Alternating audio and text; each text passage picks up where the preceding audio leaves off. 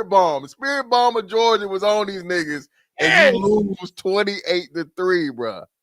We were talking a ton of shit to everybody. Like I'm Listen. telling you, it was over. Exactly. I never even been no motherfucking Falcons fan, but nigga, I was proud for Georgia, nigga, just for a you know. hat. For a hat. And you know the fucking the WWE meme, like when the black dude, that meme.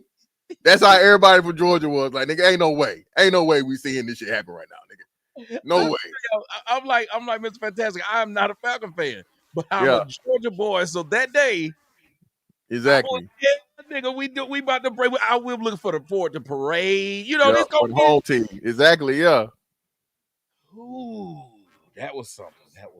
So hey, Atlanta had to destroy all. You know how many fucking club flyers got burnt up that night?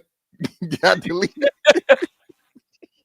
Right, because niggas was gonna go to the club. Nigga, hey, listen. Nigga, hey, it was gonna be Sherman's motherfucking run again, nigga. They was gonna burn it down. They was gonna burn Atlanta down, nigga.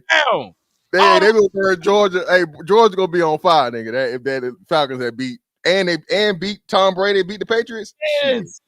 We were blowing them out. It was gonna be a straight ass whooping, and then boy, the club they didn't open no clubs. Bitches wasn't sucking no dick that night. Everything killed the whole spirit of everything. Fuck it, shut everything down. I was like, God, though, that was something. But yes, they won last night. They beat Buffalo team. I don't know if it'll mean anything, but my cousin them, they went to the game and they was enjoying it. So I thought, hey, if they happy, I'm happy.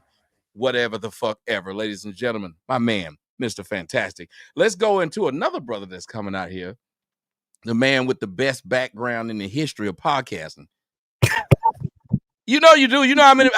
Let me be honest. How many people I asked you what I got to do to get my background like yours? Be honest. I know people ask you because I was gonna ask you, but I knew you weren't gonna tell me. They don't really ask me. They just say they like it.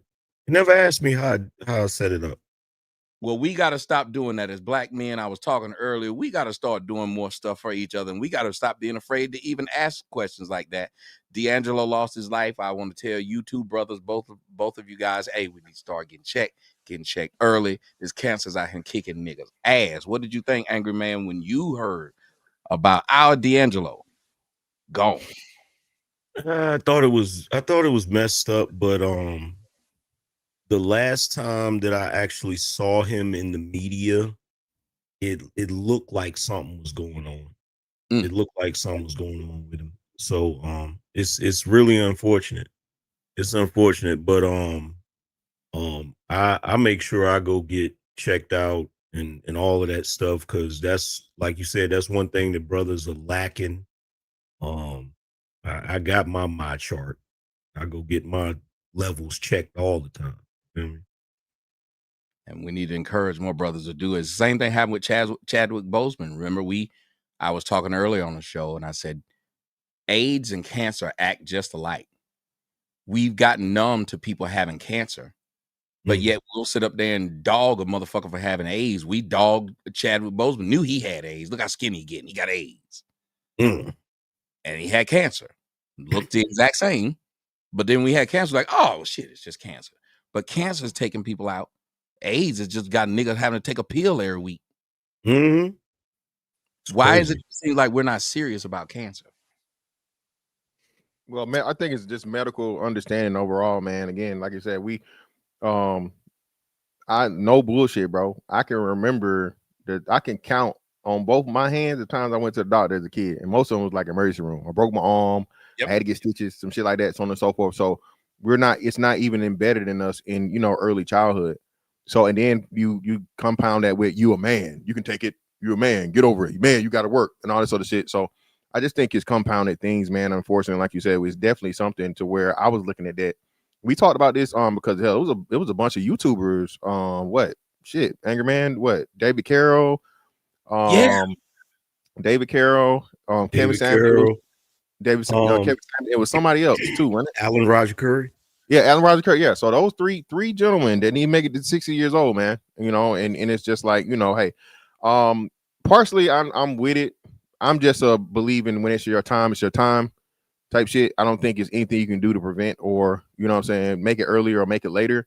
But at the same time, definitely, like I said, the cancer thing, I think is a lot of times is you catch it too late, right? Yes. So if you do catch it too late and it's too far progressed, there's nothing you can do. But I definitely think we need to do more with our health, and not just going to the doctor, but put down the motherfucking hog maws, pig feet, and chitlins. Ooh. Okay.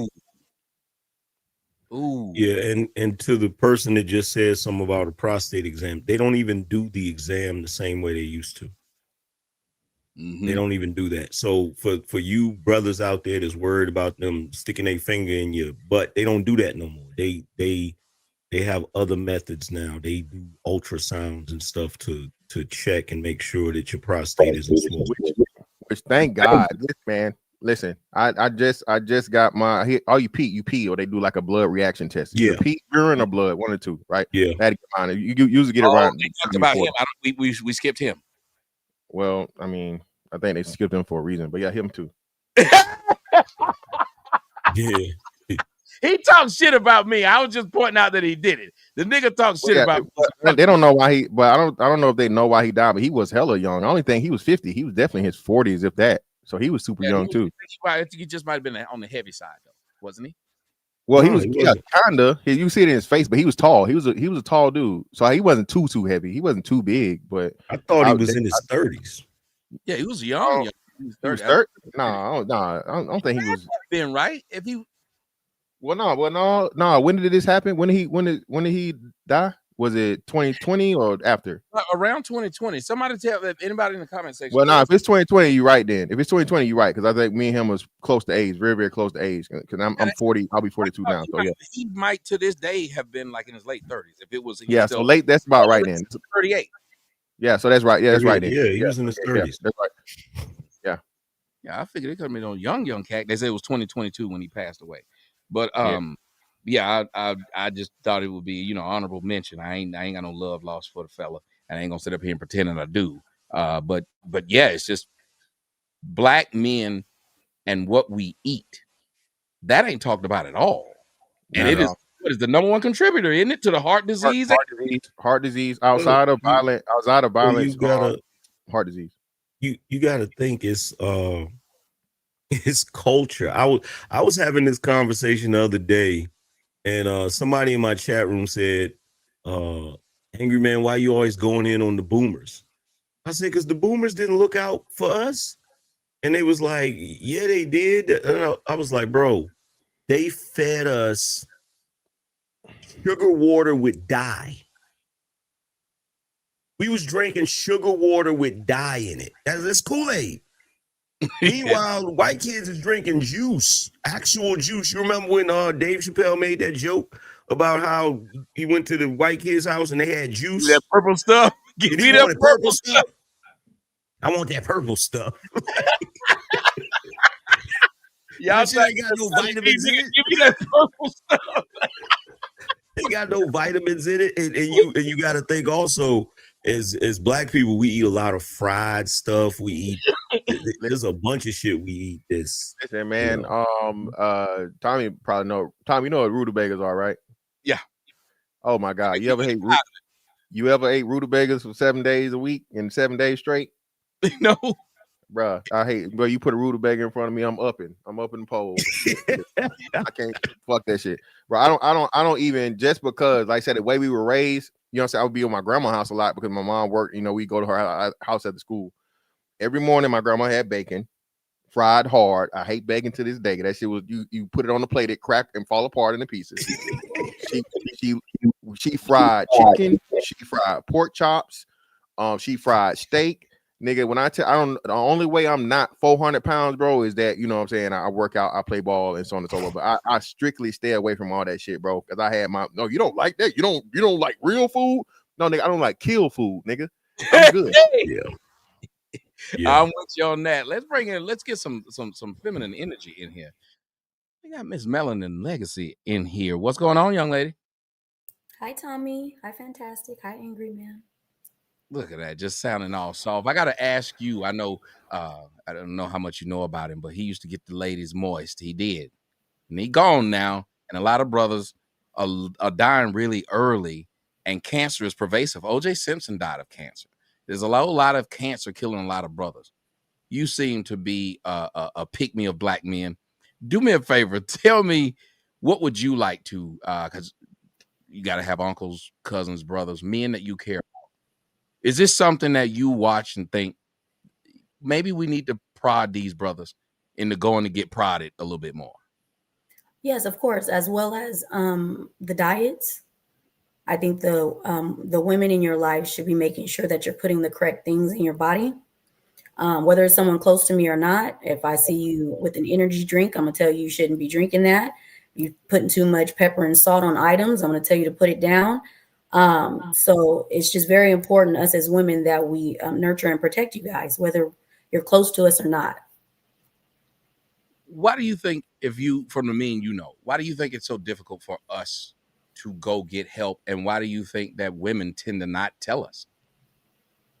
Well, women, I don't think the women are telling the black men to go do this because they don't care enough about the black men to want to, take that, what they call an extra mile should be a standard. And then, I'm sorry, what was the other question? Why don't the men feel like they, we talk about a lot of things. We don't have no panel where we get together and tell each other what to do for our mental and physical health. I think Mr. Fantastic hit it on the head when he was saying growing up, this isn't something that was built in us. So it's almost like you have to unlearn and learn again what you should be doing. So we can always change it and make it better. It takes moments like this to make it happen. Well, that's why I wanted to lead the show off like this, but I also didn't want to have this be the only time we talk about this, because I want it to be something that it's important, and we also believe it's impressive to be able to discuss what men go through mentally and physically, and not be called no punk, or like the woman posted in the comment section. A lot of men were thinking that, well, I'm not going to get no prostate exam. Nigga sticking his finger in my ass. I'll be gay if I do this. It's these kind of things that I think keep us from getting a lot of help. That's why when y'all hear these stories of these black men, even the ones that are hanging themselves and killing themselves, people are surprised that it happened. We don't do that. That's the problem, that we say what we don't do, and we never get help when you're going through that or start feeling that. If you're feeling something, you can't get help because they say, well, black men don't do this. I remember growing up, and I was told that getting any kind of psychotherapy, well, that's for white folks. We don't do that. Mm-hmm. That becomes a difficult mission to change the mindset of, as Mr. Fantastic said, you're a man, get over that shit.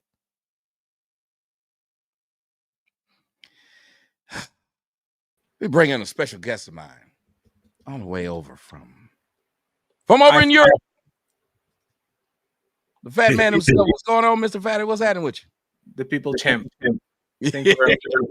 I don't have no music or intro music. I ain't good at doing all that stuff, but I would give you one. I want to welcome you to the show for the first time on the panel show. Let me ask you, is Europe different? Do y'all treat the men different? Are the men having the same problem, or are they more likely to go and get checked? And doctor visits for men is a common thing. This is a common. I think I have an echo or something like that. It's a common thing, even between people our age. It's kind of a taboo to, like, you feel something, you wait until it's not leaking anymore. Oh, not leaking. I'm not going to the doctor. So I think it's a man thing. Yeah, I think it's a man thing. Is you don't want to go to the doctor because you don't want them to see your shit. That's all. So it's the same thing, especially between African men. African men will only go to the hospital if they break their neck. It's not, they'll walk it out. Arm got to be falling off. My granddad was like that. He literally died. And when he finally died, they got there and the doctor said, we can't do anything about him. He should have been here a long damn time ago. And it was a simple fix. Simply because he wouldn't go, it got so bad, they could do nothing for him. And that is crazy damn thought. How you been though, brother? How you been? I know it's been a while since we talked. What's been going on with you? I'm being sick, and I was like 3 minutes away from keeping you company on Rumble, but I guess we are safe now. Oh, they were trying to kick you off. They were trying to get me out of here, but I did like a Kobe, and we kind of like stabilized everything. So now we're good to go. But that was close. Good deal, good deal. They don't need to be kicking people off of any of this stuff. Freedom of speech has to be something, and it's got to mean something, I'm assuming. And it's got to mean that when you got a stogie in your hand while you are getting ready to go live, that you got to be relationship rehab. What up, bro? What's going on, brother? How you doing? I'm doing all right. I'm doing all right. I see you smoking and you're ready. What have been your thoughts? What would you like to? I just want to dedicate this first beginning of the show. What can we say to black men? What would you like to say to black men if you had their ear right now? What would you like to say to them after we done lost D'Angelo?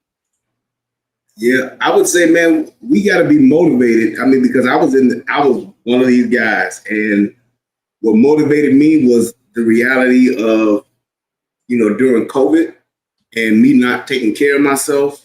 It motivated me to say, man, at the very least, I'm not going to let my family spend this insurance money. So I got to get in shape. I'm not giving it to them. That should be motivation in itself. They're not getting this check to live their life and to celebrate on my death. Hell no. The same thing. No. You gonna be fucking this other nigga on vacation in Aruba with my with the money from my death. Hell no, bitch. Exactly. But I want that motherfucker to not be operational no more. Like, yeah, well, ain't no point. That's why I canceled all my insurances. Yep. You canceled yours, huh? You said, no, I'm done. When I die, all a bitch gonna get is a bill from all the people I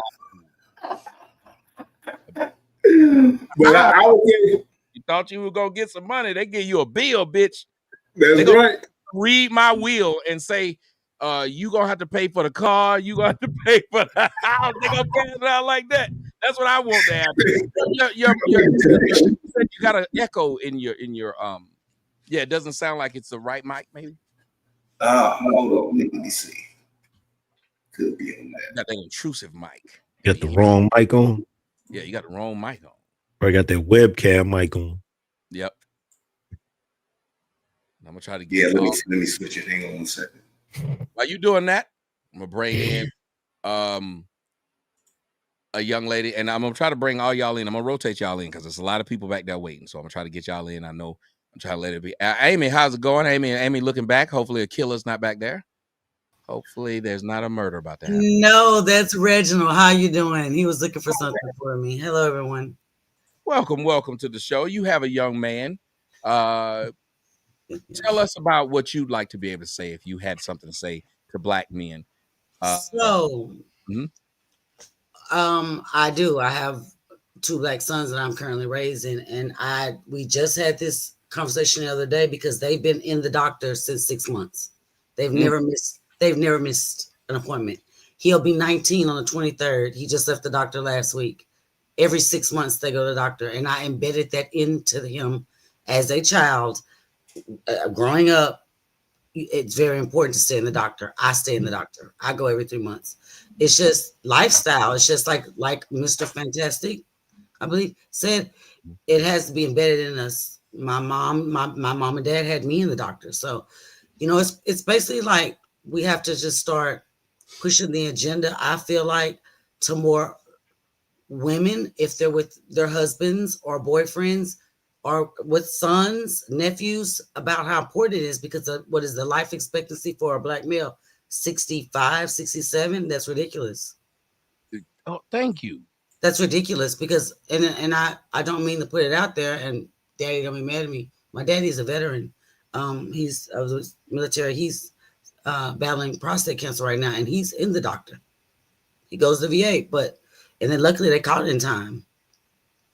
So, it's very imperative that we as parents, especially single mothers, keep our children in the dentist every 6 months. Keep our children in the doctors every 6 months. It's called a wellness check. And get them used to it. Therefore, when they become adults, right, they're like used to that. Like how Mr. Fantastic said, when you grew up like us, then nobody took us nowhere. If it wasn't broke, we didn't, especially boys, they didn't take us nowhere. Right. Like he was Robitussin. Yes. And they would rub it on the injury. Yeah. So I basically told Reginald he knows it's embedded in him, just like I embedded a lot of things in him. You go to that doctor. You're gonna go off. You're gonna get married. I'm not gonna be here forever, but I at least know I instilled the most important values in him. Go to that doctor. I don't care. Every 6 months, at least twice a year is what I say for a male, in my opinion. Yeah, thank you so much for saying that, because that is very true. That we start off as parents, you kind of work kids into habit, into routine, and that is a great routine, especially to have your boys used to saying, "Man, I ain't scared of no doctor," because I'm telling you, I grew up like, you don't go to that doctor. And matter of fact, in the South, one of the sayings they used to have is, "You was all right until you went to that damn doctor. Get to the doctor, they're gonna tell you something wrong." Am I lying, Mr. Fantastic? Yeah, that's Man, these old folks will tell you the doctor trying to kill them. They trying to kill me. they'll have you terrified to go to the doctor. I'm telling you, I didn't go to the doctor, and I didn't see it. I used to remember I watched them white kids. Every day it was some white kid was going out of school, going to the damn dentist. I didn't see no niggas leave. Niggas was just sitting in there. We didn't go to the dentist. Hell, when I was little, I used to think the dentist was a menace. That's great. That's the menace. Now let me see if I can let me see if I can bring. I want to get all you lot of ladies in. I want to even a number out. I know I've seen people jump themselves out and bring people in. I really love to be able to do that. But I'm a moderator. Let's bring in Miss Lyric Speaks. Miss Lyric Speaks. Talk to me a little bit if you can. I know what you do for a living and what has happened to you personally. That ain't nothing I want to get into, but I know that you have a dog in this fight as well. What would you like to say to black men? Well, hello everyone. And everyone just said awesome things and very true things. I think that it is definitely, Mr. Fantastic hit it on the head when he said that, just things not being taught. And with me, I see the very end of things. I see people's, over enlarged hearts, over enlarged prostates, messed up organs, especially with crystallized fat in it from eating like all the wrong foods, just terrible states. And I do see a lot of males passing away in all races faster than women. So I think that, if I could speak to the men, it would definitely be to say that even if it wasn't something that you were taught or grown up with, to get in the habit of it now, because even water in our lives is not important. We have become so accustomed to, having sugars, and those sugars going all the way to the brain and causing fatty cells that we don't even realize that they're causing and interrupting our thoughts. And then we couple that with alcohol. Great job, Mr. Fantastic, on that jug of water. And then we couple that with, you know, other bad things for us, and then non-exercise, and all these mess with our way of thinking, how our brain reacts, how we react to things. They even mess up hormones and emotions. So I would just say definitely go and get checked out. My youngest son turned 26 today, and I am constantly, embedding in them. If you have issues, if you need to talk about something, it was always instilled to them to, go see a doctor, because we as parents, we don't know everything, and that is what they went to school for. That they're there to help. So we just need to start just debunking all the myths that Black people aren't supposed to go to the doctors, Black people aren't supposed to see psychiatrists, we're not supposed to talk things out. Tommy, I can say that, you kind of know me, and I'm a huge talker. I want to talk about everything. Let's get it. Let's get it out, because we need to talk. So definitely see about your health. And I love what the one young lady said. Let's stop, having our men die young, because we do need you guys. So, yeah. Yeah, that made my day. And I think I don't know if you are in like the Guinness Book of World Records or something, but that's got to be amazing that you had a child at 6. Tommy, Like everybody in the show.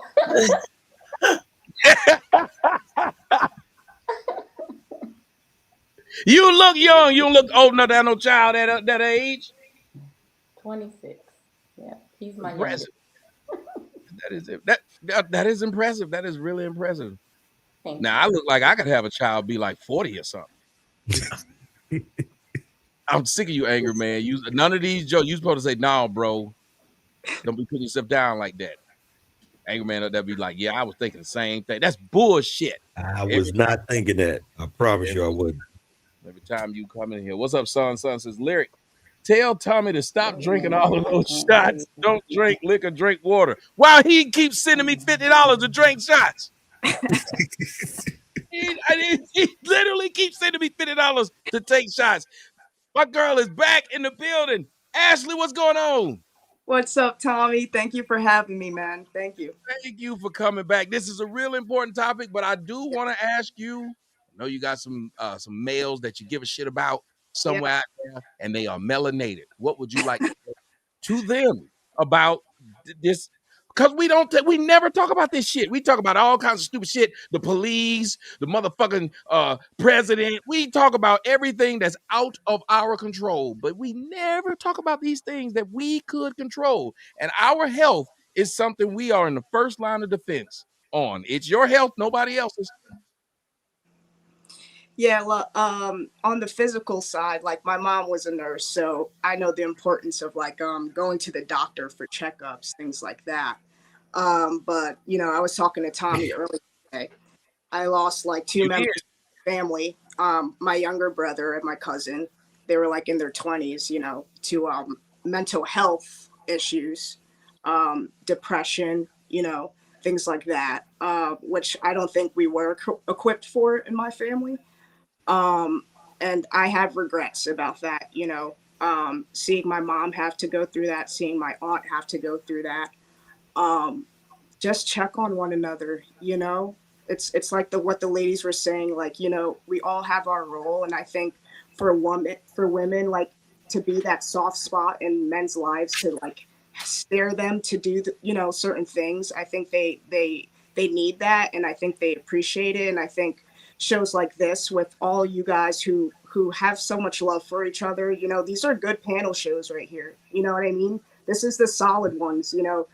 I see Tommy go on other shows and it's all the bullshit and the rah-rah, and you know, everybody's just hating on him because he's telling the truth. But these are the ones that matter. And I'm just really honored to be a part of it and talk with all of you, and you know, love each other, you know. Mm-hmm. And I really do appreciate that text you sent me earlier. It came out of nowhere. And a lot of times we don't realize that just saying something, I've been saying this, just saying something can keep somebody from taking their own life. If you just say something that they might have thought no one feels that way about them or no one cared.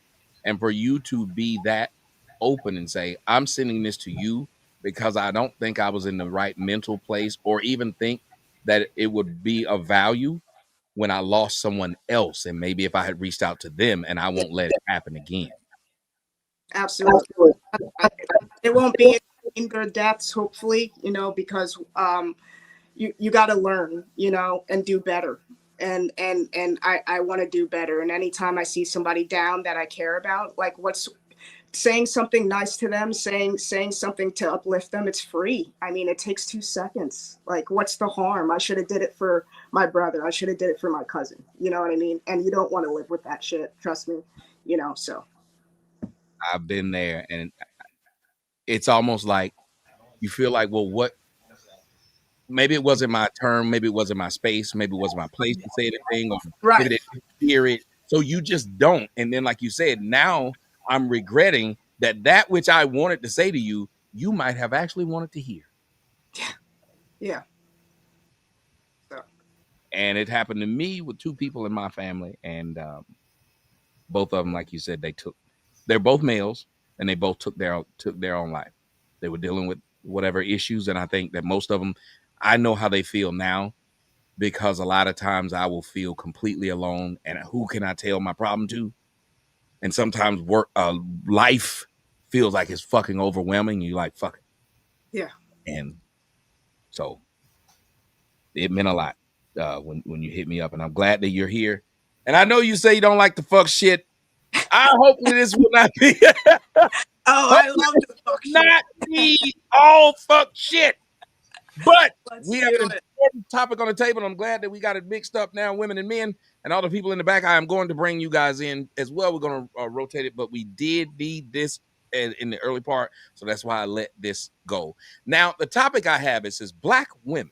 Have black women join the white man in becoming the greatest enemy to black men? Now, there are certain things that I've seen out there, ladies and gentlemen, that seem like these women are really out of line. The black men, they say, even though you was a crack fiend mama, you always was a black queen mama. I want y'all to take a look at this. On the charges, he is ordered held without bond, pending indictment and grand jury. All right. I love you, Bubba. I love you. Your Honor, his new court date is going to be February. An emotional day in court for a 16-year-old charged with first-degree murder and the victim's family. Police arrested and charged Sean Simpson on Tuesday in connection to a deadly shooting over the weekend in Gastonia. The victim's family says they're happy their loved one's alleged killer is behind bars, but now two families are dealing with the loss of two lives. For the first time, the family of Zaquavius Dawkins came face to face with the teen charged with his murder. It's affected everybody, even the neighborhood that he lives in. Police charged Sean Simpson with first-degree murder after they say he shot and killed Dawkins on Sunday. Dawkins was walking to a store on North Chester Street to pick up items for his disabled mother when it happened. He was sweet. He was kind. He would do anything for anybody. I mean, all you have to do is just say, Tank, will you go do this? Yes, ma'am. Yes, sir. Family members say the two got into an altercation last year that they thought had been resolved. For him to not be here today, we're all heartbroken. We're heartbroken. During his hearing on Wednesday, Simpson became emotional while the judge read his charges and appointed him a capital defender. I love you, Bubba. I love you. Dawkins' family says this is a painful reminder of the lasting impact youth violence has on a community. We're out here doing big boy things, and this is what's going to happen. You got to suffer the consequences. All right, ladies and gentlemen. So we see this, and I thought I would put it up there for my own reason. Going back to black women. But I will go to you, Angry Man, because you shaking your head and just disgust. What do you think about when you saw what you saw? Which kid was named Zaquavius? The one that got killed. Sweet Jesus. But that was a topic I'm going to broach, so you can go there if you like. I'm not, because he lost his life, so I ain't gonna go there. But you know, it's crazy because ain't no need of crying in court. Like, there ain't no need of crying now. Like, you wanted to be a YN and spin the block on the ops. I mean, you want to know what's interesting to me? Whenever, like in the 90s, whenever Gen X dudes got convicted, you know what I'm saying? They took it on the chin. Like, you know what? I'm gonna have to do this time because I did it. But nowadays, I notice these younger cats, they be boo-hooing in the courtroom. And I'm like, bruh, if you wasn't built like that, what was you doing? Doing that. Yeah, what was you doing out there doing that? It just lets me know that for the younger cats, it's more of a game to them. It's not even something real, because the way they're reacting when they get convicted, like, what did you think was going to happen when them people got you in the courtroom? I'm with you. Now, I'm going to couple it with something else before I let everybody else talk. I'm going to couple it with this. You're not supposed to do that. You're not supposed to do that. I need my license plate back on my car. I have 6 days. You're not supposed to do that. You racist ass. If you don't get back in your car, you're going to get arrested. If you're going to get back in your car, get back in your car. Get back in the car. I'm a license, bitch. What's wrong with you? Get the f out my face. I slap your ass. Get the f out my face. Don't touch me. Freedom of speech, bitch. Get the f out my face. Now, this woman did all that. Woman did all that, anger man. She did all of that in front of her 2 children who were sitting in the back seat of the car. She told the cop, I will shoot your ass. And then at the end of the video said, I didn't do anything wrong. I just said I was going to shoot you. That's not a crime. I didn't actually shoot you, is what she told the police officer. Now, the reason I paired those 2 together, and this is why I'm going to let everybody jump in on it, but I'm going to go back to you to let you finish your thought. The reason I paired them together is, see, the boy said he did what he did for his mama. And he kept hollering, I love my mama. My mama, my mama, my mama. And I remember being to my mama's boy. I was. Stood in front of a gun while my mama was fighting one of the niggas she was dating. Stood in front of the gun. I was little because I was going to stop him from shooting my mom. Mind you, the mother, and I've always said that black women are the main causes of violence in the black community. Those 2 kids in the background heard their mother say they were going to shoot a cop because her tag was suspended. Hers. This was normal that they go to, in my opinion, violence to solve a problem. I remember getting the shit beat out of me by a bunch of women as a child. With no man around, it's a bunch of women. And they would find whatever the fuck they beat you with a whole tree. They beat you with, we used to get beat by a Six Flags over Georgia paddle. I am not lying, a rowboat paddle. They would beat us with this thing. Do you think that a part of why I say that they're the enemy to black progress is that black women, many of them say, they took this violent mentality to save their children, so they would beat them, and they also believe that their children should love them regardless of what they were because, well, I'm your mama and I'm black. Well, it's a contradiction because they don't have no problem whooping somebody's ass for doing something wrong, but they don't want nobody whooping their ass when they do something wrong. They think they supposed to do whatever they want to do and ain't nobody supposed to touch them. And I said this a while back. One of the mentalities we have in the black community that is the dumbest shit in the world is teaching little girls that nobody can put their hands on you for no circumstances. That is the dumbest shit to teach someone because it makes people think they can put their hands on people and nothing happened. Like how she stood there and told the cop, don't touch me.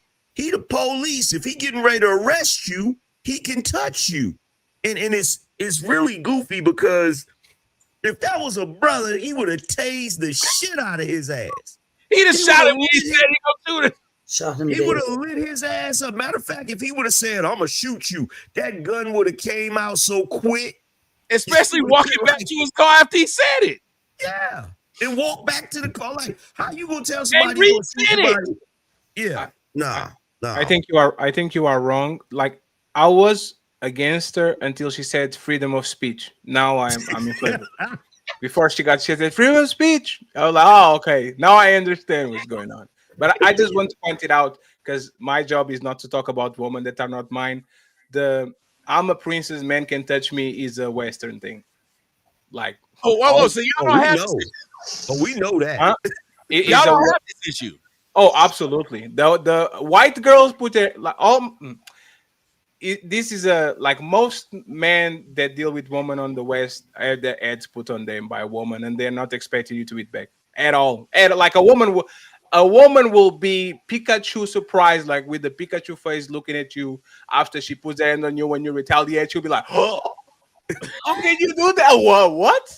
Because they are not expecting retaliation, and white women are very known for actually think that nothing happened to them. I don't talk about Black American women because I don't date them, but I think it's widespread. Like feminism really made the woman think that they can touch people without getting checked back. So yeah, and freedom of speech.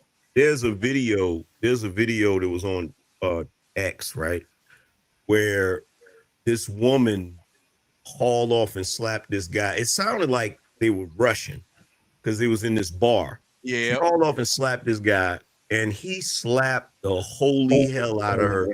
He slapped her so hard, like she stood up and leaned on the bar like nothing had happened, like she had reevaluated her whole life. Oh no, he rebooted her program. You know how sometimes you got to just reboot the whole thing, that Control Alt Delete. He did that, and when he reset, it It had Windows 11 on that motherfucker. He went into that task manager and ended her program. That's what the fuck he did. My whole life flashed before our eyes. But can I ask a question? Jesus Christ. Is that a man's fault? Because we men kind of raise our kids in a way where, oh, you don't even touch a woman with a flower or something like that. Like, who is convincing these women that they shouldn't get nothing happen to them? Like, is it the men that are raising them, or is the other women that are selling them this? Well, they're not being raised by men, so it's got to be the women. That's it. That's what it is. So, and the women, and they see the women be violent with men also. I posted a video on Twitter that went viral where these dudes getting their ass whooped. These young niggas. Okay, again, man, this is what happened. This is why you never let a woman maintain you, right? So these dudes that's fucking for a place to stay, right? They got to put up with whatever they get. And there's another video going around now. Of a girl on a train. I just seen this in the daytime. I don't know if you've seen it, but she cussing a nigga out, putting hands on some random nigga, bullying the whole Debo in the whole fucking train, bro. And y'all forgot one of the most infamous slaps of all time. I can't believe. Well, for one, Tommy, I know you remember this one with the 8-ball jacket. 8-ball jacket guy. That nigga's a hero. That nigga's a hero. That slap, that motherfucking slap came from Back to the Future, nigga. Past, present, the future. But now 8-ball jacket guy, and then Tommy, I don't know if you remember this. It wasn't a slap, but remember the McDonald's guy, Raynard something, Raynard. Bro, that shit was hilarious, bro. This nigga was a hero. They got mad at me because I said him. And you remember the other one, Skeeter Mills. Oh, Skeeter Mills, skateboard guy, right? Skeeter Mills, bitch. Right. And we can't forget the bus driver uppercut with that Shahrukh he gave her ass. You going to jail now? Hey, but with the bus driver. That bitch with took the that bus driver. God, that man was. She came on my show and was acting the same. I remember that. She was acting the same way. Jesus Christ. Like, she knew better. She knew better than that. First of all, that man was older, and you gonna first of all, he older, and you spit on him. That's what while he was driving, and she hit him too. I think she spit on him and hit him while he was driving. Yeah, he accepted the hit. Let me tell you something about Southern people. We'll accept the hit a few times, but it's one thing in the South we feel is like worse than anything else: spitting on somebody. You're down with that. Let me tell you something. When she spit on him, he had a Jim Crow flashback. Remember, he put the bus in park right then. Yeah. Hey, instantly. You're going to jail now. He was talking to himself. He wasn't even talking to nobody else. He was talking to himself. He's like, fuck it. It's over with. Let's get to it. Talking to her, he was talking to himself. That bitch, hit her with the best Ryu uppercut in real life ever, nigga. He had that shot. You can. Hey, I'm not talking to you. I'm talking to myself. I'm going. Fuck it. Bitch, I'm putting all the civil rights behind this uppercut, bitch. You're gonna eat all this shit. And see, my thing with the whole with the way our community operates, it's like, yeah, we get it. You don't want dudes beating women up, but these women got to learn how to keep their hands to themselves. They can't just be randomly slapping dudes. And I be seeing chicks straight punking dudes on videos. They be up in their face. What you gonna do about it? What you gonna do about it? Be like, bruh, haul up and slap him. I don't believe in hitting women. My bad. Well, I don't think that like all the lesbians that be on the force, this is the time that the women should be on the force bodying bitches, don't you think? Oh yeah, I keep me a burly bulldagger on payroll. He said a burly bulldagger. Like, don't worry about me. You got to worry about her. I call her baby. Hey, it's gonna be a long day. And also angry man. I heard you say the reactions of the 16-year-old in court, but did you see the reaction of his mom? She was stone cold, dude. She didn't even blink. It was crazy. She was just like, "Oh, he's going to jail. All right, well." Of course not. Think about that. You don't. I think there was a time. Here's the thing. If a woman, whenever a woman raises one of these dudes to move and operate like that, they don't give a shit about that boy. They don't care about that boy. I'm telling you right now, they don't give a shit. If anything, they're like, well, he shouldn't have did it. His ass need to learn a lesson. But they're giving him life, ma'am. Well, he gonna learn for life. Like, they don't care. Yeah, but are you saying to some of these? I'm gonna let you jump back in. I just gotta say, Anger Man, are you saying that to some of these women, these children are collateral damage? Yes. Yes. The only way she's gonna love that boy unconditionally is if he get drafted. If he get drafted to the NFL or the NBA, or he get a deal as a rapper, she gonna love him to death. Or if he become a pop, you see that situation with I Show Speed, right? Yeah. Okay. She asked him for money live after she kicked him off the house. Yes. Yeah.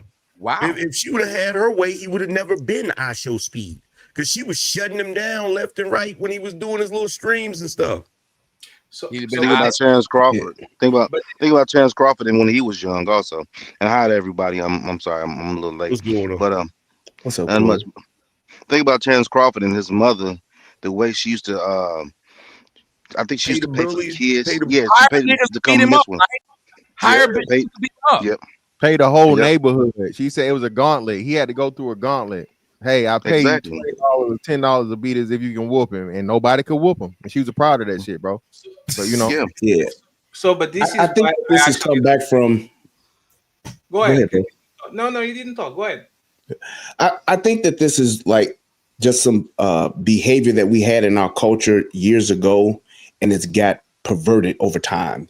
Because there was a time when, the whole point of just being hard on our children is because we had the idea, during slavery, Jim Crow, whatever the case may be, we wanted to be the ones to correct our children because we didn't want them to get corrected out in the world by the white man at a time.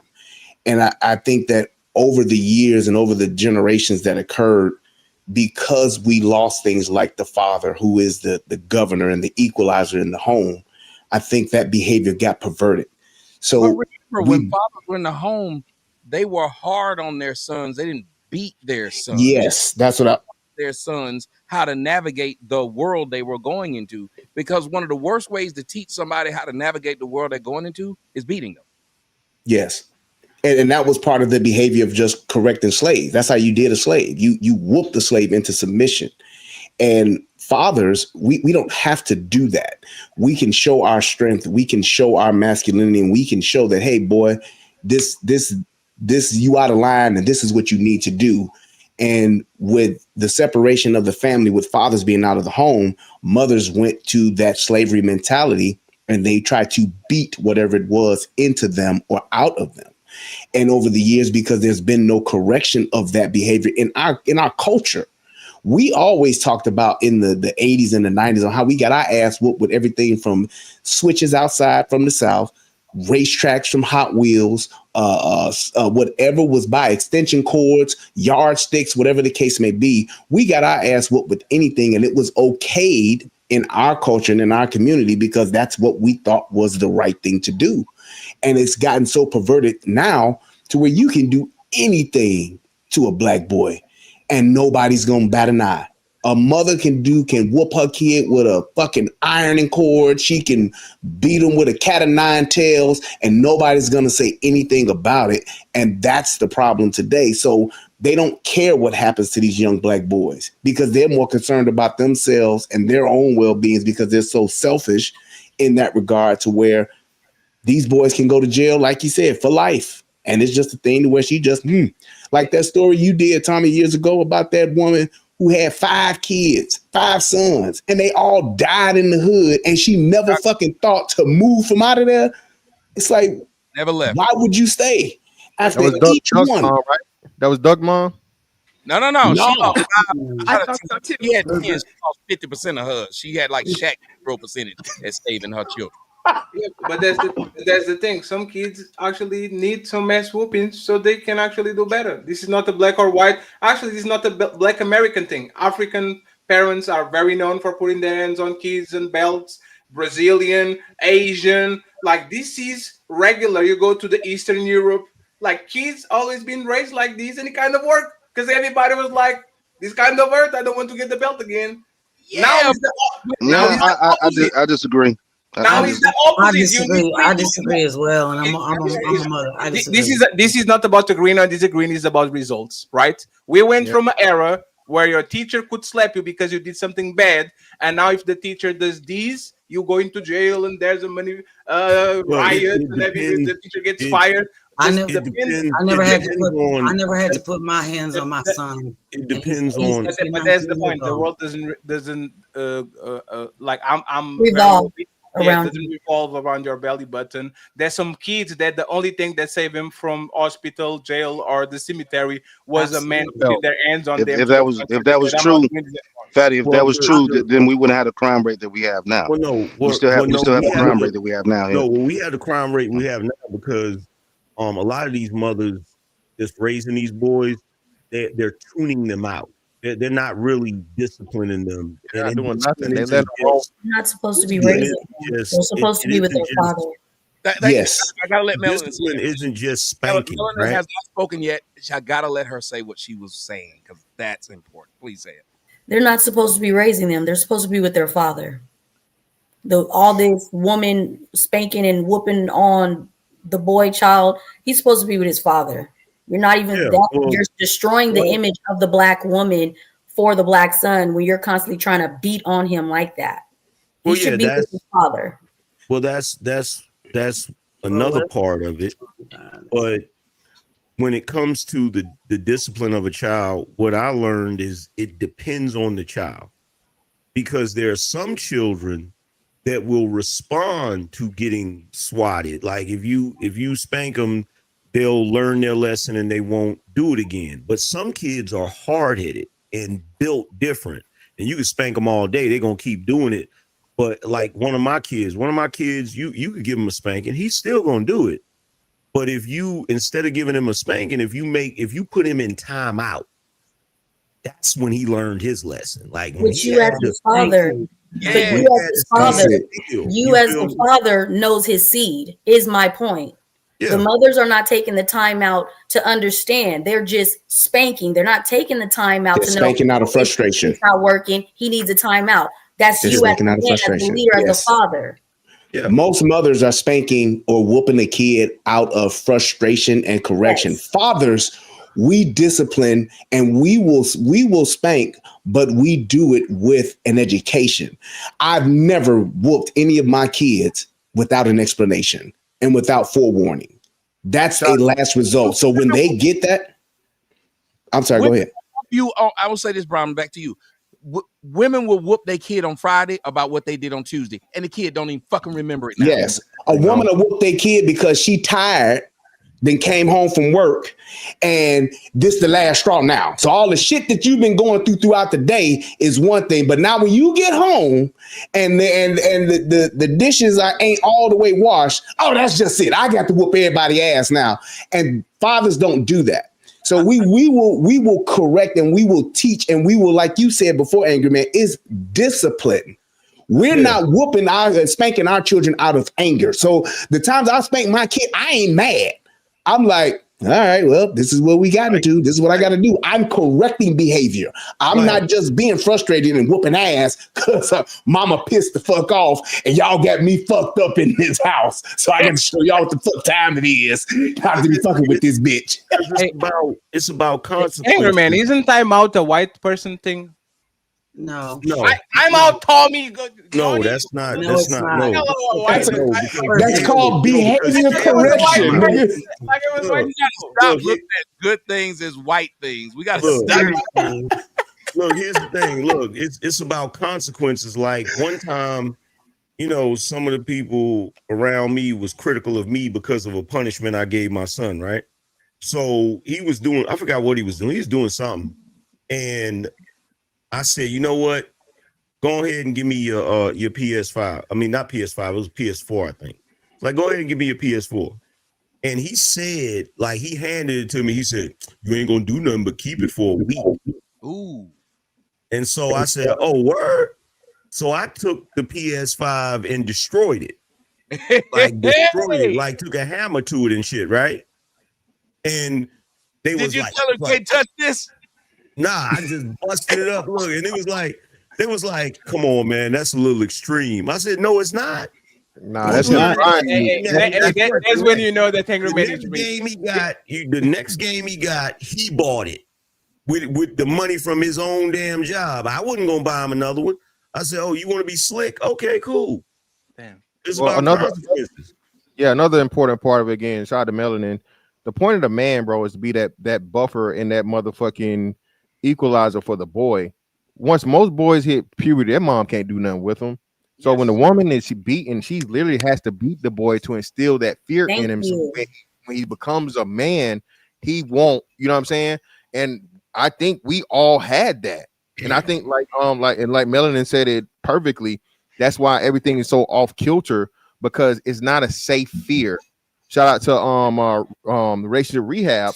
The father usually, not always, but usually does it with measure. And whenever I whoop my kids, why did you get this whooping? Why are we here?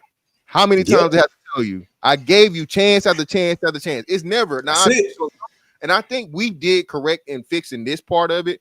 The first thing, whoop your ass. No, that's wrong. All right. Yep. You have to give a child a chance to be a child.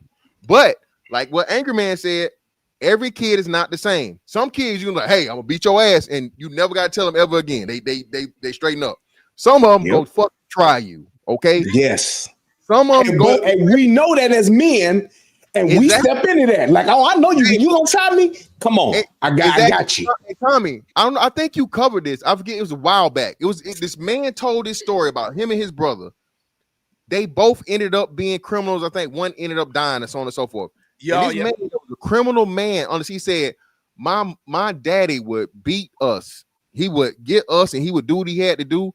But I see now that we had to do that. And had my mama not ran my daddy away and stopped my daddy from handling us the way he said his dad told their mom, they a part of me.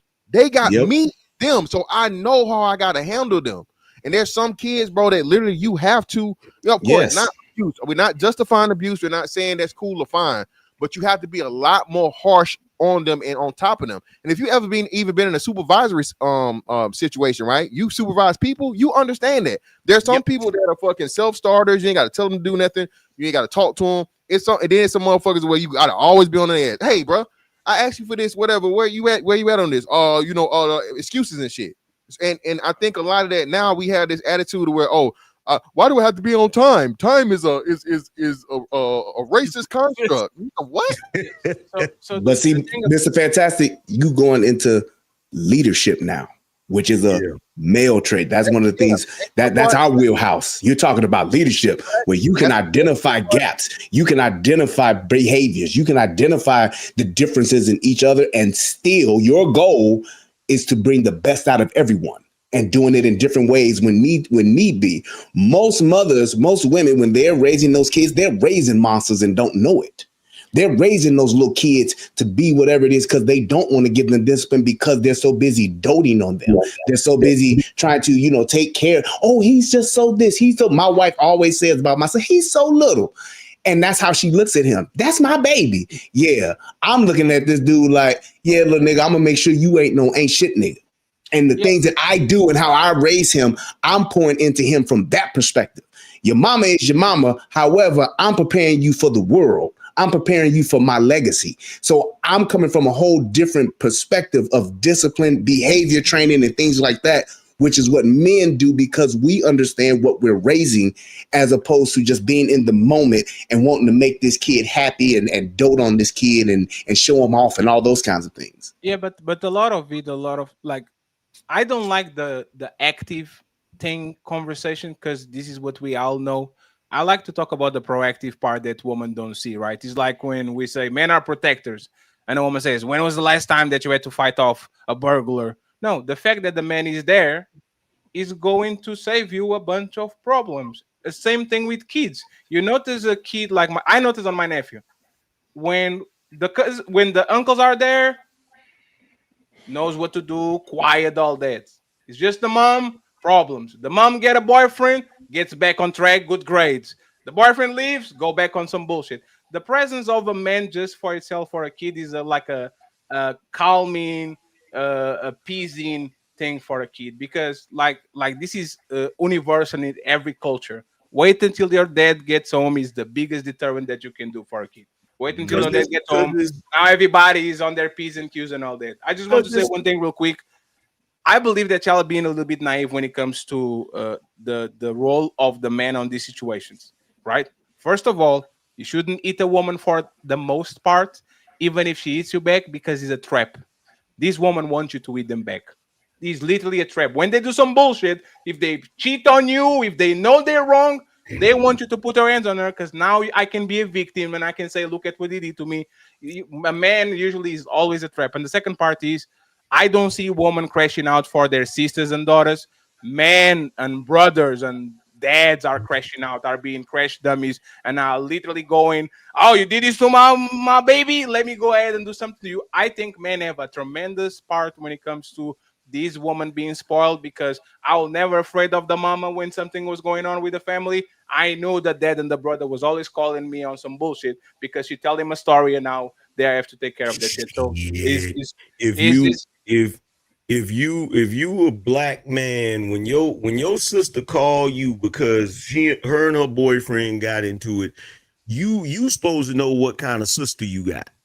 You feel what I'm saying? Like, you supposed to be like, okay, what did you do? What part did you play in this? Because I'm not gonna go fight this nigga, because you just gonna end up right back with him, and I gotta talk to this nigga at the family reunion.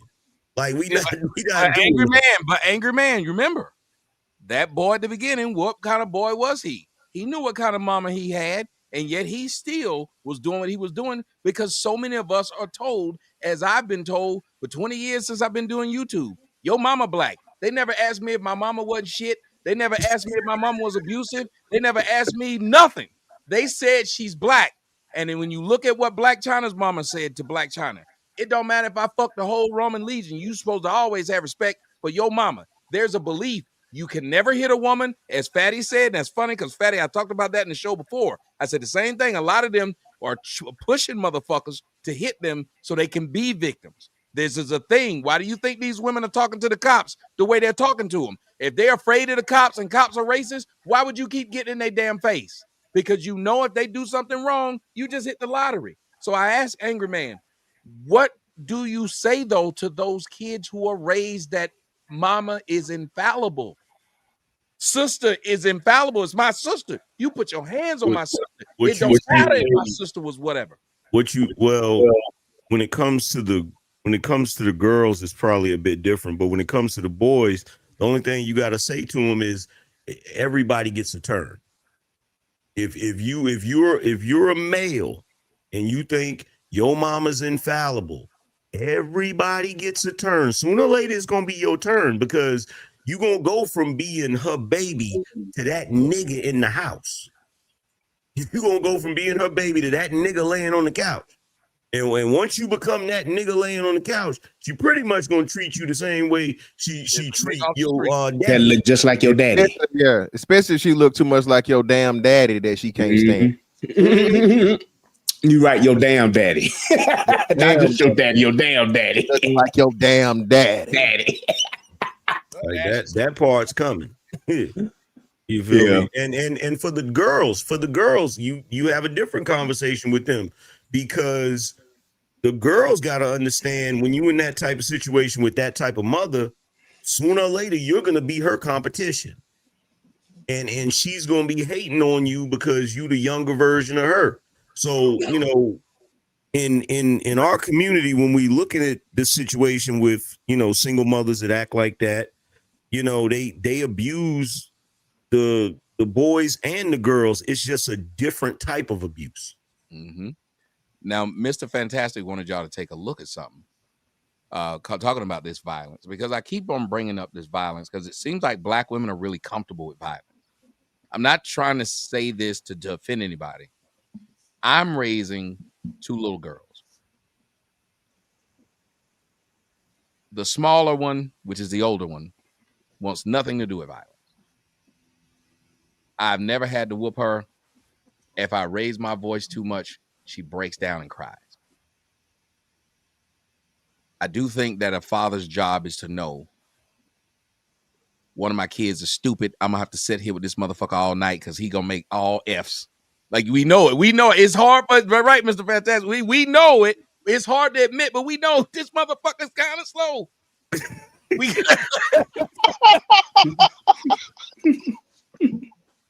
Mama don't be wanting to admit this motherfucker's slow. He is. He's my baby. He just needs a little more time. Tommy, it's when they do stuff. It's when they do stuff and you got this look on your face. Yes. Like, why would you do that? Wait a minute. Like, why did you do that? This ain't too embarrassing.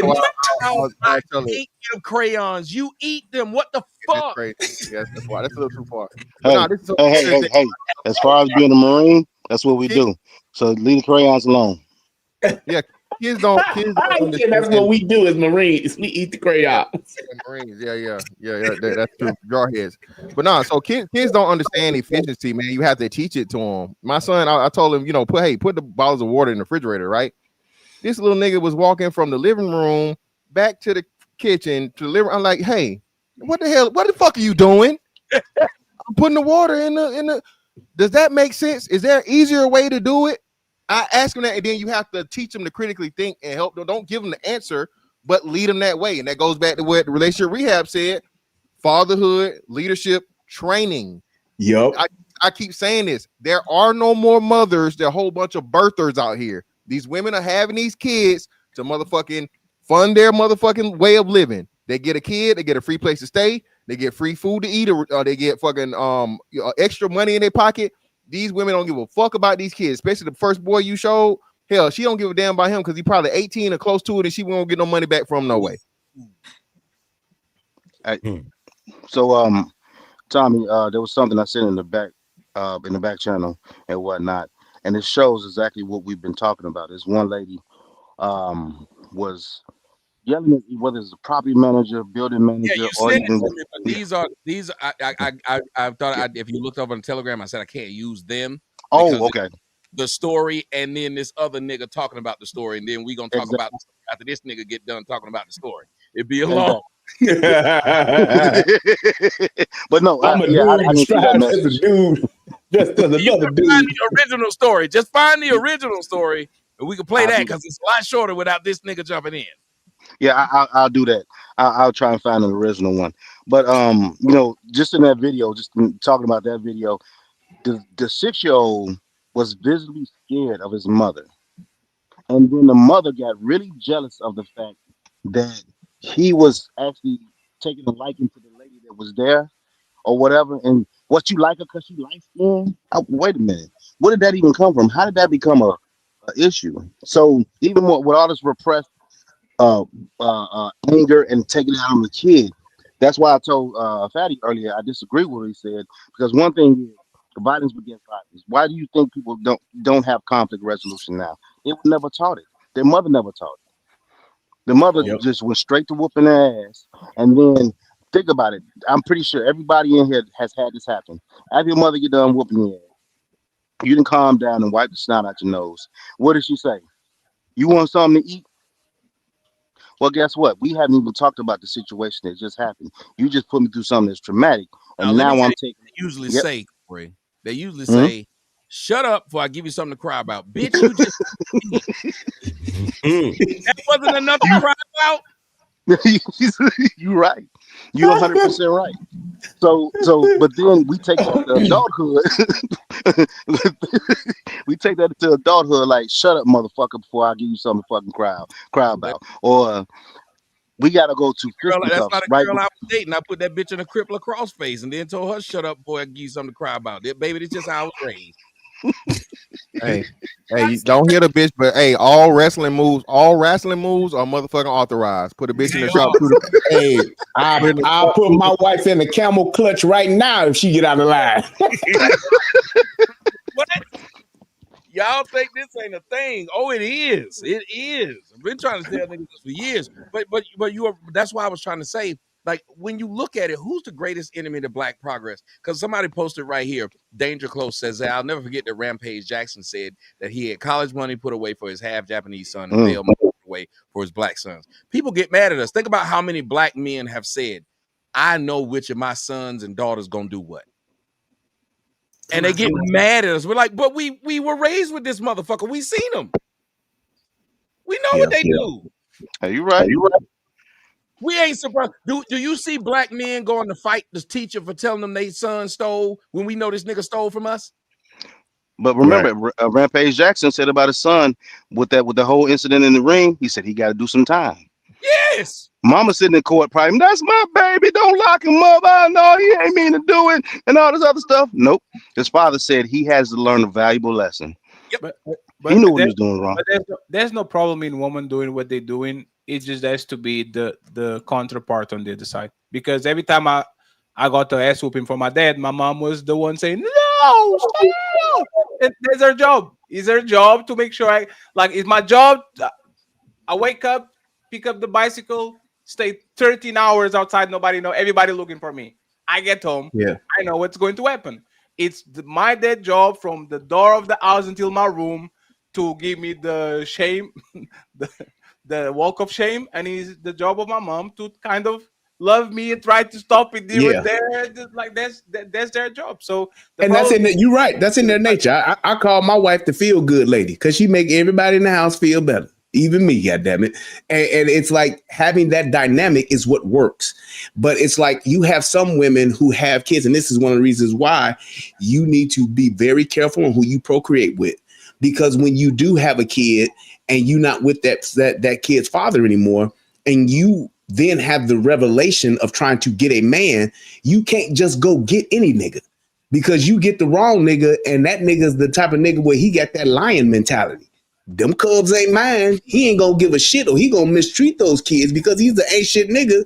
And you just want to have a man around. That's very problematic for those kids. That's why those kids, like that little boy that got killed by that man that woman brought around him because he ate his fucking cheesecake. He punched that boy so hard that he died. Well, hold on, Brian. I don't know if you've ever had that cheesecake. Yeah, that was the grandest shit. That cheesecake, bro. Yes. He could have crippled him and broke a rib, but he had to kill him. Don't kill the boy. God damn. I don't think he was intending on killing him. I think he was having too much fun. Yeah, he was having too much fun, Charlie Murphy. But it's just like you can't do that and expose your children to that. And we have that dynamic happening in our community a lot too, where y'all bringing this thug dick in, but thug dick come with a lot of other thug shit, and you exposing your kid. Now, if that's what you want to do, that's fine.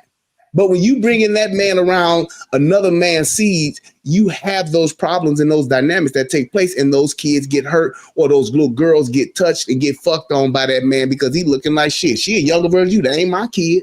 And they do the worst. Ain't that one of the problems we're having? We're talking about women being able to second pick the right man. Shouldn't we be talking about the first pick? Yep. Yeah, the first pick is actually more important. Like The Rock literally told the story, like I saw a short a couple of days ago, where The Rock is talking about his dad, and he said that his grandma, like his grandpa died, and The Rock died like after the birthday, like 1 year birthday, like I think the stepdad pissed on the turkey or something like that on Thanksgiving, and The Rock's dad was like 14, and he said, "Hey, you cross this line, I will knock you out." He did it. He knocked him out. The cops came, and they say, "This is what's going to happen. He's going to wake up, and either he's going to kill your son, or your son is going to kill him." And the mother literally chose the dad, and The Rock's father had to leave and just bounce at 14 or something like that. So she chose the stepdad over the dad, over the son. That's to me, that's wild, especially because of the circumstance. You are pissing on a turkey and you're choosing a stepdad over your own kid. Do you have any idea how many girls have stepfathers that like molested them or did something like that, and they mamas will get mad at the girl and tell the girl she lying and it didn't happen? She was asking for it. She was enticing him. Yeah. They kicked him out. Y'all remember that girl I had on my show with that big ass? She said her mama kicked her out the house. Her ass is huge. It wasn't real. But she was a younger. When I met her, she wasn't number 19 years old. I could see, I ain't gonna lie, I could see she had a baby's face, but she had a grown ass woman's body. She explained what she got. She said she got some of it where it was just because she was naturally shaped like that, and her mother became jealous of her. Then her stepdad, the pastor, she said some of everybody was fucking her cousins. In the black community, that's why y'all should be scared every time you look online. All the black websites show what? Some woman's ass. Look at, she went viral looking like this. It's always some ass. So they're teaching these niggas that ass is the most important thing in the fucking world. Yep. And then you wonder why your daughters are at risk because these niggas is trying to fuck anything. Literally, you're teaching them. You teach the boys that if a teacher or older woman fuck them, then that's the best thing. That's a great thing. Yep. It's a great thing. Then why you think it was so normal that when I was 10 years old and I told the story, niggas said I was gay because I didn't like it because I was 10 years old and the woman who was at the house was 25, started sucking my dick and then tried to fuck a 10-year-old. Right. No one cared. Yep. Sex way too much amongst blacks to where, again, you can see all these black pastors fucking the shit, but we won't say anything. We talk about what white people do. We talk about incest in the white families. We don't talk about that shit that go on in the black fucking families.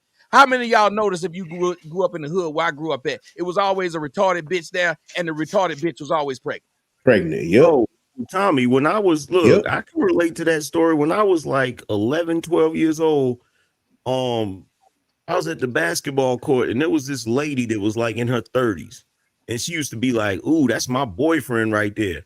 That woman one time chased me down and cornered me in the damn laundry room of the apartment complex, and I had to do the day that, you know how you bro, she was dead serious. Yeah. And that shit was terrifying. And dudes was like, yo, if I was you, I would have, like, what? Like, Think about this. Think about this. How did people just overlook and gloss over the fact that R. Kelly said at 7 years old, his own sister was fucking him every day? Yeah. Do you know what kind of psychological mind fuck that is? To not only you getting that part of you, that part of your sexual blueprint, you know, constructed in a weird way, but it's your own sister. Day in and day out, she's coming around and she's fucking you at 7. Yeah, that's crazy. Unfucking. I can't comprehend how I would be and what mental state I would be in if that happened to me. And we try to make that as a badge of honor. It's insane. Story. Yes. It's a story. Hold my neck, nigga. We didn't talk about it. Nobody sat down and said that this woman, as he got to be grown, thought, why you tripping, little nigga? Nigga. Why are you bothered by what we did to you when you was a child? Nigga. Hug my neck. Hug my neck. Get off me, bitch. Get off me. That's another thing too. Nobody gives a shit. You know what bugged me out about that movie? Out of all of the movies about women where they are mistreated, the color purple, waiting to exhale, all that, nobody gave a shit about that movie. Yeah, like people watched it, but nobody was like really like, yo, did you see Antoine Fisher? That's horrible. That's like, a fucked up dynamic. Yup, he right. And it's like we just it's crazy how that shit is like we will victimize a woman. If that happens to a woman, oh, she's the victim for life. She can kill, steal, rob, and do whatever the fuck she want to do and blame it back on that. Well, when I was 7, and it's excused, but for a man, it's not even considered to say, well, man, maybe this guy is, fucked up. Maybe he does need some help. How can we help you? You got to get over that shit, nigga. Guess Shit, what? so what your sister guess what? You know the movie The Pursuit of Happiness? Yep. If you ever read the book, that happened to him when he was younger. Really? A teenager in his neighborhood, another dude, like took advantage of him. And you know, they didn't put that in the movie. He didn't mention, they didn't have no mention of it in the movie. It's in the book though.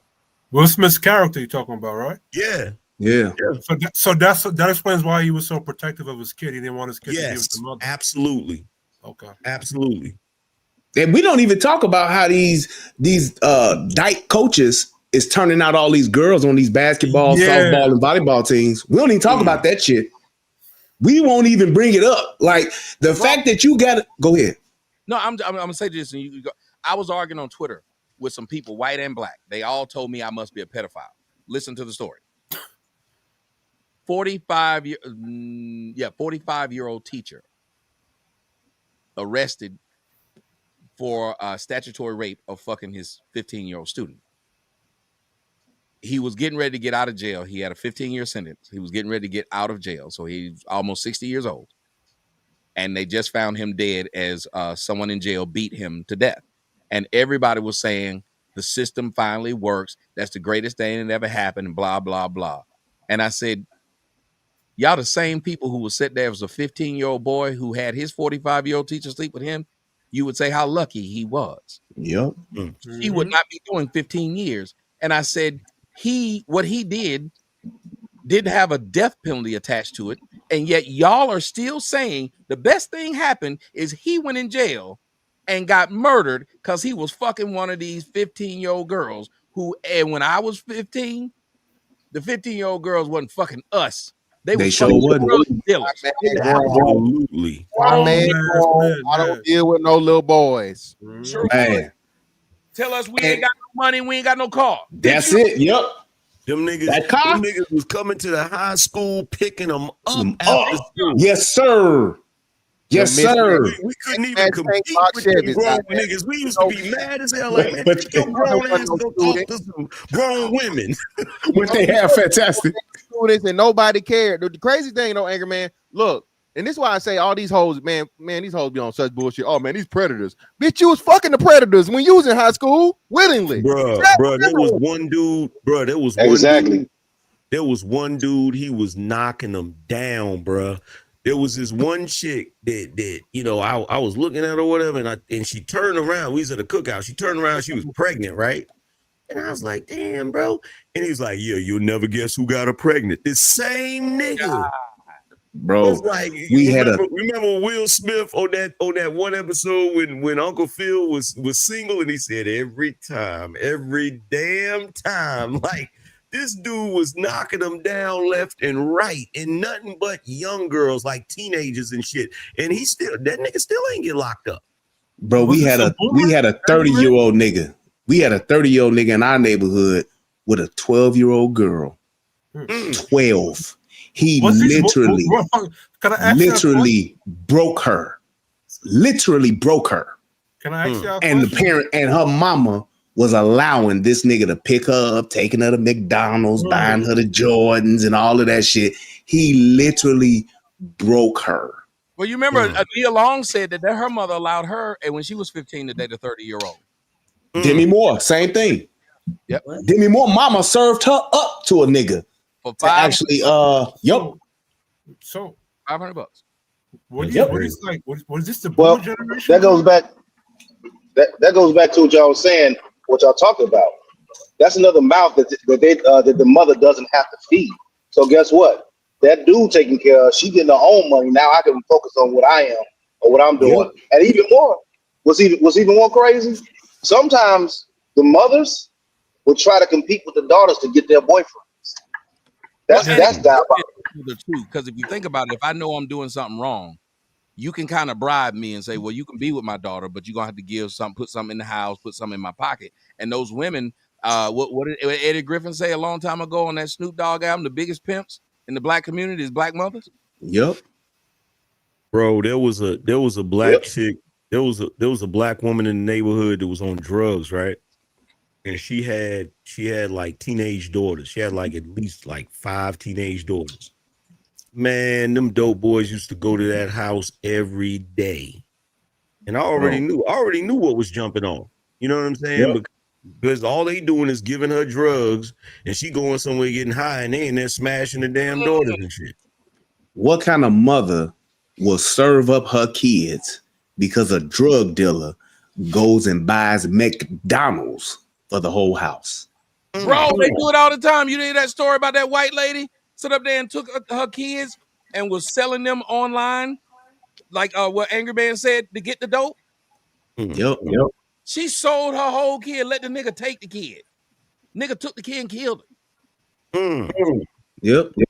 That mother that did that shit at Walmart. J. Cole made a song about that shit, about the girl that that shit happened to. I forget what her name was. That shit was horrific, bro. It's like Tina Turner mama. Yep. Fucking the biggest one. This is a huge one here. Aretha Franklin's motherfucking family. What they did to her as a young girl. As 13? Yep. That's why I keep saying, passing that girl around. He was a big time preacher.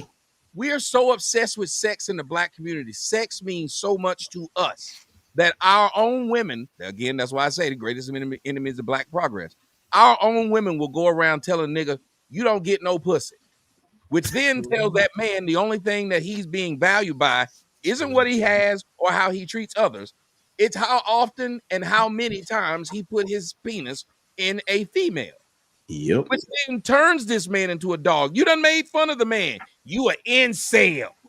Oh, so you just can't get no pussy. You're involuntarily celibate. You done made a nigga feel like he gotta go take it. And like you said a long time ago, Tommy, they talk about it when they're babies.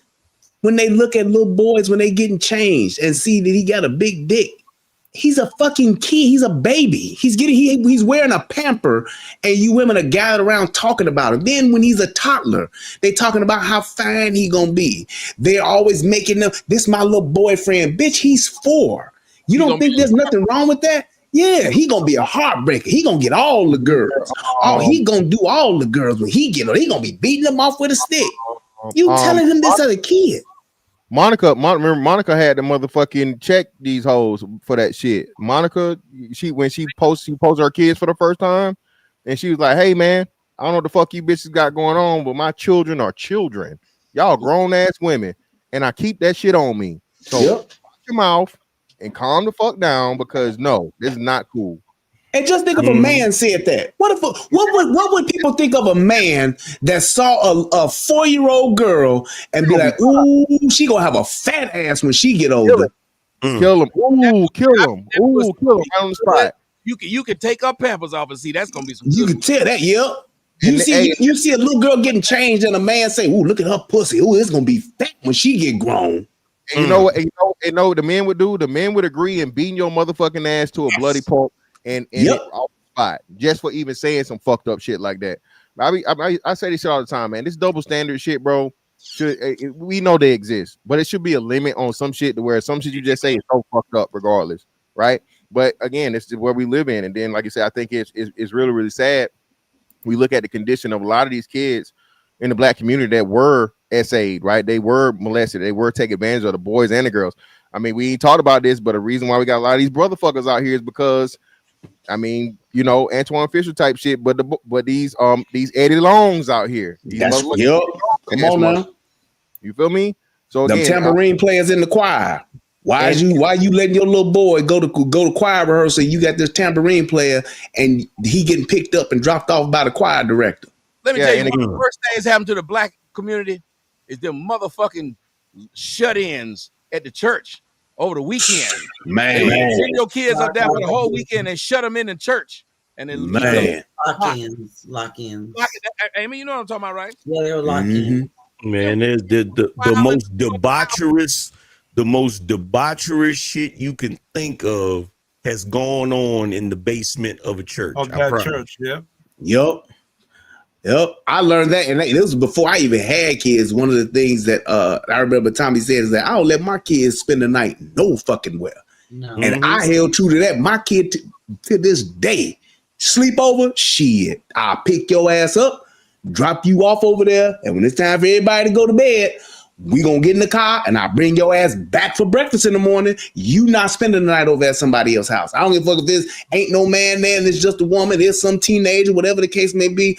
I'm not gonna put my kid at risk like that. Nothing against you, It's just me making sure I'm doing everything I can to protect my kid. Because you don't know what the fuck is going on in somebody's house, especially when the lights go out.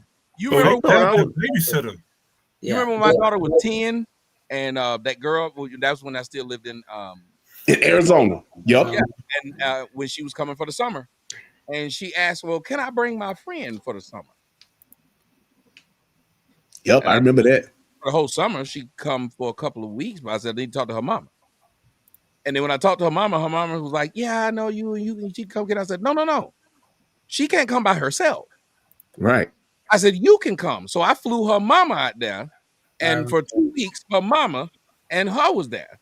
So they stayed there for 2 weeks. I'm not letting this little girl stay. Why would this girl stay? Why would you trust me? I don't give a fuck that you see me on TV. On internet and on TV. I could be a nasty nigga. And if you remember when Soleil came on my show, Soleil and Genuine came on my show. When Soleil came on the show, she talked about how many women used to drop their daughters off at their house. She said she had to run out in the damn yard and tell them, bitch, where you going? Right. Yep. Because Genuine don't mean he don't like pussy. Right. Y'all say, or even better, Tommy. Again, because again, I'm not saying this happens a lot, but it's been cases to where little girls will, say shit happened that didn't happen. Yeah. So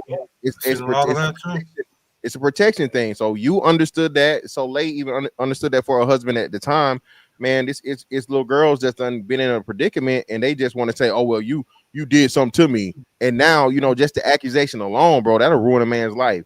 So of course, you'd rather be safe than sorry, and prevent something like that from even happening. Because hey, you were here, you're here while your child is here, so there's no reason. Y'all will say all that and still think Michael Jackson was innocent. Well, here's what we were saying, like when Mr. Fantastic was saying that. Here's the point behind it. See, a lot of these children will lie, but if you're an adult male, keep yourself out of that. Let me explain. A lot of these parents are teaching these kids this stuff so much that these kids, because I got kids and I know kids lie. I've had a few of them lie. Kids will lie because they know telling this lie will stop you from being mad at me. Same thing that women do. If I tell this lie, it'll stop you being mad at me for what I just got caught. So there are a lot of little girls who will say, well, I see how they treat these women who are victims. I want to be a victim. I'll say that this man did something. It'll destroy his life. So what Mr. Fantastic is saying is don't put yourself in that spot for that to happen. So they can still have the thought that Mike didn't do that, but Mike put himself in position to where the lie can be told on it. Not on the position. He slept in the same bed of those kids. That's the position. Just sleeping, okay? So I'm saying, but kids came out, Fatty. We're not gonna have this MJ slander from your. I told you somebody get him. I will not allow it. 20 minutes, y'all was like, I don't let my kids sleep on. I ain't no grown ass man fit to be sleeping in the bed with my son. I agree with you. That's what I'm talking about. He did right? it.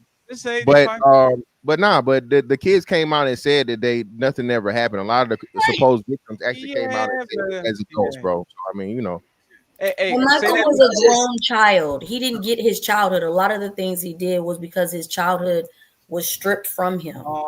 Just like R. Kelly, right? Well, while you bullshitting, that's really what it was, though. But R. Kelly was molested. Michael was not. Yeah. No, go ahead, Fatty. The R. Kelly comparison, but it's actually true. It actually is true. If the goal is to say that somebody robbed him for his child, like R. Kelly was 70. Right? Come on, man. I gotta correct something. You said R. Kelly was molested, but Mike wasn't. You obviously didn't listen to the song "Dirty Diana." Wasn't that about Diana Ross? They said it was Diana Ross. Hell, Sierra fucked Bow Wow. When the Jacksons was moving to LA, Diana Ross offered that Michael could stay at her house until they finally got settled in LA. So Mike lived with her for I think a year or something. I forgot how long it was when he was still a boy. Fuck Tito and Jermaine and Randy. Fuck them. Just Michael. Just Michael. Tito and Randy, Jermaine, y'all got somewhere else to go. Was the only one that stayed with her. Mike's the only one. Like, bro, I'm telling you, that I gotta song go "Dirty listen with Diana's" different about ears her. now that you told me that. Yeah. I'll listen to it. Yeah, and listen, a lot of what you've seen with these, especially these Hollywood kids, they serving them fuckers up. Oh yeah, on a silver platter. Like, yes. On a silver platter. What happened to Corey? The Corys, Corey Haim and Corey Feldman? Oh my God. What happened to Macaulay Culkin? Him? Tevin Campbell? Tevin Campbell was doing fucking coke and fucking niggas at fucking 11 years old. Why did the Michael Jackson video clip start with Macaulay Culkin? Huh? Oh. Why did he what? Start doing movies with It Macaulay don't matter Culkin. if you're black or white. Who started on that video clip?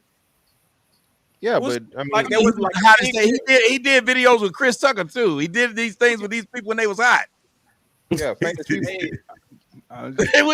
Was he fucking Chris Tucker? Also, He was fucking Magic Johnson, Michael Jordan. he had a monkey. He had a monkey. He fucked Bubbles. Michael Jordan, nigga. You telling you he fucked Michael Jordan, nigga? He fucked Mike. Like Mike was smart. If they were hot, he did. Matter of fact, he kept trying to do is that the song "Bad" was supposed to be him and Prince. Yeah, that's exactly what he Mike was different. Like when they talked about his beef with Prince, they asked him why he had beef with Prince. He said, "Cause Prince is a meanie." He was still mentally a child, bro. This is what I'm talking about. Like Tommy said, like he did like collaborations with whatever was hot. That was exactly what he thought about those kids. And by the way, not only that.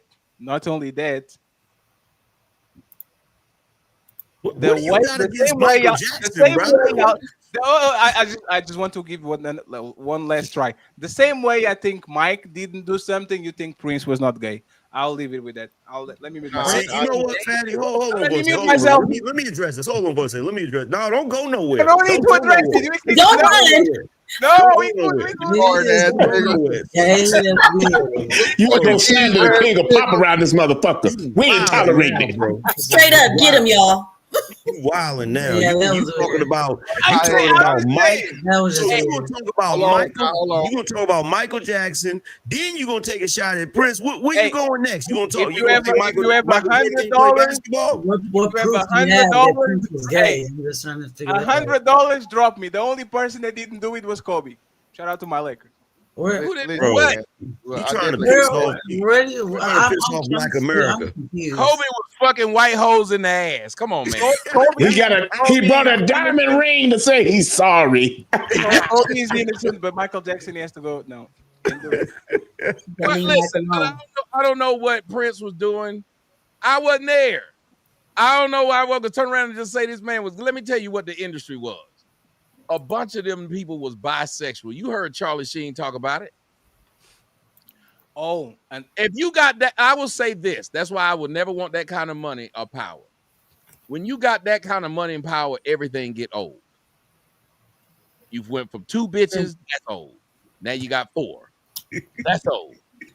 Next thing you know, somebody gonna talk you in the dick. I don't ever want that kind of money because that's what's gonna happen. Tommy, I keep saying you this. You have to get to a certain status, though. A type of. I never want to.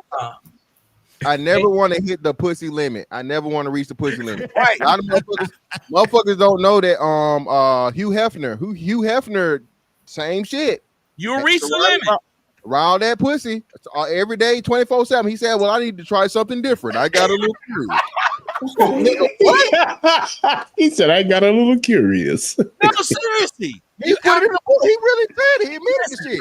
When I first got a bunch of money, let me tell you what happened to me. It was foods I said I would not eat. Guess what I started eating? The food you said you wouldn't eat? Escargot, because rich niggas is supposed to eat escargot. Nigga, that's snail. Snails. What's the problem with eating snail? But I ate it. Eating caviar and shit.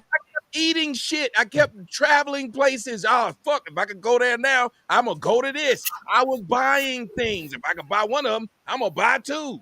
I'm sitting up there now. Sitting up there when I got that one, the orange car. I have a question. That one car about a year and a half. You know what I sit up there and said the other day? I'm going to get another one. I can't drive them both. I have cars out there. Why? Because I just want to see what it's like to get it. When my family came over the weekend, I was a nigga. I'm going to tell you I was a nigga. I put the cars in the yard. All of in the grass. You put them in the grass? On the grass. You saw them TVs I had in my downstairs that I put up that. No, we have to talk about that, Tom. You have too many TVs. He put the cars in the grass. This man is like 37 TVs in like 3 square. So Tommy, you was like Dave Chappelle on MTV Cribs when he had the dinosaur egg. I thought them white people was gonna kick me out the neighborhood. Yeah, you officially a nigga now. Yeah, when you put the cars on the lawn. Yeah, they said, honey, he's a nigger. Yep, he got. Oh yeah, all the cars are in the fucking grass. Who does that? What happens is, I'm telling you, if you've had enough of something, you want to try the next fucking thing. I don't ever want to have too much pussy. I will limit myself on pussy. I'm gonna not get no, like Miss Fantastic said, let me not get no pussy for a couple of months, just so I can miss pussy. I don't want to get so much pussy that I'm tired of this pussy. I gotta go on a vaginal fast. I gotta go on a vaginal fast. So you agree? You'll be like Ray J at Kai Sanat's house in the damn shower, rubbing. Yeah, that nigga suspect. What?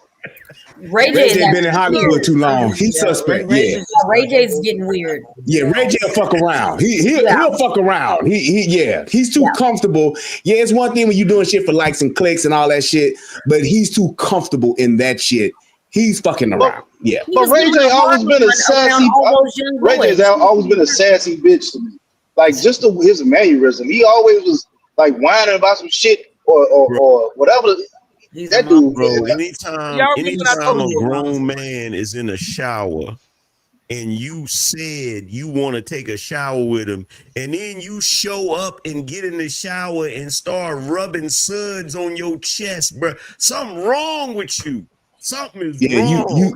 You with the shits. That's just what that is. He with that shit. Story I told y'all about Puffy. I didn't know none of the stuff that happened after I told the story. What was it, 2015 when I first told the story about what happened with Puffy? Like I told it when it happened.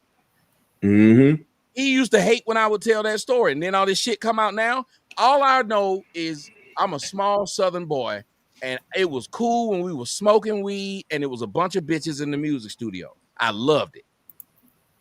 I don't know what happened. I don't know what was in that weed. All I know is them bitches was gone, and it was just us niggas. And that's the thing. We know better. Yes, you knew better. But Pimp C said a whole lot about that. He used to say that shit like motherfuckers doing weird shit. Like he used to talk about this shit all the time. Pimp C did. Yes.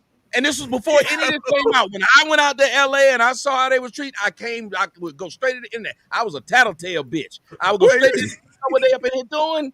You know what they up in here doing, nigga? They up in here doing this shit. Wait a minute. I can see Tommy now in the studio talking about some wait. Yeah. They were cool. It were fine bitches there. I thought we were gonna get high and fuck these whores. I was ready for it. And then they were gone. It was just us niggas still listening to the King Los music. And I was like, that nigga said 1 + 1 = 2. I'm out. That's what the fuck he said. And this is like how when you talking about shit like with Baby, don't nobody want to admit it. Y'all know what the fuck it is. That nigga was on stage talking about I fuck with niggas too. Bro, he was high and drunk. That's what he on. You ain't gotta say, bro. He said that shit several times. He said just once and slipped on it. I fuck with niggas too. He meant that shit. Who said that? Baby. Cash Money, the general Cash Money. You can look that. You can. I mean, he did kiss Wayne in the mouth. I mean, I was just about to say, did he kiss Wayne in the mouth?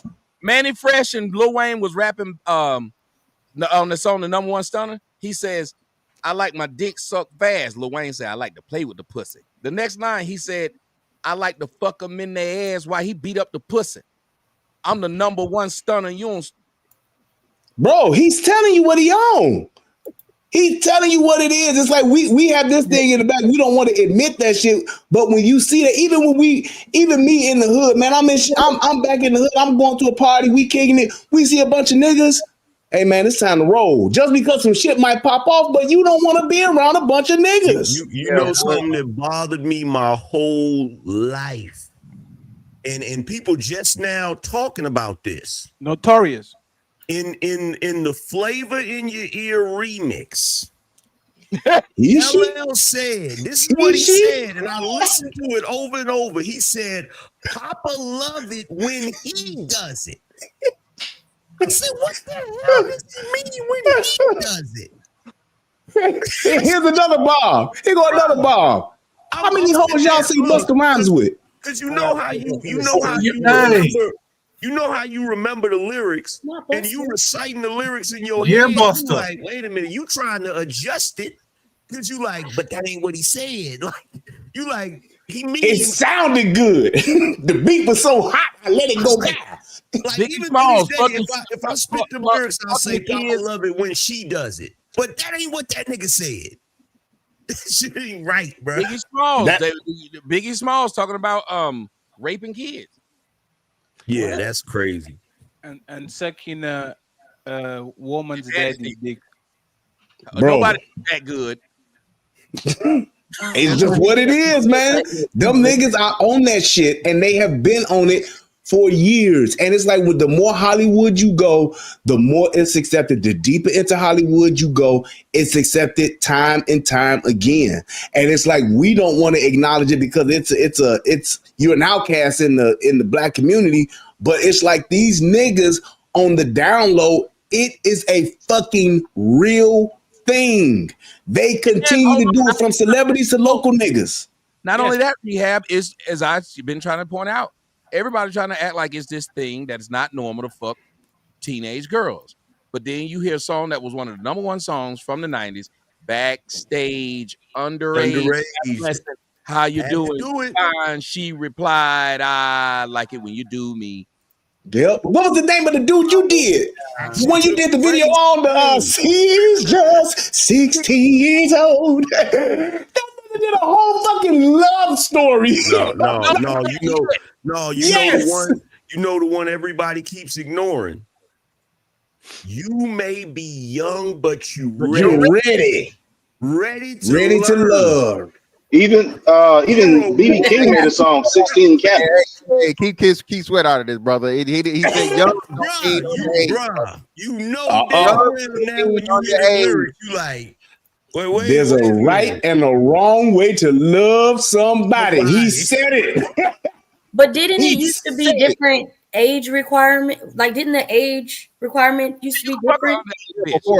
But that's generations before us. So with boomers and some Gen Xers, yeah, the older Gen Xers, because most of our grandmas, great grandmas, I say most of our great grandmas were married. Crazy. Yeah. But this was crazy. This was Hey, crazy. Georgia, the age limit, you can fuck a 16-year-old in Georgia. But this was crazy. But this was crazy, Tommy. Look, here's the thing nobody peeped. Back then in the 90s, all of that music was targeting teenagers because our parents didn't listen to that. Yep. Think about it. What was a boy bands? These was grown niggas. But who was there? Who was the people who had their posters on the wall?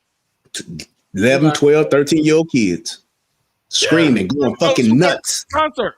Who went to go see Backstreet Boys? Yep. Hell, where did they start promoting them? In the shopping malls. Yeah, they would take them to the shopping malls to perform, to build their audience and to showcase them. They would do it in shopping malls. Who's in shopping malls on a Saturday? Little boys and girls. Come to the high school gyms and perform when they were coming out. Another one, Bow Wow talked about all the grown women that fucking, molested him when he was a kid. Sierra. Chris Brown. I don't think a lot of people know this. And again, I'm not condoning it. I'm not saying this is legal, not moral. most states have an age of consent that's under 18. It's only, I want to say, like maybe 16 states that has an age of consent that's 18. So I think it's like Virginia or something got like a 13 or 14 year old age of consent. Nah, the youngest one is like might be 15, but it's generally 16 and 17 is most states. Yeah, Texas has 17. What was that movie with a French dude and he like the little girl? He was like protecting that little girl in France. I think the age limit over there was like 12 or something. I forgot the name of the movie. The Professional. The Professional. Yeah, Professional. The chick that played Anakin Skywalker's girlfriend or whatever in Star Wars. She played it. Yeah. Yep. But here's the other thing. They literally had young boys singing, young boys and girls singing about sex. ABC, bruh. That was early Hollywood though. Hollywood's history. That was Hollywood's history. They did a lot of stuff with PDF files or whatever in Hollywood. That was like bruh, the dude from Head of the Class. Yeah, you remember the big fat dude Head of the Class that was always sitting there with the computer. He ended up being like a producer on that motherfucker running that motherfucker was running Nickelodeon. They made a documentary about him. The Nickelodeon guy. Sure did. Right? Oh yeah, sure did. Be on the show Head of the Class with Robin Givens and I forgot his name, but I didn't know that he was an actor before he became a producer though. Yes. He was on Head of the Class. If you go back and look at the show Head of the Class, he's the one that's always sitting there at the computer with the damn keyboard on his lap. Yep. And they would, because they were talking about how he was able to reach these young audiences and reach these young kids with the shows and shit he was coming up with. And he was in the midst of all that shit with these young girls, young boys doing all this sexually suggestive shit. Like, I never liked that slime and shit. You remember the one he got with that little black boy where he told him that he was the dick on his nose? Had them noses they was dicks. Yep. And then it sneezed and it skeeted in that girl's face. Yep, skeeted in her face. Hey, you know the Nickelodeon splat? That's not slime, bruh. Yep. that shit, dude. It's when you look at it now. If you watch that documentary right now, all the time. You will see so much sexually suggestive shit. Why do you think they had the shows where they was always dropping slime? On I used to always think that yes. shit was weird. I never liked it. I never fucked with that Nickelodeon shit. Yep. And when you go back and watch it now, you will see it. It's disgusting. Bro, she thinking about it right now. It's disgusting. All of it was suggestive. I remember the one reason why I couldn't get behind Harry Potter. I said, them niggas is trying to fuck that girl, Hermione. How they were. All the older men who used to watch this, talking about they had a clock countdown, couldn't wait till she turned 18. So if you wait till she turn 18, that means you find her sexy now, doesn't it? Yep. What's the lady the chick who plays in Avatar? Saldana. Zoe, is that her name? Yeah, she talked about how she was passed around and shit when she was young. Charlize Theron, all of them girls. It's like, dude, they 12 and 13 years old. Bro, I can't even watch none of the movies from the 80s that I used to like the Goonies and all of that. I can't even watch movies no more because I realize now that they was fucking them kids, bruh. Yep. That shit is crazy, dude. When they talked about how those kids were coming to California and those mothers and those fathers were literally handing those kids over to those managers, and those guys were letting them stay in the house, getting them limousines and shit, and the parents weren't being around. They weren't around. What kind of shit is that? And you got these kids giving them massages, and these grown ass, old ass, fat ass men massaging these young boys and shit like that. What you think they doing, dude? Joe Biden sniffing. Hey, ask yourself this question. And when you think back to this, you're gonna be like, holy shit. Why the hell they had immature dressed up like TLC? Did you ever notice how they used to dress them kids? No, I never noticed that. Go back and look at how they used to dress them kids, bro. That shit is wild. They had Tupac dressed up in BDSM. Yeah. What? Yeah. Look at how he was dressed. With the leather and shit. California Love. Yeah. and they had him laying in the tub with all with the cum on it. Oh yeah, that was super pause right there. What? That show you did when you talked about Pac being gay. I can't accept that. Yeah, I thought he had jewelry. Y'all don't want to accept it, but I'm telling y'all. You're right. I couldn't accept it, but the nigga was right. He did a show about that. Photo where he's in the tub and he got jewelry all like laying over his private part. Yeah, that's one I remember. Listen, that was him. That was some gay shit. Homosexual. Dude, that video where he's talking, that video you got to tell me where he's like talking and he's sitting there, I'm talking about resting in his femininity. I could not believe it. I was hurt. When I showed that, when I showed that video, I was like, I didn't make the video. It's him. It's him. It is. He's talking. He's laid back. When he was at what's the school? Juilliard. He's doing like this interview. He got his nose pierced and he got his shirt off and he's literally laying back like a woman. And he's talking about doing this before Digital Underground and all that shit. He's doing that shit. Yes. Hey, check this out. I'm gonna really mess y'all's head up. When you get a chance, go look at the music video Alexander O'Neal, If You Were Here Tonight, and watch how he's acting in that video. Alexander did both sides though. We know this. You didn't know this. Both sides, bro. Wait, what? In bed with the Y'all covers, didn't know this? like what? In the bed with the covers like Eddie Murphy on Boomerang, holding the covers. You a fake Alexander O'Neal was a switch hitter? You couldn't look at his tail in the fake video. Listen, I Nick didn't. had a slick down. I don't know, man, a slick down perm, but I didn't think. No. And he was on drugs. I didn't think. And yes. And he looked a lot. And he looked. I think he's motherfucking Tasha K's daddy. He looked a lot alike. I don't know. But anyway, you know. He was on them drugs. Everybody was doing drugs and each other back then. That's crazy. That makes me always wonder. So I forget. I think relationship rehab brought up Tevin Campbell, right? You know, Quincy Jones was just. Oh Quincy my Jones God! Before he left here, Jones snitched on everybody. Really? Literally, he told it all. So it was like, hey, yeah, he was fucking him. Yeah. Damn. Yeah, and guess why Quincy Jones knew? Guess why he knew? Because he was too. Quincy was a menace. He said, yeah, Quincy Jones was fucking everybody. He's like, he did it. Wow. Ooh, but with that industry that did that gay shit, I mean, I always wondered how did it start in Hollywood or just gay motherfuckers brought it to that shit? Listen, let me tell you, fame is a gateway drug to dick. Bro, I'm telling you, man. Oh my God. I'm telling you, man. It's like you really see how like and just looking back, you can see how the people that was hanging with each other, what they especially doing that androgynous shit, that shit, bro. What's the nigga name? Mickey Free? Bro, come on, man. Mickey Free. Yo, no, man, you gotta know. Said about Mickey Free was gorgeous. Mickey Free was gorgeous. Look at Charlie Sheen. All the shit Charlie Sheen just said recently.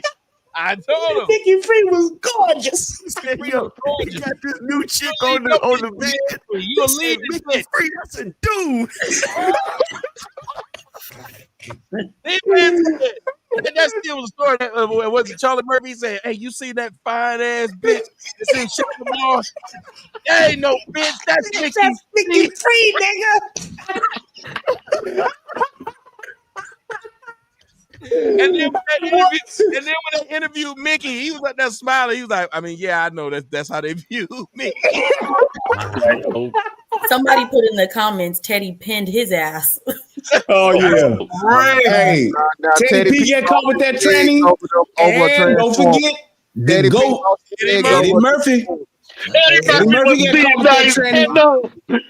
Murphy was being nice. He was was. He was just giving his. I love me some Eddie Murphy. Eddie Murphy's the GOAT. But getting caught with that training and letting motherfucker Johnny Gill spend the summer in his pool house. Don't go back to that. No, don't try to start with that. He was off his feet for a little while, bro. He was off his feet for a little while. So what? So he can't let his homeboy.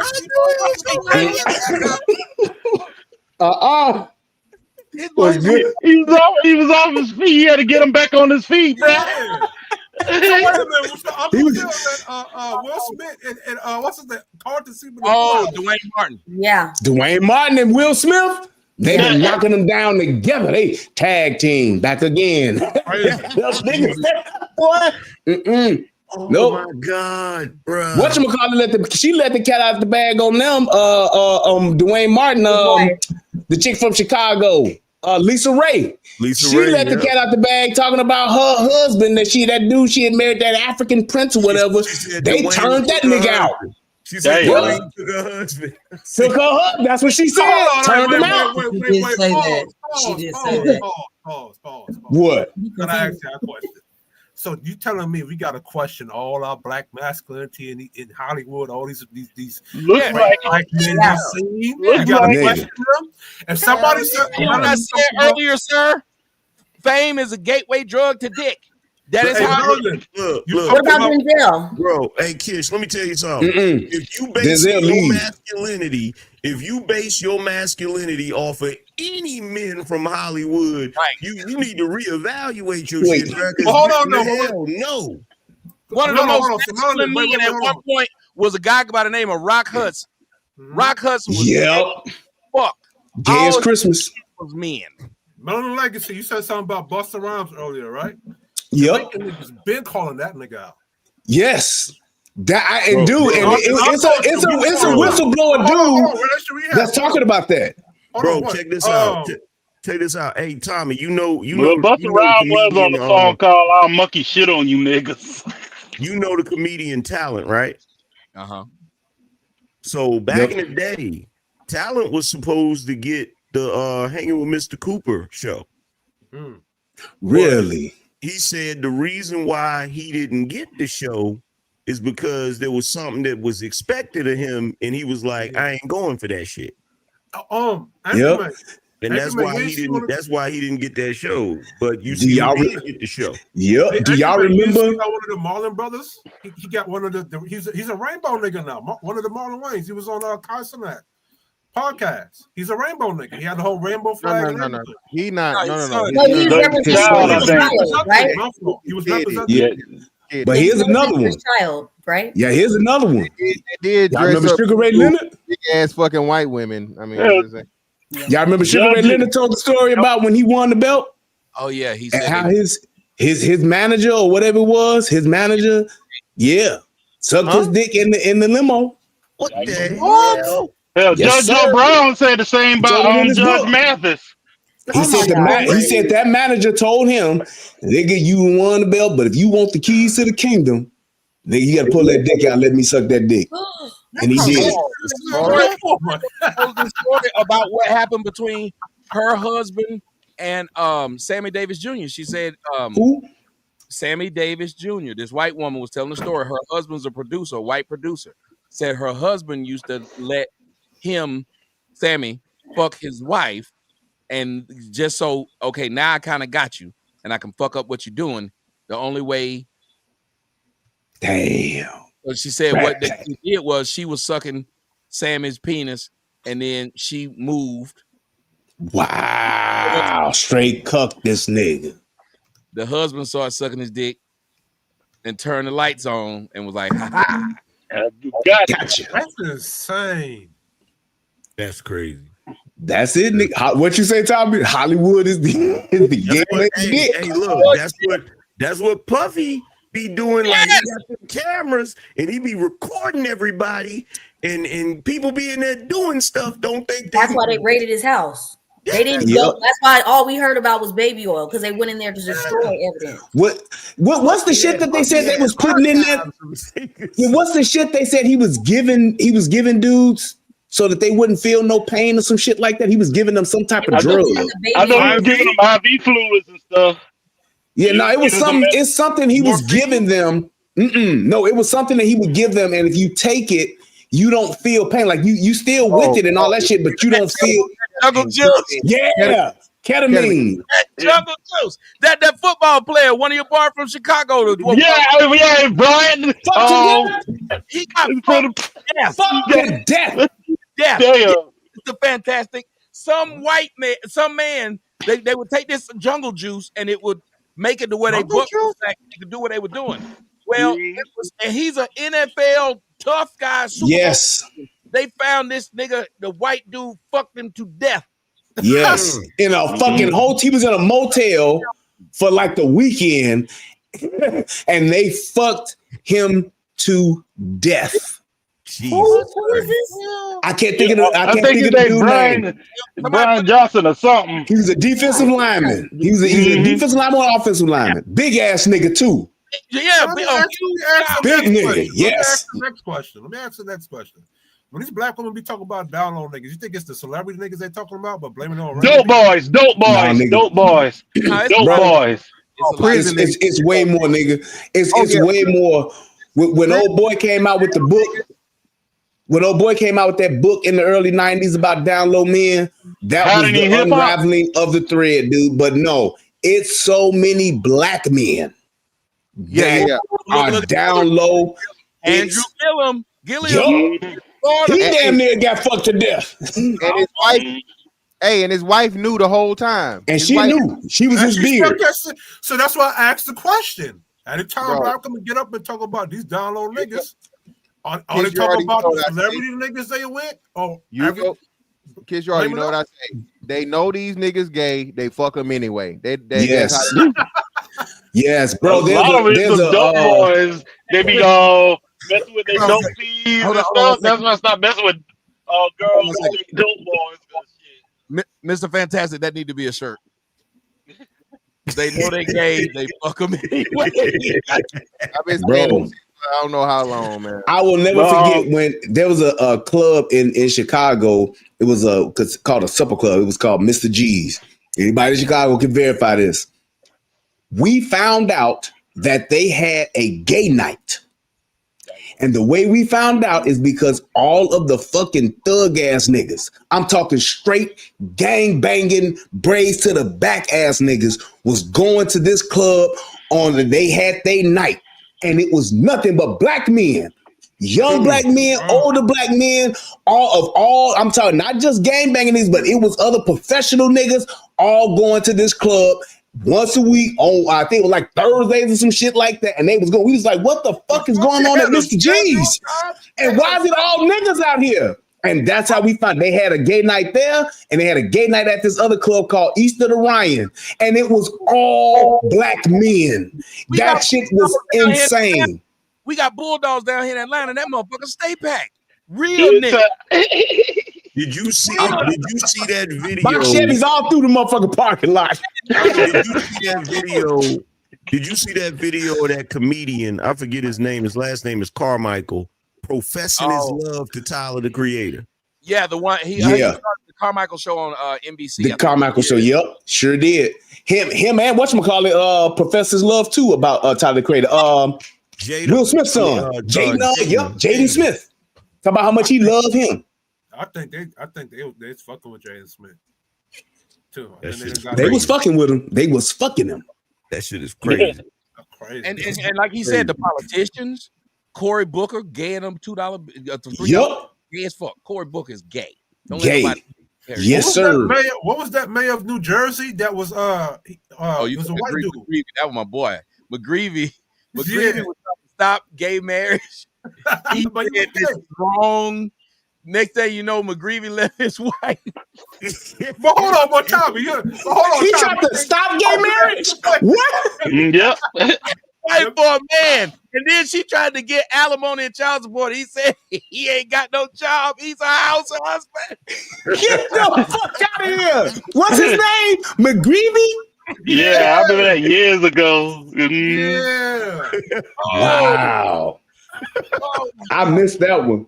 Damn. Hey, but there was another one. It's kind of different though. But in Alabama, in that town, it got hit by that big ass tornado a couple years ago. He was a mayor, white conservative dude, but no, you talking about South Carolina when they found him in South America with his bitch because he was no. That's Mark Sanford. That's a different one. The bitch was ugly as fuck, but he was my former governor. But no, this was in Alabama. He wrote like online storylines or something, a book online, and it come to find out it was him that he was actually a cross dresser messing with his wife, and he ended up committing suicide. I think it was like Bogart Station and Lee Station. It's the time that got hit by Barack Obama. Y'all say whatever y'all want. That white man. Smoking crack. He came out. They used to call him Bathhouse Barry. Yep. And that story that dude told about him smoking crack with him in the limousine and fucking him and all that shit for years, bro. These niggas, man, I will definitely side with black women on this shit. That download shit with these niggas ain't set, that's a severe problem, bro. They are on that shit. They be blaming them on regular niggas. They're not Pacific. They're very vague about that shit. That's why I asked you. Let me tell you something. I got nothing against them niggas, but when I used to watch them drill niggas in Chicago, and they would all be in this one room in an apartment. With their pants sagging, off and their pants down, jumping up and down. If them niggas ain't gay, I don't know who is. Bro, I'm telling you, the gay thug, if motherfucker said that shit started in Chicago, I couldn't lie. I couldn't deny it. I'm telling you, dude, seeing that shit, it's not just, oh man, it's just a few here and there. No, it's a fucking thing, dude. To be a gay nigga in Chicago and be gay, I'm talking real niggas. Yep. Straight up niggas. I'm talking niggas that'll kill you, that will come to your house and shoot you in front of your mama, nigga. Them niggas be gay than a motherfucker. And people ain't saying nothing about it. And them niggas be fucking each other, fucking all throughout the game. All these gang banging niggas. That's why them niggas so prolific in gang banging, because they fucking. And them niggas is together like a big ass fucking family. You remember in DC, one of the ways they was jumping in the gang members was taking them niggas, throwing them in the van, fucking them, and then dropping them off. Damn. Are you serious? Wow. Oh my God. Somebody else said it. It was a gang initiation. Wow. Damn. Not fist fighting. So you tell me you couldn't just fist fight a nigga? You had a fucking nigga. I never knew that. Jumping in. You don't take it seriously. Fist fighting. You gotta take this dick. You gotta take this dick. Yep. You basically, basically what they're doing is modern day buck breaking. Modern day buck breaking. It is crazy. I know they did the shit with girls. You either get jumped in or you get sexed in. But niggas, I ain't know they was doing that shit. Say they got blessed in there. Man, nigga, that shit is crazy. That shit is a fucking. It's unbelievable, man. Just to see how many niggas is like that in our fucking community, dog. And it's like it's so. My problem is do what you do. But the secretive, the secret society that they have established, like that shit, bro, it's unbelievable how they keep that secret and they sleeping with everybody. And the bitches know. Black women. So are we tired of the rainbow community and how open they are, or we don't mind it? Oh. No, we're tired of it. No, listen to what she's saying. We're tired of it because quiet, then we turn around and say we sick of these DL niggas, but DL niggas are quiet. Yep. I can explain. I feel like it's being pushed. The agenda is being pushed on our children. It's being forced. I don't have anything against the opposite. I mean, what you want to do behind closed doors, how you want to do it, but when it's being every time you turn on TV, it's a cartoon or little kids kissing or things like that. You want to give kids the choice at 10 or 11 to say, to be able to decipher their genders. I have a problem with that. My only gripe is that when these women, my fault, not to cut you. Finish if you're not done. No, that's fine. My only gripe is that these black women be messing with these niggas and then blame it on the regular black male population as if it's the whole entire black male population doing this, and then come on the internet and say vague shit and then don't say specifically who these niggas is you talking about. I don't know. They blame everything on us regular black. I don't know if it's a small amount or they need a specific amount. When I say black women do this, I don't get mad when they do this. It's because I do have to say this. It ain't all, of course, but it's just like I say they blame STDs on down low niggas. I say it's down low hoes. They lie too. They out eating each other's pussy, doing all kinds of shit with each other. And nobody's saying nothing about the shit that these hoes are openly doing. These in Atlanta, it is a thing for these women to have sex with trannies because they like feminine women and they like dick at the same time. They fuck those trannies like really. What? Yeah. Really? It's stressing me out tonight. So again, if you look at it's a reason why black women have the highest rates in HIV, highly by a whole lot, bro. That's why I say they know they gay. Fuck them anyway. I kind of say the shit funny, but nah, seriously, bro. You look into these numbers.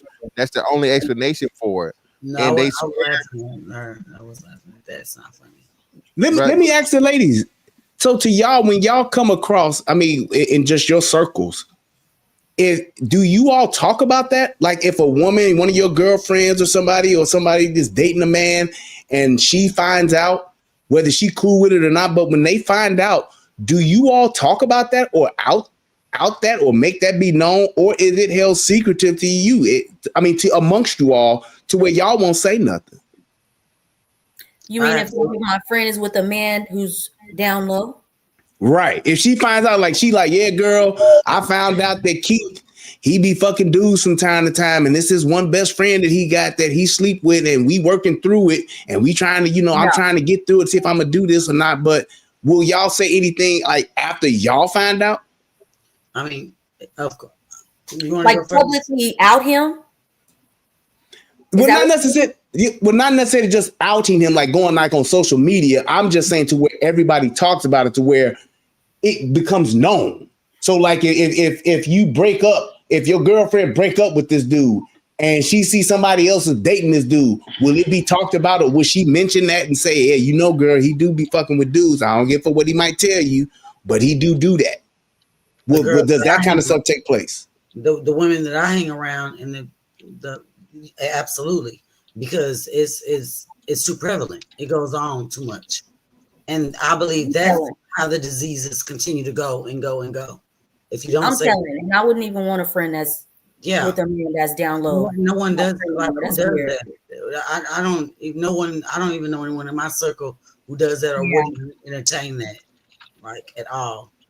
I'm being 100%. I don't have enough homegirls, I guess, to. No, I don't have no gay like friends. Like there was not a gay. Well, here's the thing: I always tell people, I don't know what people do in their life either. I got a lot of people who are married, but I don't know if their wife cheat. I had a friend, he let me fuck his wife a long time ago. I would have never known that was a thing. Yes, Miss Fantastic. I was a younger man. He said, let's switch partners. I was like, you know what? I barely know this bitch I'm fucking. And I've been wanting to fuck your wife since college. So let's do it. Oh, this a nigga or white? No, he's like a real nigga. That's why we were talking about, like, I've been his friend for a long time. But he was like, man, we're swingers. And there's like 3 big swingers clubs here in Atlanta. Like they go and let a nigga just beat their bitch back out. So man, niggas, the modern day Sodom and Gomorrah over there. So nah, niggas been doing this. Rednecks been doing this for a while. Rednecks, that's a thing. White people used to call them key parties. They would all come to the house. They call them key parties. They would all come. Party. I never heard of that. The car keys. You would stick the car keys in a bowl. In a bucket, in a bowl. Yeah. And you would just go pick out the car keys, and whoever car key you got, that's who you was fucking that night. No fucking way. Wow. Don't forget about those. Wow. Don't forget about those parties. Don't forget about those parties in Atlanta where they rent out. Don't forget about those parties in Atlanta where they rent out a big ass house and they just put mattresses in the rooms and stuff, and people just go there just to have sex. Yeah. Did it count? Why is Diddy being treated like such a villain? Yes, that's my problem with it. Y'all remember watch me when I first started. A lot of people don't know I have a twin brother. My brother he would hold these kind of parties in Atlanta. So I took the camera. Really?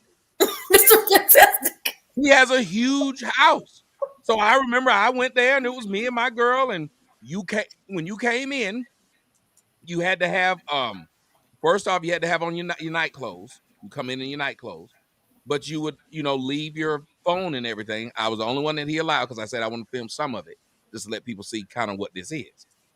So he allowed me to go around before the people came in to film the setup of how every one of the rooms. So me and him, like I said, if you watch me when you first came, there's only a few times people have seen me with my twin, but I went around and filmed it, and he had it. I mean, it was beautiful. He has his house here in Atlanta is fucking huge, and every one of the little rooms they had where you could go in and do whatever you want to. You didn't have to.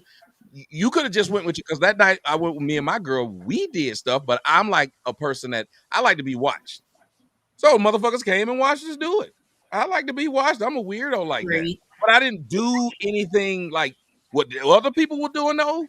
They would switch their mates, or they would niggas would be doing shit when it was all kind of fucked up shit, and then everybody would go all back to their life. That's wild as fuck. Mm-hmm. But again, once you got a certain amount of money, because there was not a broke nigga there. Everybody there was rich. Broke niggas were doing it too. They was just doing it at the cheap hotel. Yeah, broke niggas lie. Broke niggas lie about what they do. They have to constantly lie because they don't feel they have the power to do it. When you're a rich person, you feel like you have the power to do it. Just like I don't fuck bitches without cameras around. Bitch could get mad all she want to. I don't have to do it. I'm not fucking you if I can't put it on camera. Yeah, what was the Tom Cruise movie, Eyes Wide Shut? No, Yeah. If you rich, why do I have to do this way? I mean, I had a conversation with Chris Brown about that shit. He's like, "Do you really do this?" And I was like, "You richer than me, and you look better than me. I don't understand why you wouldn't do this." Because they gonna lie.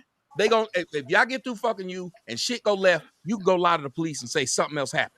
Yeah, they lie on Chris Brown and say Chris Brown whoop every bitch he with according to the hoes. Shit. So and he don't. Everybody fails to realize that Rihanna started that. She did it. Yep, sure did. Yeah. They don't fail to realize it, Melanin. They purposely ignore it. The police report was there. She even admitted to doing it. And a lot of people forget that they got back together. So even after the whole shit they was dating again after the fiasco.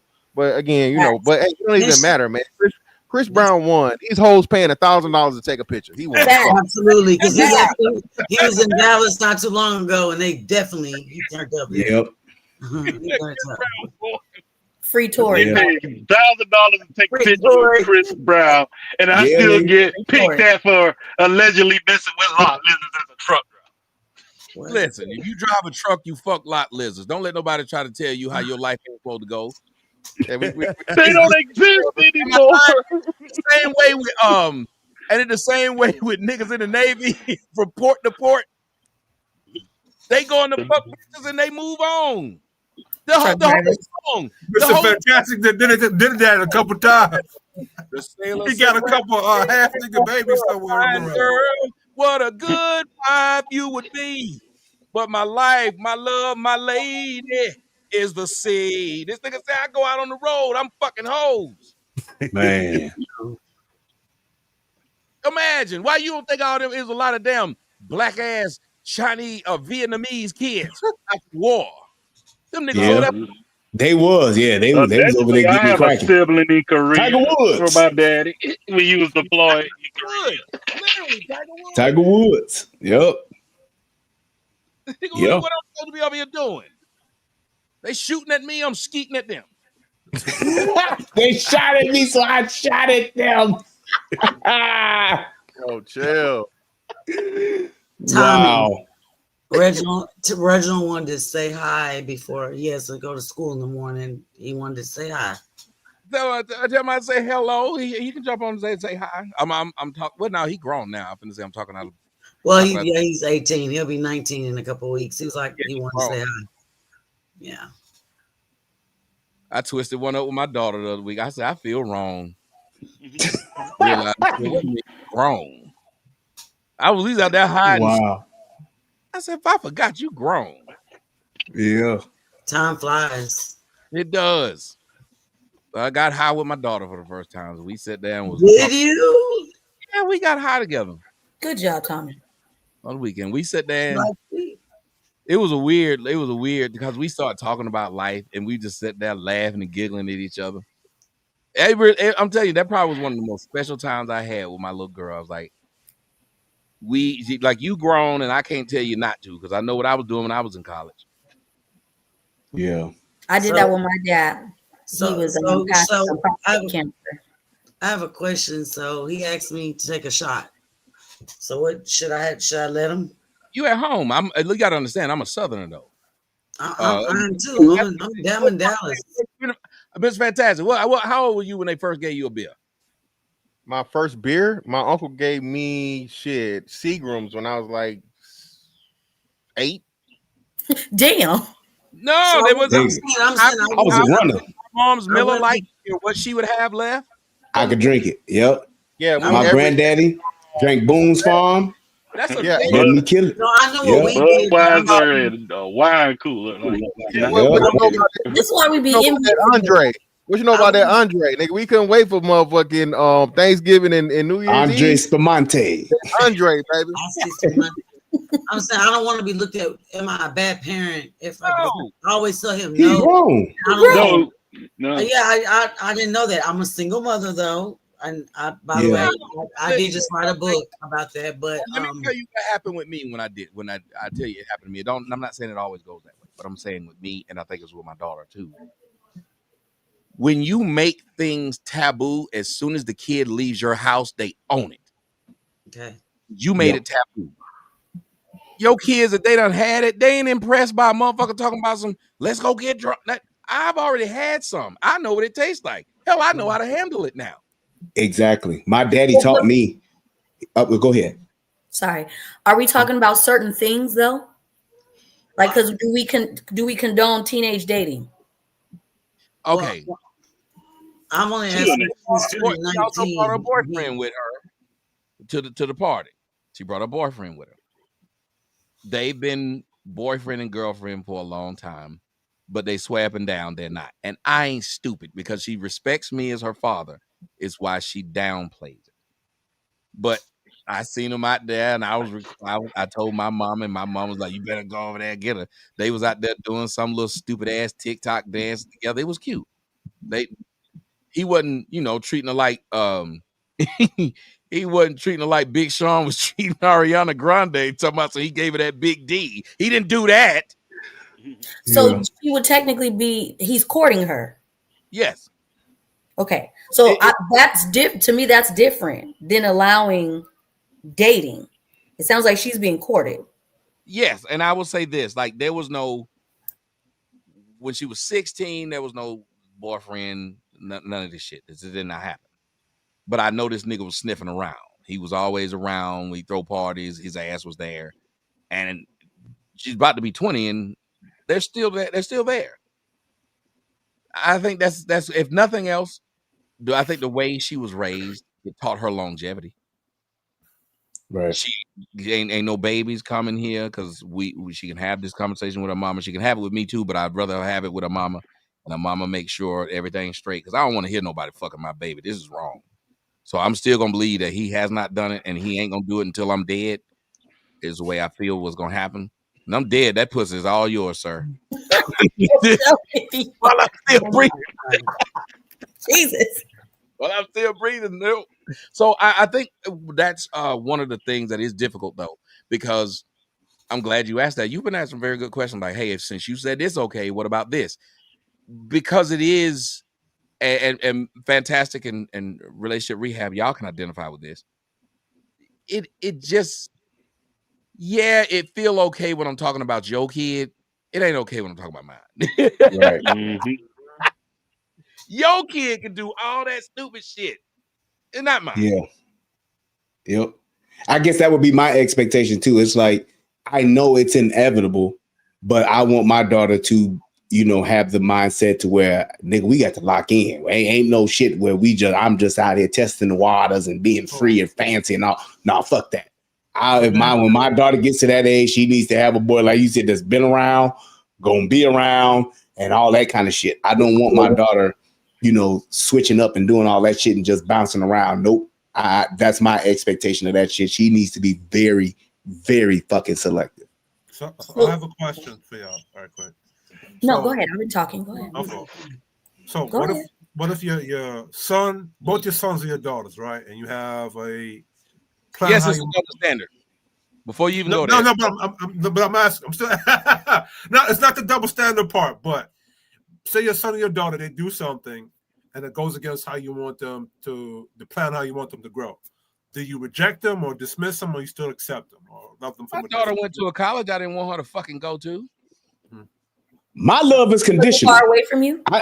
I don't believe in that unconditional love shit. My love is conditional.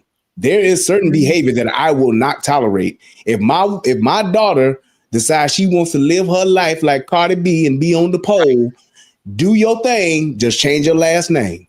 That's exactly that. There are conditions to my love and my covenant. What about your son though? What about your son though, Rehab? What if my son is going to be taught that he has options. Because he is going to be a man. He's going to have options. He's going to know how to get his shit. He's going to do what I didn't do. He's going to get his shit together at a young age, and he's going to exercise his options until he finds that woman that's going to be on his team and serve him. Absolutely, that's how I'm going to raise him. But the core of my argument, what if both your children, like if both your children stray from whatever general plan that you have for them, right? Do you reject them like Brian McKnight did with his kids, or do you? Yes. If my son turns out and chooses to be an ain't shit nigga, hey son, do what you gonna do. I'm not coming to see you in jail. I'm not gonna put shit on your books and change your last name. Yeah, I'm gonna tell you what I'm not doing. I'm not going to my fag son's wedding. Right. No. I'm not doing that. Nope. Hey, I'm not gonna do it. Brian, I said the exact same thing to my 15. Remember that one pops where they had his son dressed up in a dress? On that prom shit and all that? Yeah. No, sir. I will say this. I don't have a problem with any fathers who believe that they have to endure that. That's what you have to endure. You asking me personally? No, I can't do it. Can't do it. Because that's what it means to be a patriarch of your household. It's like it's just condone. It feels like condoning. Right. It is. I think that when you're raising kids, when you're raising children, I don't believe that there is a compromise. I believe like what Brian is saying, but not just coming out and saying it. There is a standard that they're always going to be upheld to. And while raising them, you can't back down from that. You can't back down from that. And I truly believe that's why it is good to have a male and a female raising a child, because my oldest child is 30. And you know, my youngest is 19. And Tommy, when I was listening to you talk about your daughter, I've been in the same situation with mine. Not with the getting high part. I've never done drugs or drink or anything, but I didn't superimpose that on my children. I think a lot of the mistakes that parents make is we try to superimpose everything that we believe that they should be doing on them, and if they go outside of that, then we're angry. Not realizing that they are their own people and they are new here. They have to discover stuff, just like when they're little and they get confronted with the tree and they're like, oh my God, what is this? And we're screaming at them, get away from that tree, get away. They don't know it's a tree. They're new here. So a lot of the things they're going to have to discover, and sometimes we're going to have to let them. At the same time, we cannot press them into being exactly what we want them to be, because that's not going to happen, because they're always going to disappoint us, just like we as humans disappoint other humans, because that's just how people are. But at the same time, when you set a standard and you don't stray from that, it's amazing how they just make you proud. I'm very proud of all of my little ones. I'm also biased, but I'm very proud of all of them. And they know what standard that I hold. They know what standard their father holds. And they didn't stray too far from that, but I wasn't afraid to let them discover life, because I opened the lines of communication a long time ago. So I was always just like, talk to me. And they definitely do a lot of talking. Well, I'm gonna say my father. Oh, good. I just got to say to it. Did you read what's on the page? See, somebody else said it, lady. Lyric, you see it? What you see? Oh, yeah, I see it. They said it. You up here with your natural hair, with your natural teeth, up there smiling with your natural glowing face. And I always said, I need a woman. I would need a woman. I'd marry a woman like you because you seem to know what's best for the kid. You ain't slick. You ain't slick. I heard it. I can clearly remember. My father was a Chicago police officer for 30 years. And I can clearly remember my father telling me at like 19 years old, he said, if you ever get arrested and go to jail, don't call me. And I couldn't understand that as a kid. I'm like, what the fuck you mean? You the police. You will be the first person I will call. He said, don't call me. And as I got older, I asked Daddy, I said, Daddy, why would you tell me not to call you? He said, because I would not want you to embarrass me by going to jail doing something stupid and me having to come and bail you out, me having to come to the station to get you out of jail. He's like, if you gonna do that, then I don't want to have nothing to do with you doing something that stupid. He said, because you know better. And I can't tell you how many times I didn't go do some fuck shit because I was fat and I knew I couldn't run and I knew I couldn't call my daddy if I went to jail. Condition. Your name means something. I know you wanted to say something a bit earlier, Melon, when you had got cut off. You were asking, I think it was about the discussion that was currently being had about what happens when you get to a point where your kid might do something that you're not cool with. Is that where you wanted to jump in? No, I don't think so. I'm not sure. I lost my train. Say what you wanted to say. I lost my train of thought. Yeah. It just seems like being a parent is hard. I mean, at one point I was, but I told you the story, Tommy. Then that story seems like it's twisted. But anyway, it just seems like you got to go through so much to raise a child, worrying about what might influence them and all that. How do y'all handle that? It's hard. And anybody to tell you it's not worse. I'm telling y'all, I don't know how many of y'all have had it, but I can tell you the dream that I had, that one that's fucked with me for a long time. I would dream somebody did something, my child died. And I would wake up crying from this dream because I cared that much about my kid. I didn't know what to do without my kid.